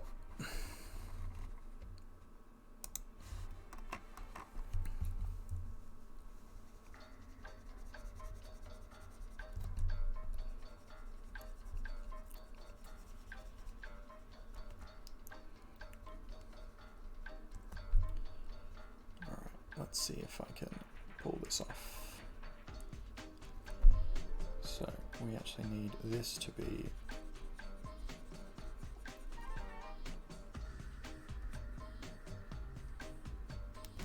like that. This should be curved here.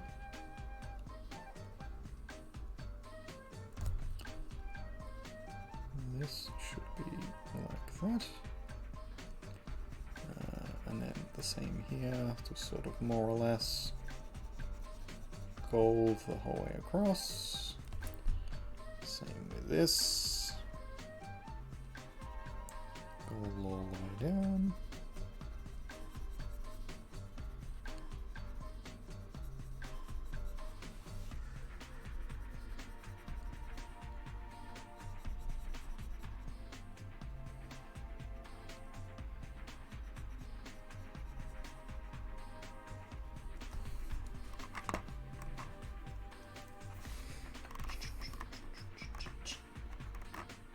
And then we've got a few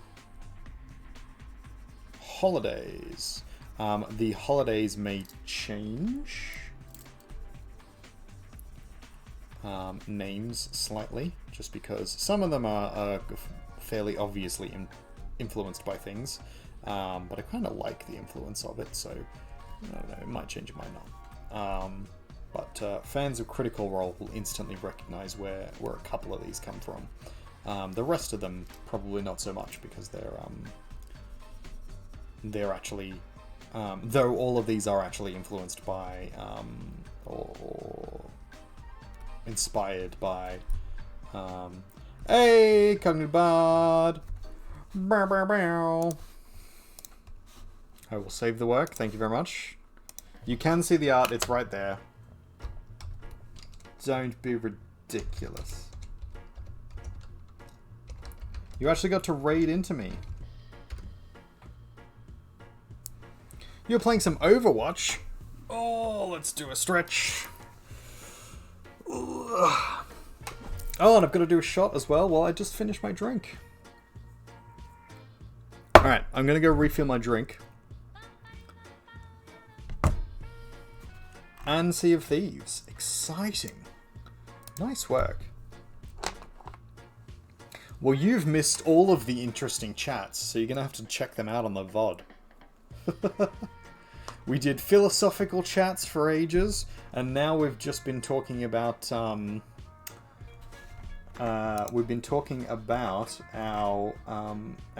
new setting, our new campaign setting, the Central Lands, with our new game, which we haven't found a name for, but is at the moment being called Artists and Bards. But I think we need a new one. You've had an offer to swap to Among Us tomorrow night if we're all interested. I'm not sure that Lizzie Bell is going to have the brain to be able to do that, but I would happily play Among Us. That was fun last time. Yeah. Alright, I'm going to get a drink. You sit and enjoy. Here, I'll zoom out and you can see what we've been working on.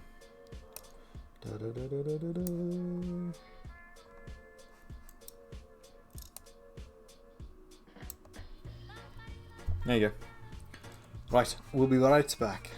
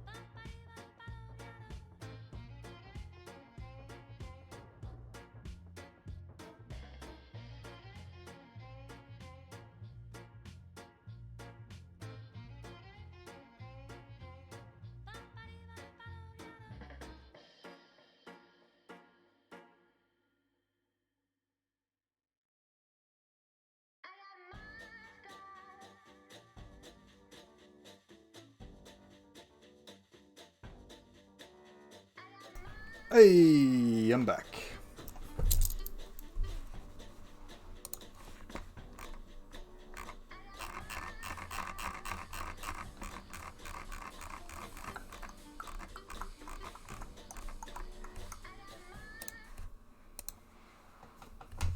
Alrighty-roo.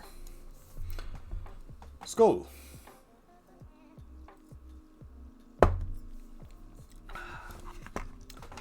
E. Not bad, not bad. Yeah, so you missed a whole bunch of chatting and exposition, essentially, about the game and how that's going to work, and about the setting and what's happening with that.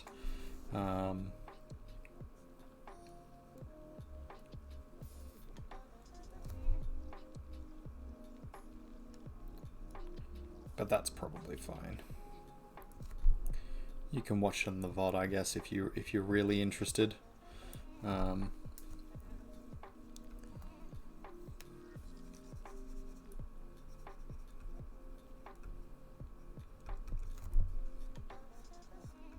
is mostly just me rambling for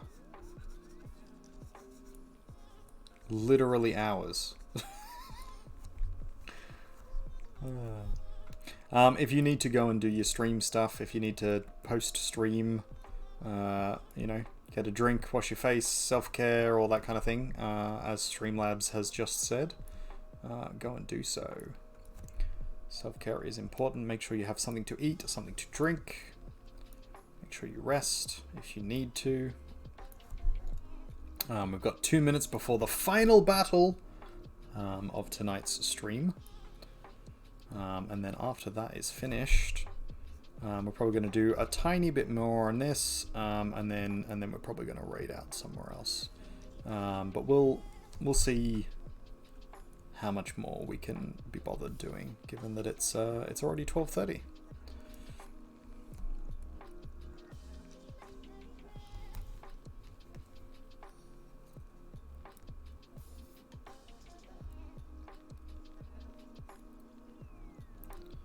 Yeah, this has been good. While I was just getting my drink. What interesting chat did you miss? You missed a whole bunch of interesting chats. You mean while you were streaming, or while you were just off getting whatever it is you were getting?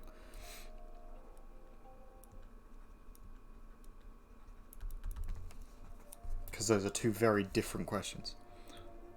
With very different answers. Both? So, on the VOD, which if you want to watch it, you can watch it at some point. We finished off the behavior section of the philosophical questions. So we got up to question 29 and finished that. So we're up to question 30 now. And then after that, we had a nice long discussion about the new campaign setting. Also, the how the RPG game was going to work for the stream. Our Artist and Bards, though I think we need a new name. It's too close to D&D in format. So I'm going to try and figure out what it is. But I want to come up with a new name for the mechanic that we're going to be running, the game mechanic. The setting is called the Central Lands, and we had a whole long discussion about what the Central Lands was, how it worked, how the cosmos functioned in it, and then also specifically we went over some social and cultural rules and expectations and things that the NPCs and the hopefully the player characters engage with. The Art of Bards. I like that. Storytelling, bardic, fun. Yeah, I like that.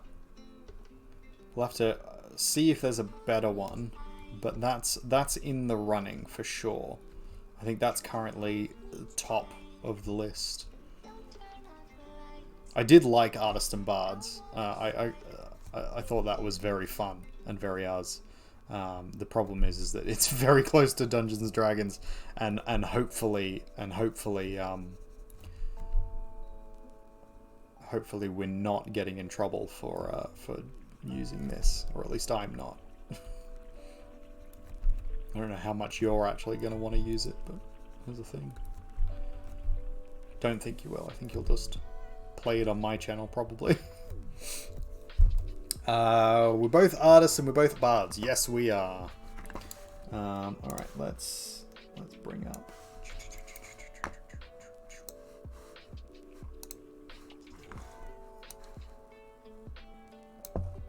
Alright, the final battle on Stream Raiders.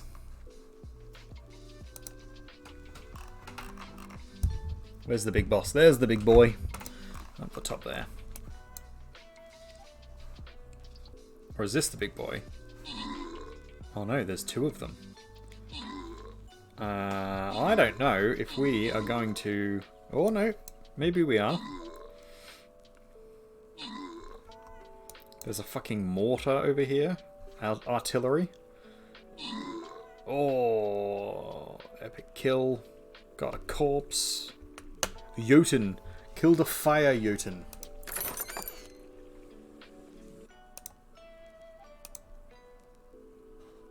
Well done. Congratulations, everyone.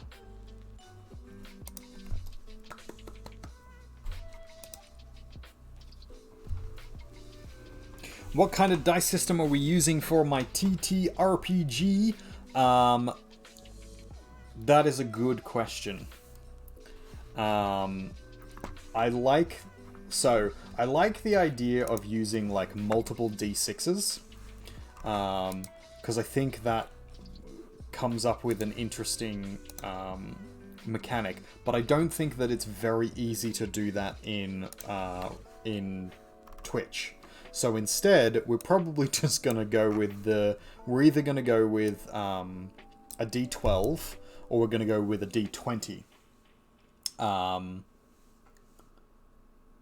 Yeah, I like multiple success systems, or I like combined success systems where like you basically succeed by having multiples of the same number, and the higher the number is, the better that outcome is, or something. So you roll like 3 d6s, and if you get 3 3s, then that's a success based on, you know, what the DC is.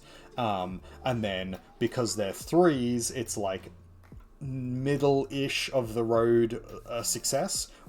Whereas if you got 3 6s, then that would be like the best kind of like a natural 20 in T terms.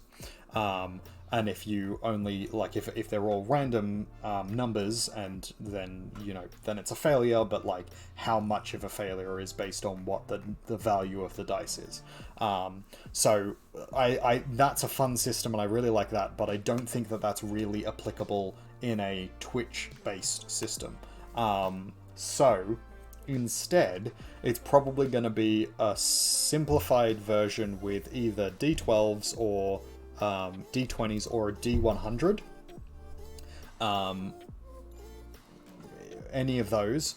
And then it's going to be super simplified in terms of like damage and stuff like that. You're only going to be rolling for checks, and you're going to be taking actions based on cards that are on the screen. So we have, for example, these lovely cards here. So these are actions for our party, our little squad group.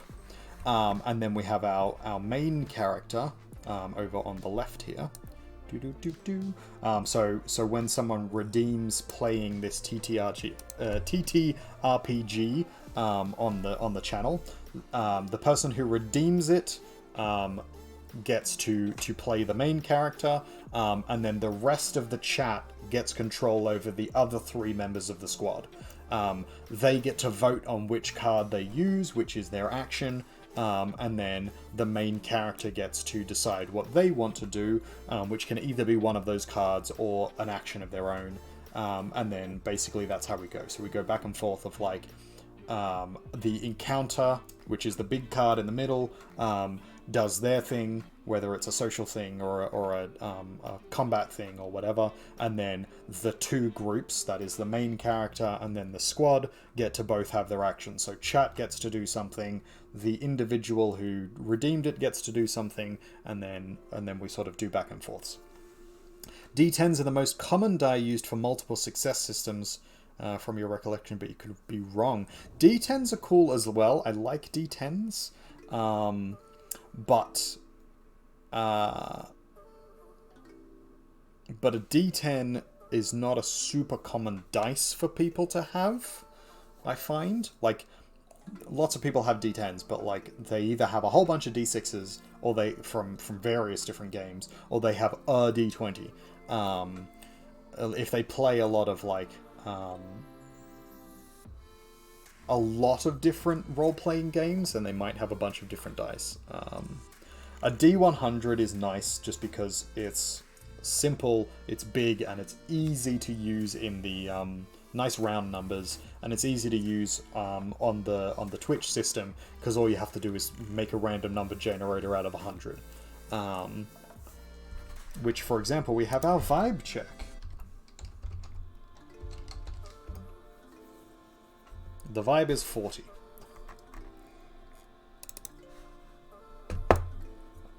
Apparently, we're a bit low energy today.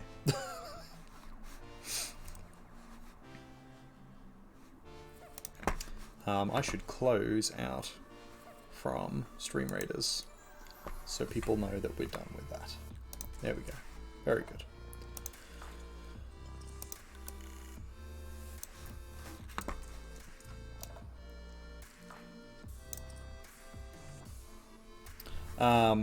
Yeah, so essentially that's how the game is going to run. Very simplified version for the stream itself, and then we'll work out from there how we want to go.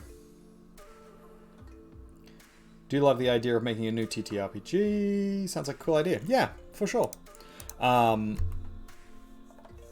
part of this came about because of the issues with D&D and Wizards of the Coasts and the new OGL. But the idea to come up with a new gaming system actually started before that, because we tried to play D&D with the chat on a previous stream ages ago, when I first came up with the idea of playing like Twitch plays D&D kind of thing. And it was just so chaotic and so messy, and it just didn't work at all. And so I was trying to figure out a way to streamline. We're calling it something better. Yeah, so we're trying to streamline how you play a role-playing game via chat, via a group of people, A, on a time delay, and B, like, who cannot be in the room with you and therefore can't do things with you. Like, the instinct I had originally was to get everybody into, like, a, what's it called? Into a Roll20 game and do it that way, but honestly, I think doing it this way, just simplifying the game exponentially and then running from there probably works better. So we're gonna try that out and see how it goes. I think it should be pretty good. And I've put a fair amount of effort into it so far, so that'll be good.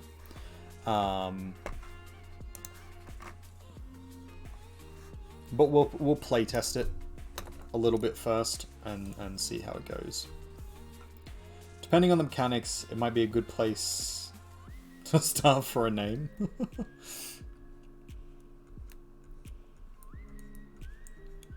Yeah, we were thinking, what was it? The Art of Bards? The Art of Bards was one. Then we have Artist and Bard.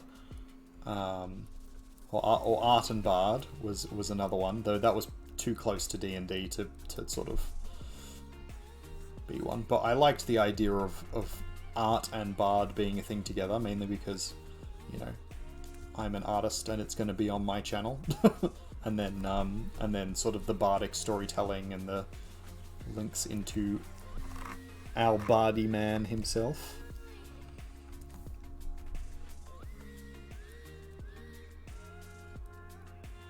On the VOD is a whole explanation of the setting of the world that this will be taking place in, along with some other games that I'll be playing in various different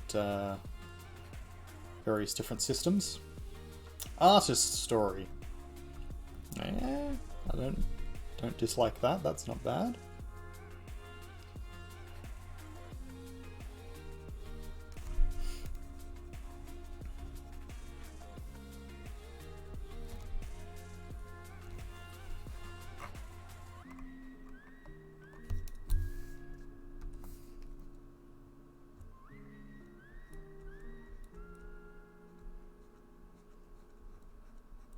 Yeah, so I could run over specifics again, but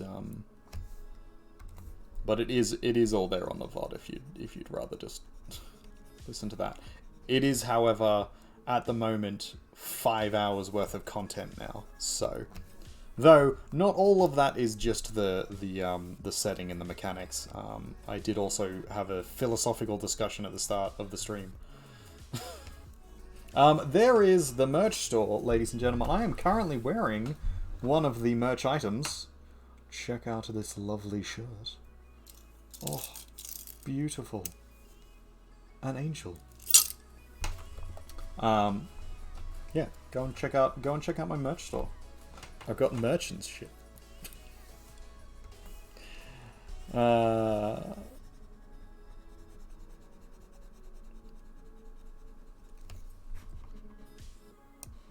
Yeah, it's good. I'm happy with my merch on there. It's going really well. I do need to put up some new stuff soon. I do have some things that are going to be going up, but still a little bit before they get released. So just holding out a little bit longer. And then I've got a couple of other requests for designs. Isabel wants a bee design, so we're putting some bees out there.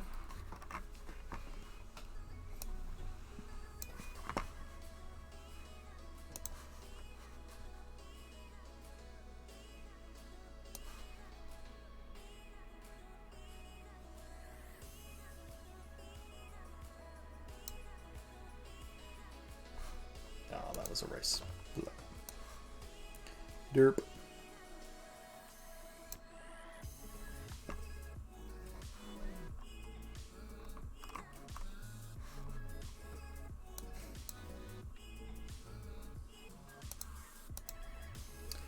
So the game is going to kind of function mechanically fairly similar to.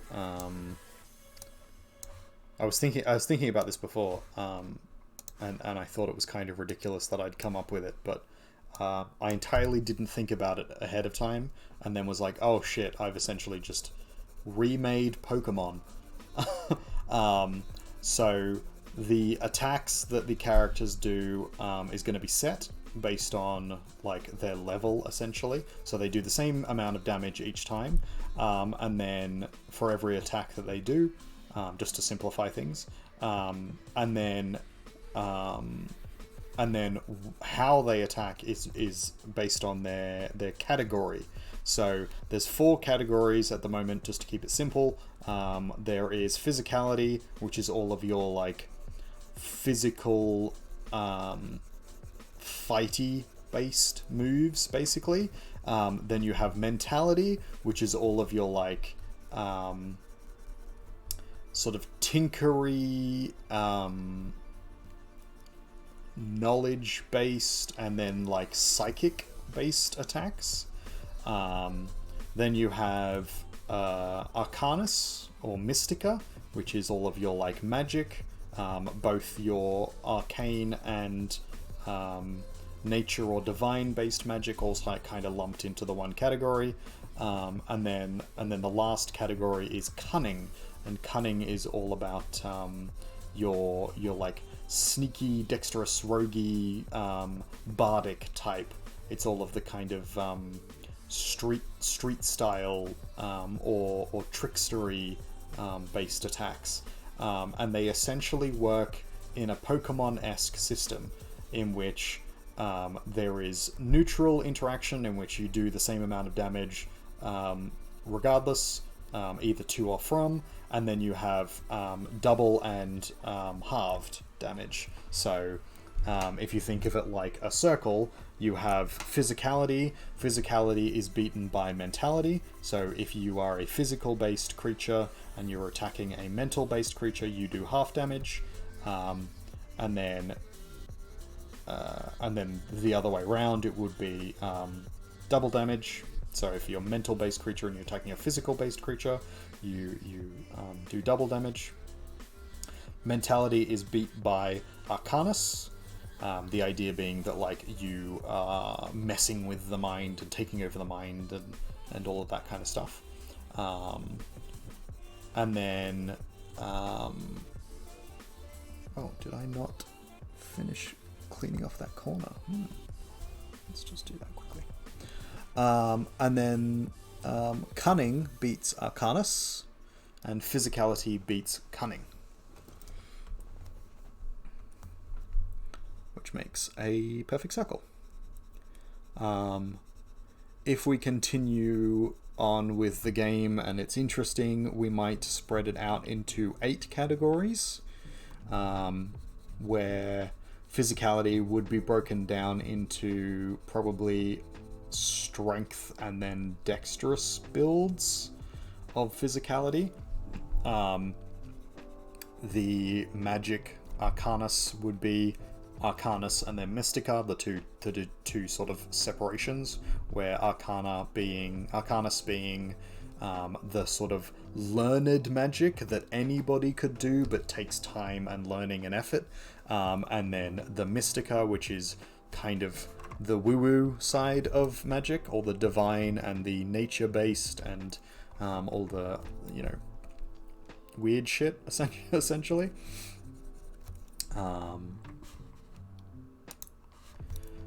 Cunning would be broken down into sort of roguey elements, and then charisma-based elements, so your bardic elements, and then your sort of assassin types, your roguish assassin types. And mentality would be broken down into psychers or psychic-based things, and then the attacks via mental means, so using intelligence to create things that then destroy. So alchemists, chemists, tinkerers. I'm not really sure off the top of my head other than that. There's some overlap in some of these categories, but it's I think it's a fairly interesting and comprehensive category system so far.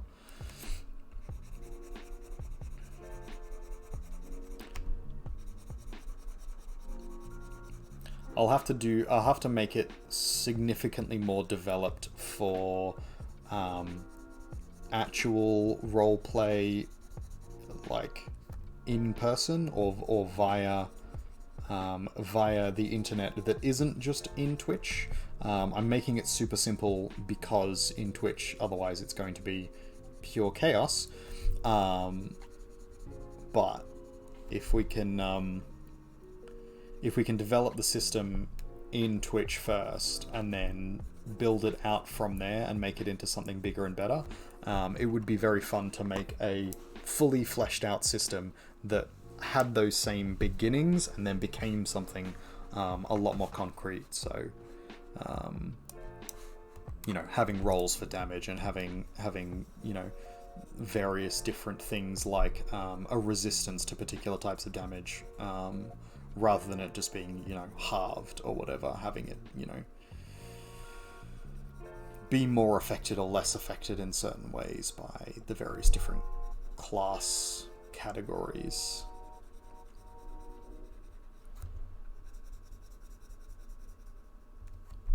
But yeah, that's essentially what we're trying to do here.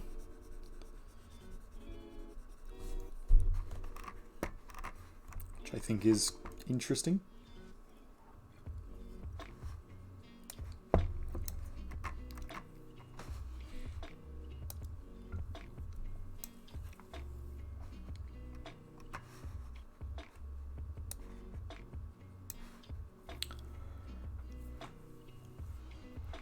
I don't know if I should make Baron this card, or if I should just leave it as blank and then start putting things over the top afterwards.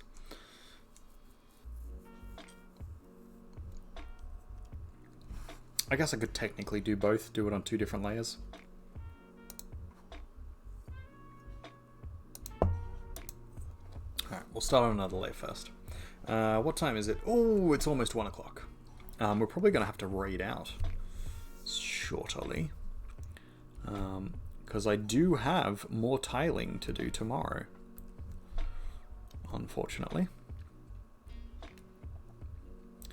I have been tiling the granny flat in our property, because we're preparing it for people to eventually live there, so that Henry, the puppy that we're looking after,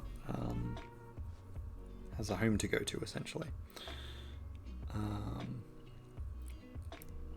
But tiling is tiring, and especially the type of tiles we're using and the way that we're specifically trying to tile it is not super easy. And I have never tiled before, so it's I've taken off tiles, I've de-tiled, but I have never myself tiled until just now. So I've started tiling. It's taking longer than I had expected and wanted it to, unfortunately. But we've almost got one wall done.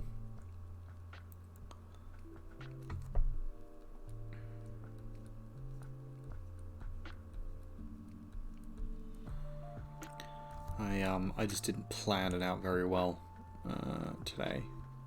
So I am now realizing what my mistakes were there, and hopefully it will get significantly faster and easier from now on. But we'll see how we go.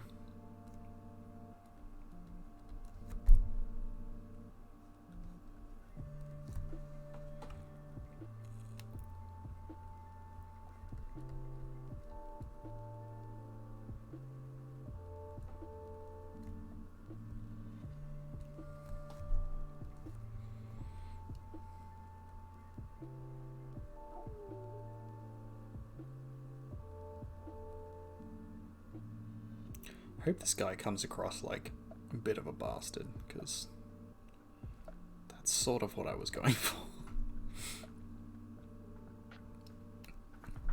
You like his fluffy little shopkeep? Yeah. So this is supposed to be the Baron. He's supposed to be one of the local rulers of the area.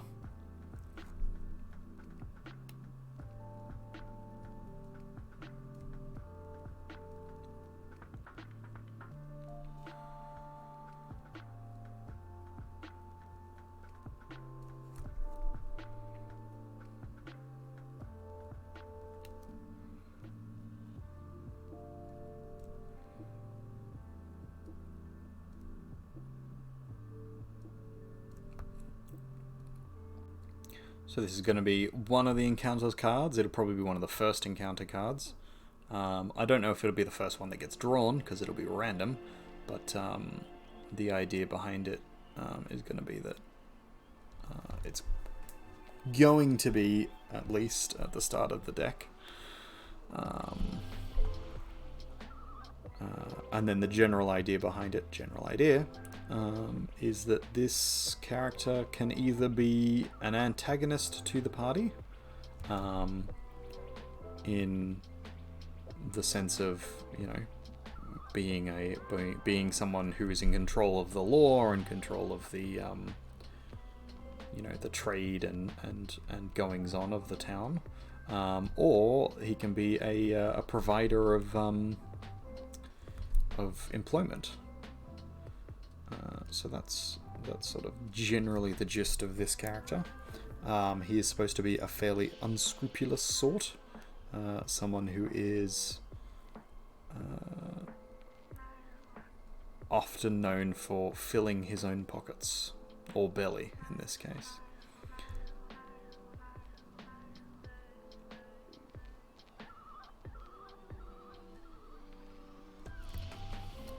But this is all information that the party would receive upon drawing this card, and then they would have to work out where to go from here. They would also know,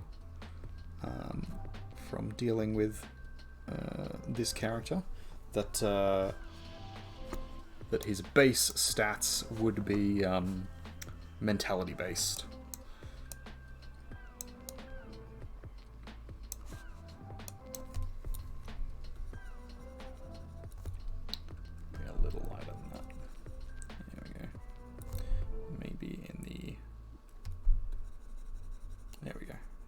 Sense. Be a little darker, grey. Just a little purple. Yeah, there we go.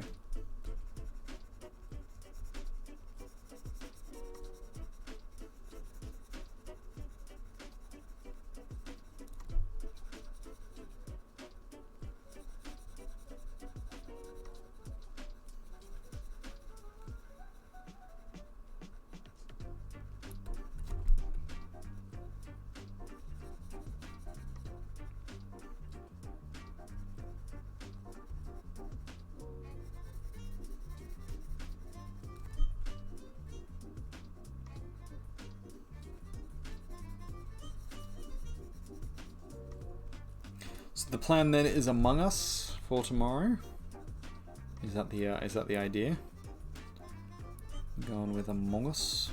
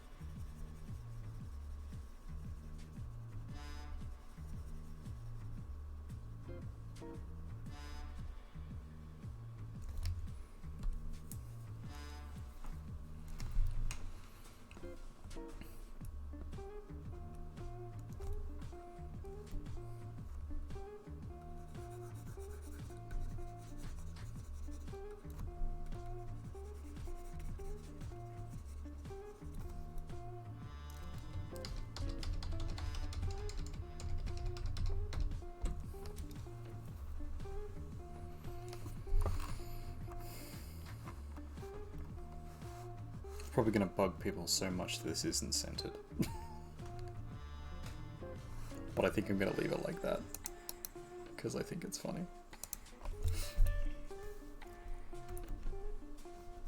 Such an asshole.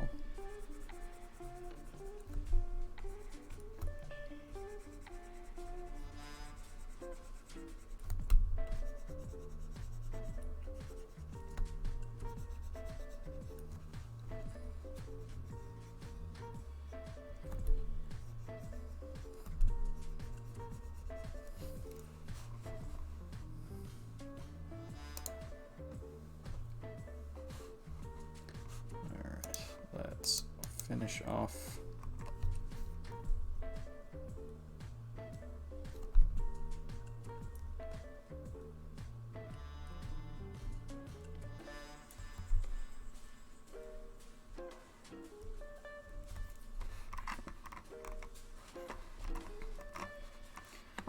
I mean, that's probably fine for now. We'll make it better later, but that's...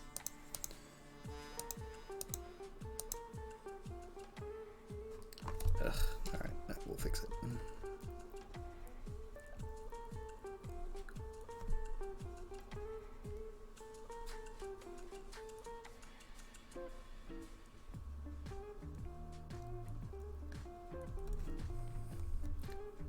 I did like that his features were fairly ambiguous and like, what's he trying to say kind of thing.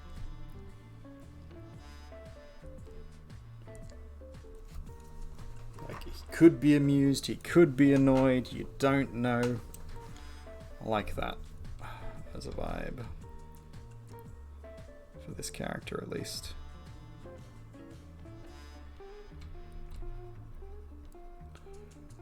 Okay.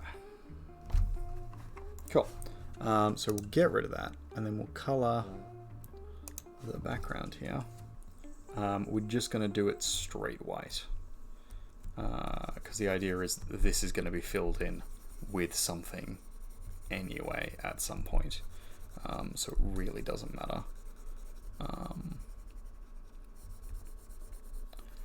This section will never be actually blank, but as a white base for the background, it'll work pretty well.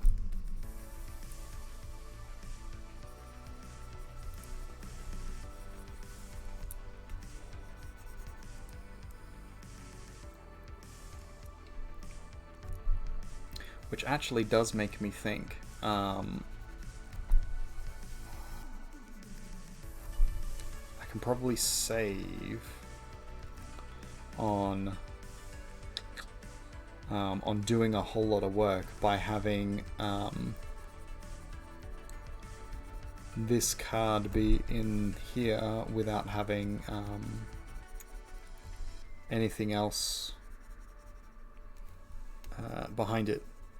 If I'm drawing backgrounds, I can leave this card in the center of the image, because there's always going to be an encounter card there anyway. Whether it's combat, whether it's social, whether it's just traveling, this card will be in the center of the screen regardless, because there's always going to be something happening with this card specifically, or like a card here.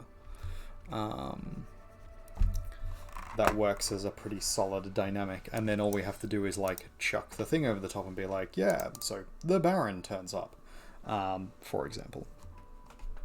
And then changing the background is a matter of like, based on what card is here, we then change the background. Let's get rid of this and just see what some things are like. Yeah, we still need to do a little bit of work on some of these things because they're not particularly colored in super well. So we might just, what time is it? 1 o'clock. I'm going to clean it up now because I'll be annoyed otherwise if I don't do it. So, sorry, Streamworld and future me. I know should be going to bed. I'm kind of yelling at myself that I should be going to bed, but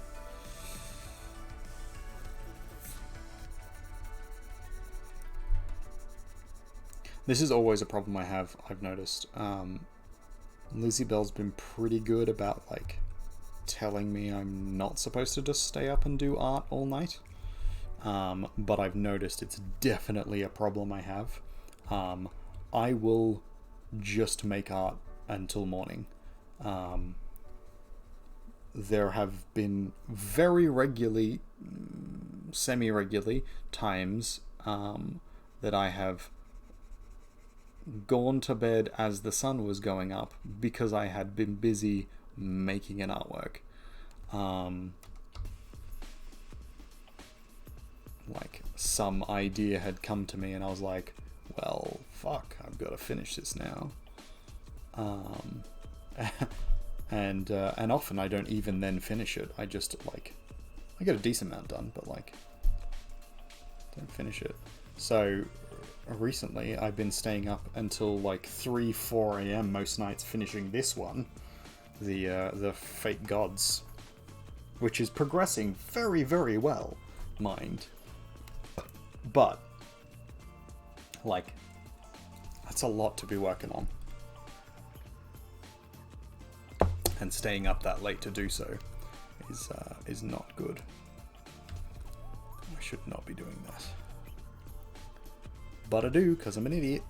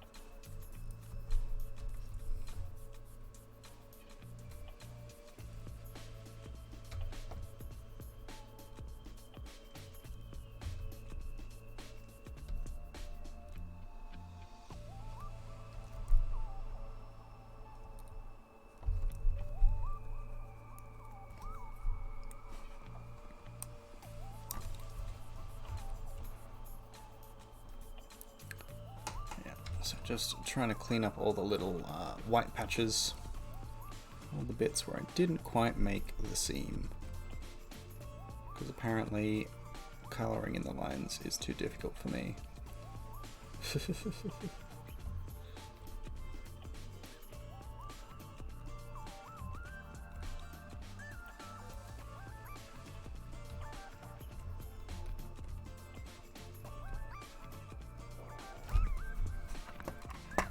Alright, cool. That's pretty done. That's also done. Nothing in there that I really need to cover up. Cool, that's fine. Alright, let's move over to our other characters. Those are...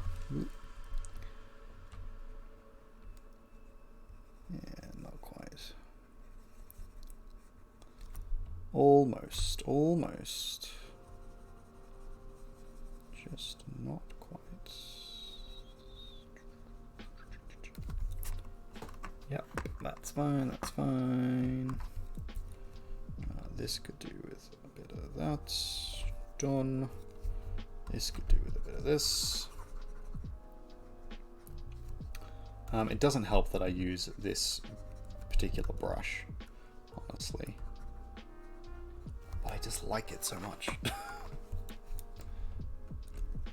I love that it's kind of ridiculous that it's like a pencil.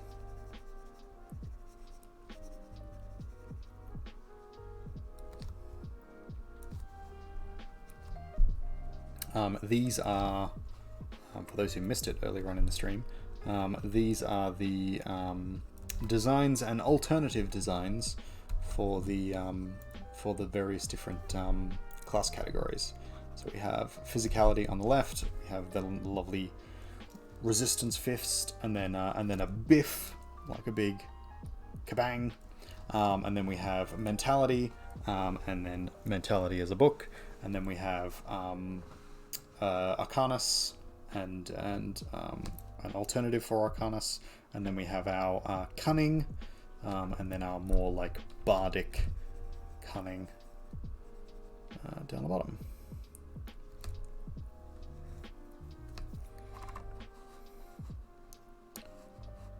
And then these are our little character sheets, little things. So we have our little HP bar with how much hit points each character is going to have. They're going to be different based on class. So obviously the physicality one's going to have the highest, followed by, I believe, it was the roguish, the cunning class character. And then the mentality, and then the Mystica was the smallest, or they were both pretty small, I think. I'll have to remember. I have it written down somewhere. I'm still playing around with the idea of it, but basically, like, certain classes are squishier than others, and in exchange, they do more damage. Was sort of the idea. They're a little bit more versatile. Glass cannons kind of thing.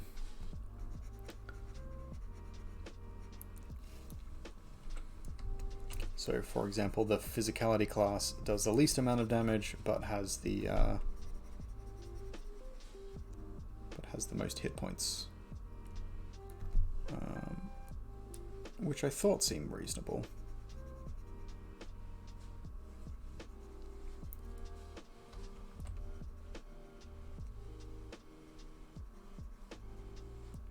I'm trying to think of some other balancing options that's not just, you don't hit as hard.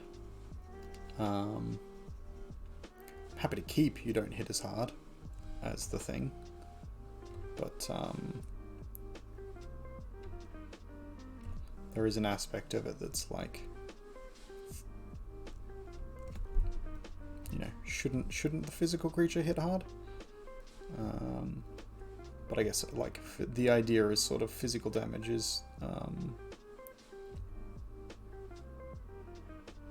there's only one side of the equation kind of thing, that like there's a lot of other types of damage that can be done to you, and you know, you can't protect against them, and that's why they do more damage, because they are potentially more lethal.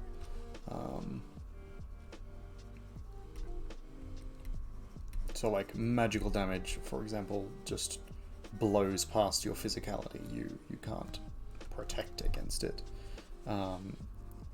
by being physically strong, for example.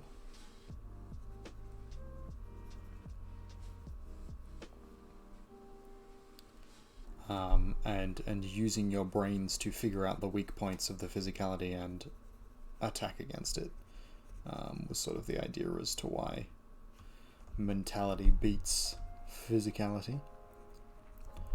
The old brains over brawn argument, which I think works.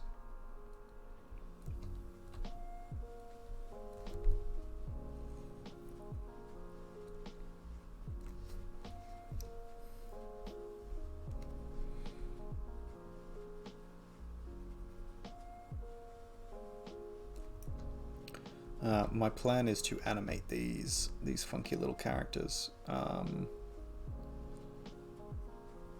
At first, it'll just be some basic standard motions.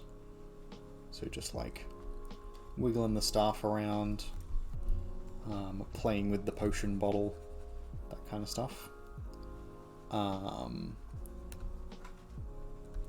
And then if it goes well and people are enjoying it and we play it a lot, and there's reason to sort of keep updating it as a thing, I'm going to try and find enough time to animate like attack and being damaged stuff, but it's probably going to have to be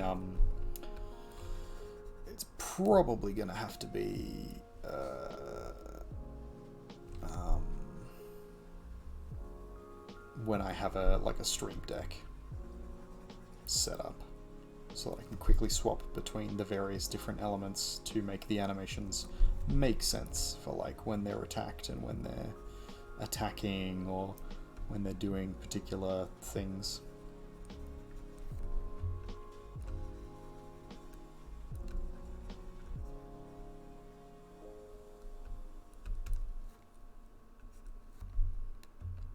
I've been playing around with the idea of a like once per stream ability for each of the characters.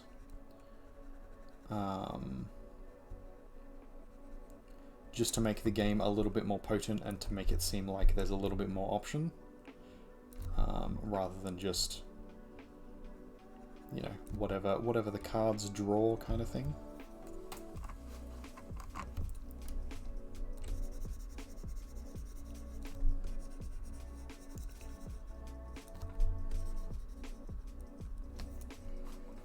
And they don't necessarily all have to be like attacks or damaging, or necessarily they can be like social things or like healing. I think the Mystica one is probably going to be healing, like heal the party X number of points, heal the squad, because I think that will probably be a good idea and make sense.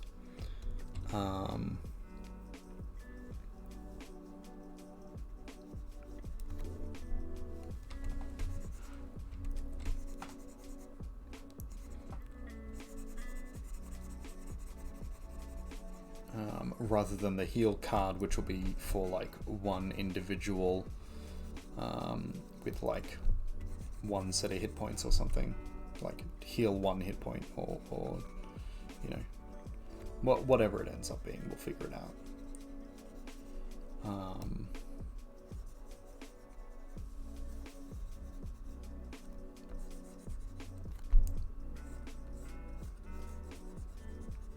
Just because I want the characters to feel a little bit more individual, so there's a reason to choose to play one character in particular over another, because you know, you get to pick which one's the main character at which point.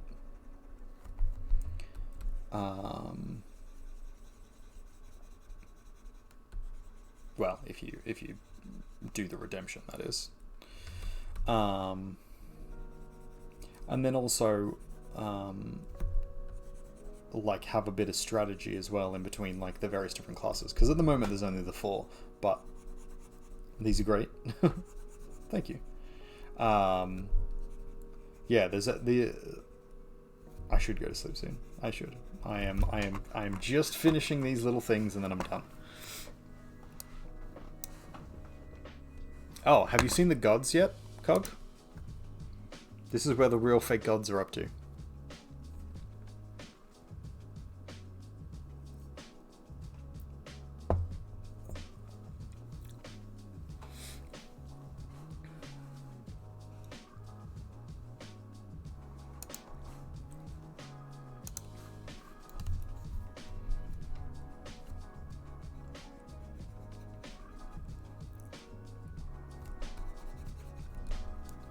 I'm just cleaning up the color in here because I don't want to have to go over it later and be like, oh no, I forgot to do this bit.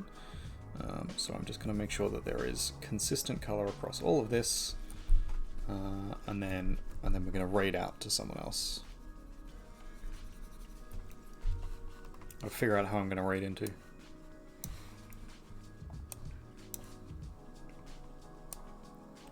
Okay. Don't care about you. We do care about this. So let's fix this up. And then we're done. Oh, well, the little gold star up there, I guess. Technically.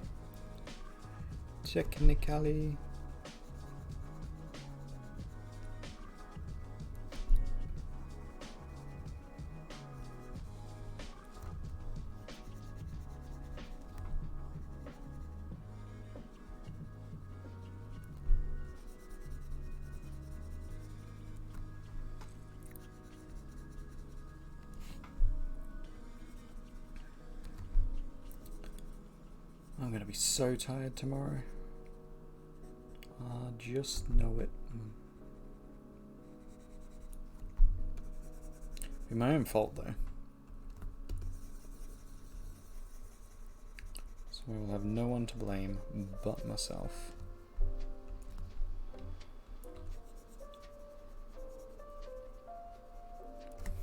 Alright, let's zoom in so we can actually do this properly.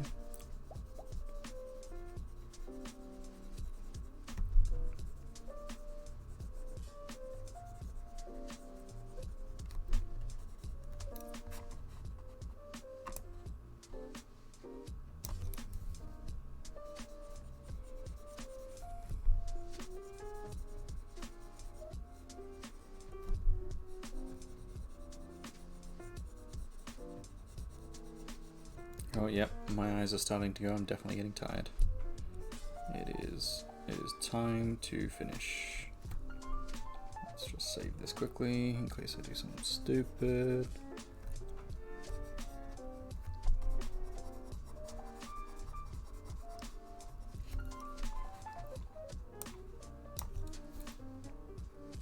Oh, what have I done?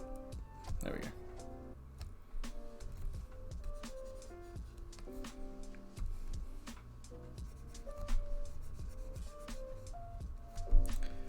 Weird that it changes the aspect ratio. I mean, the fact that it does that at all is stupid, but it's weird that it changes the aspect ratio then in the Streamlabs as well. Very weird.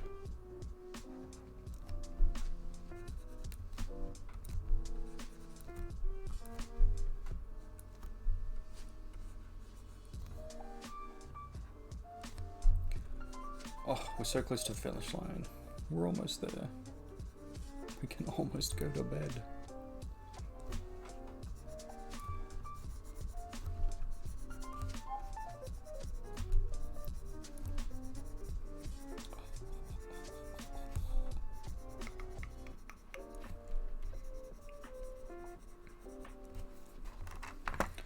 Sweet. So, yeah.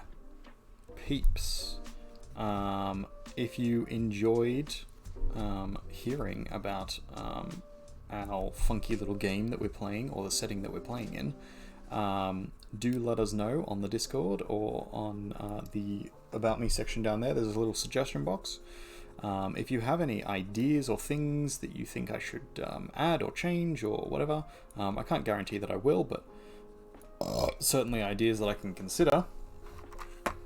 Oh, nice.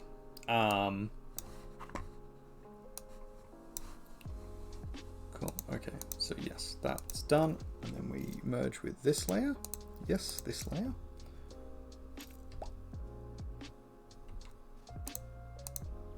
Awesome.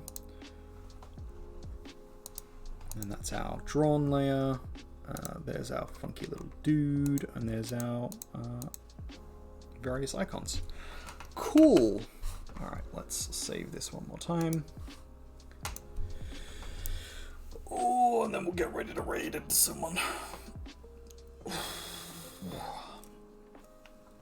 All right, let's see who we've got to raid into. Yeah, if you like the things, do let us know, because it does help to know that people like what's going on.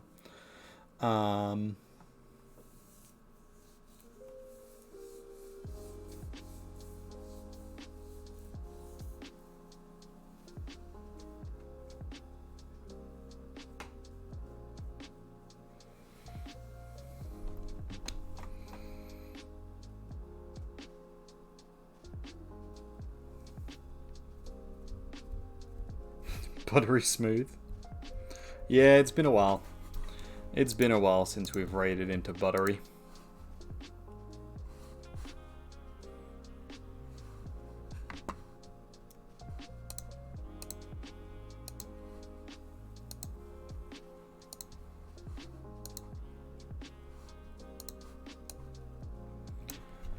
Buttery boy.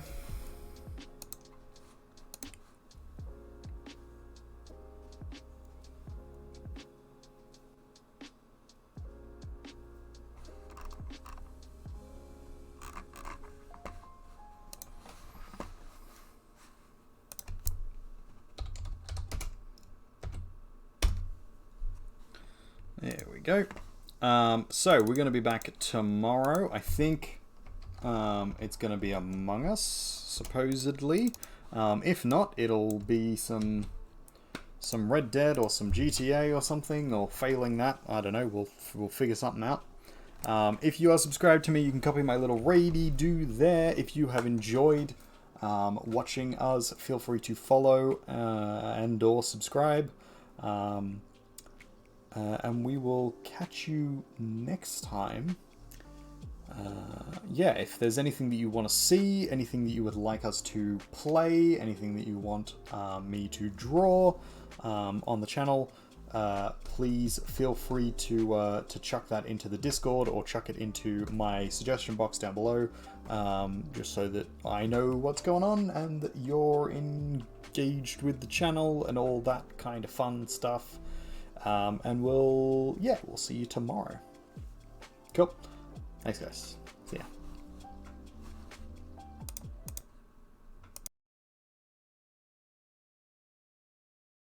Gotta relax. This is Earth Radio. And now here's human music.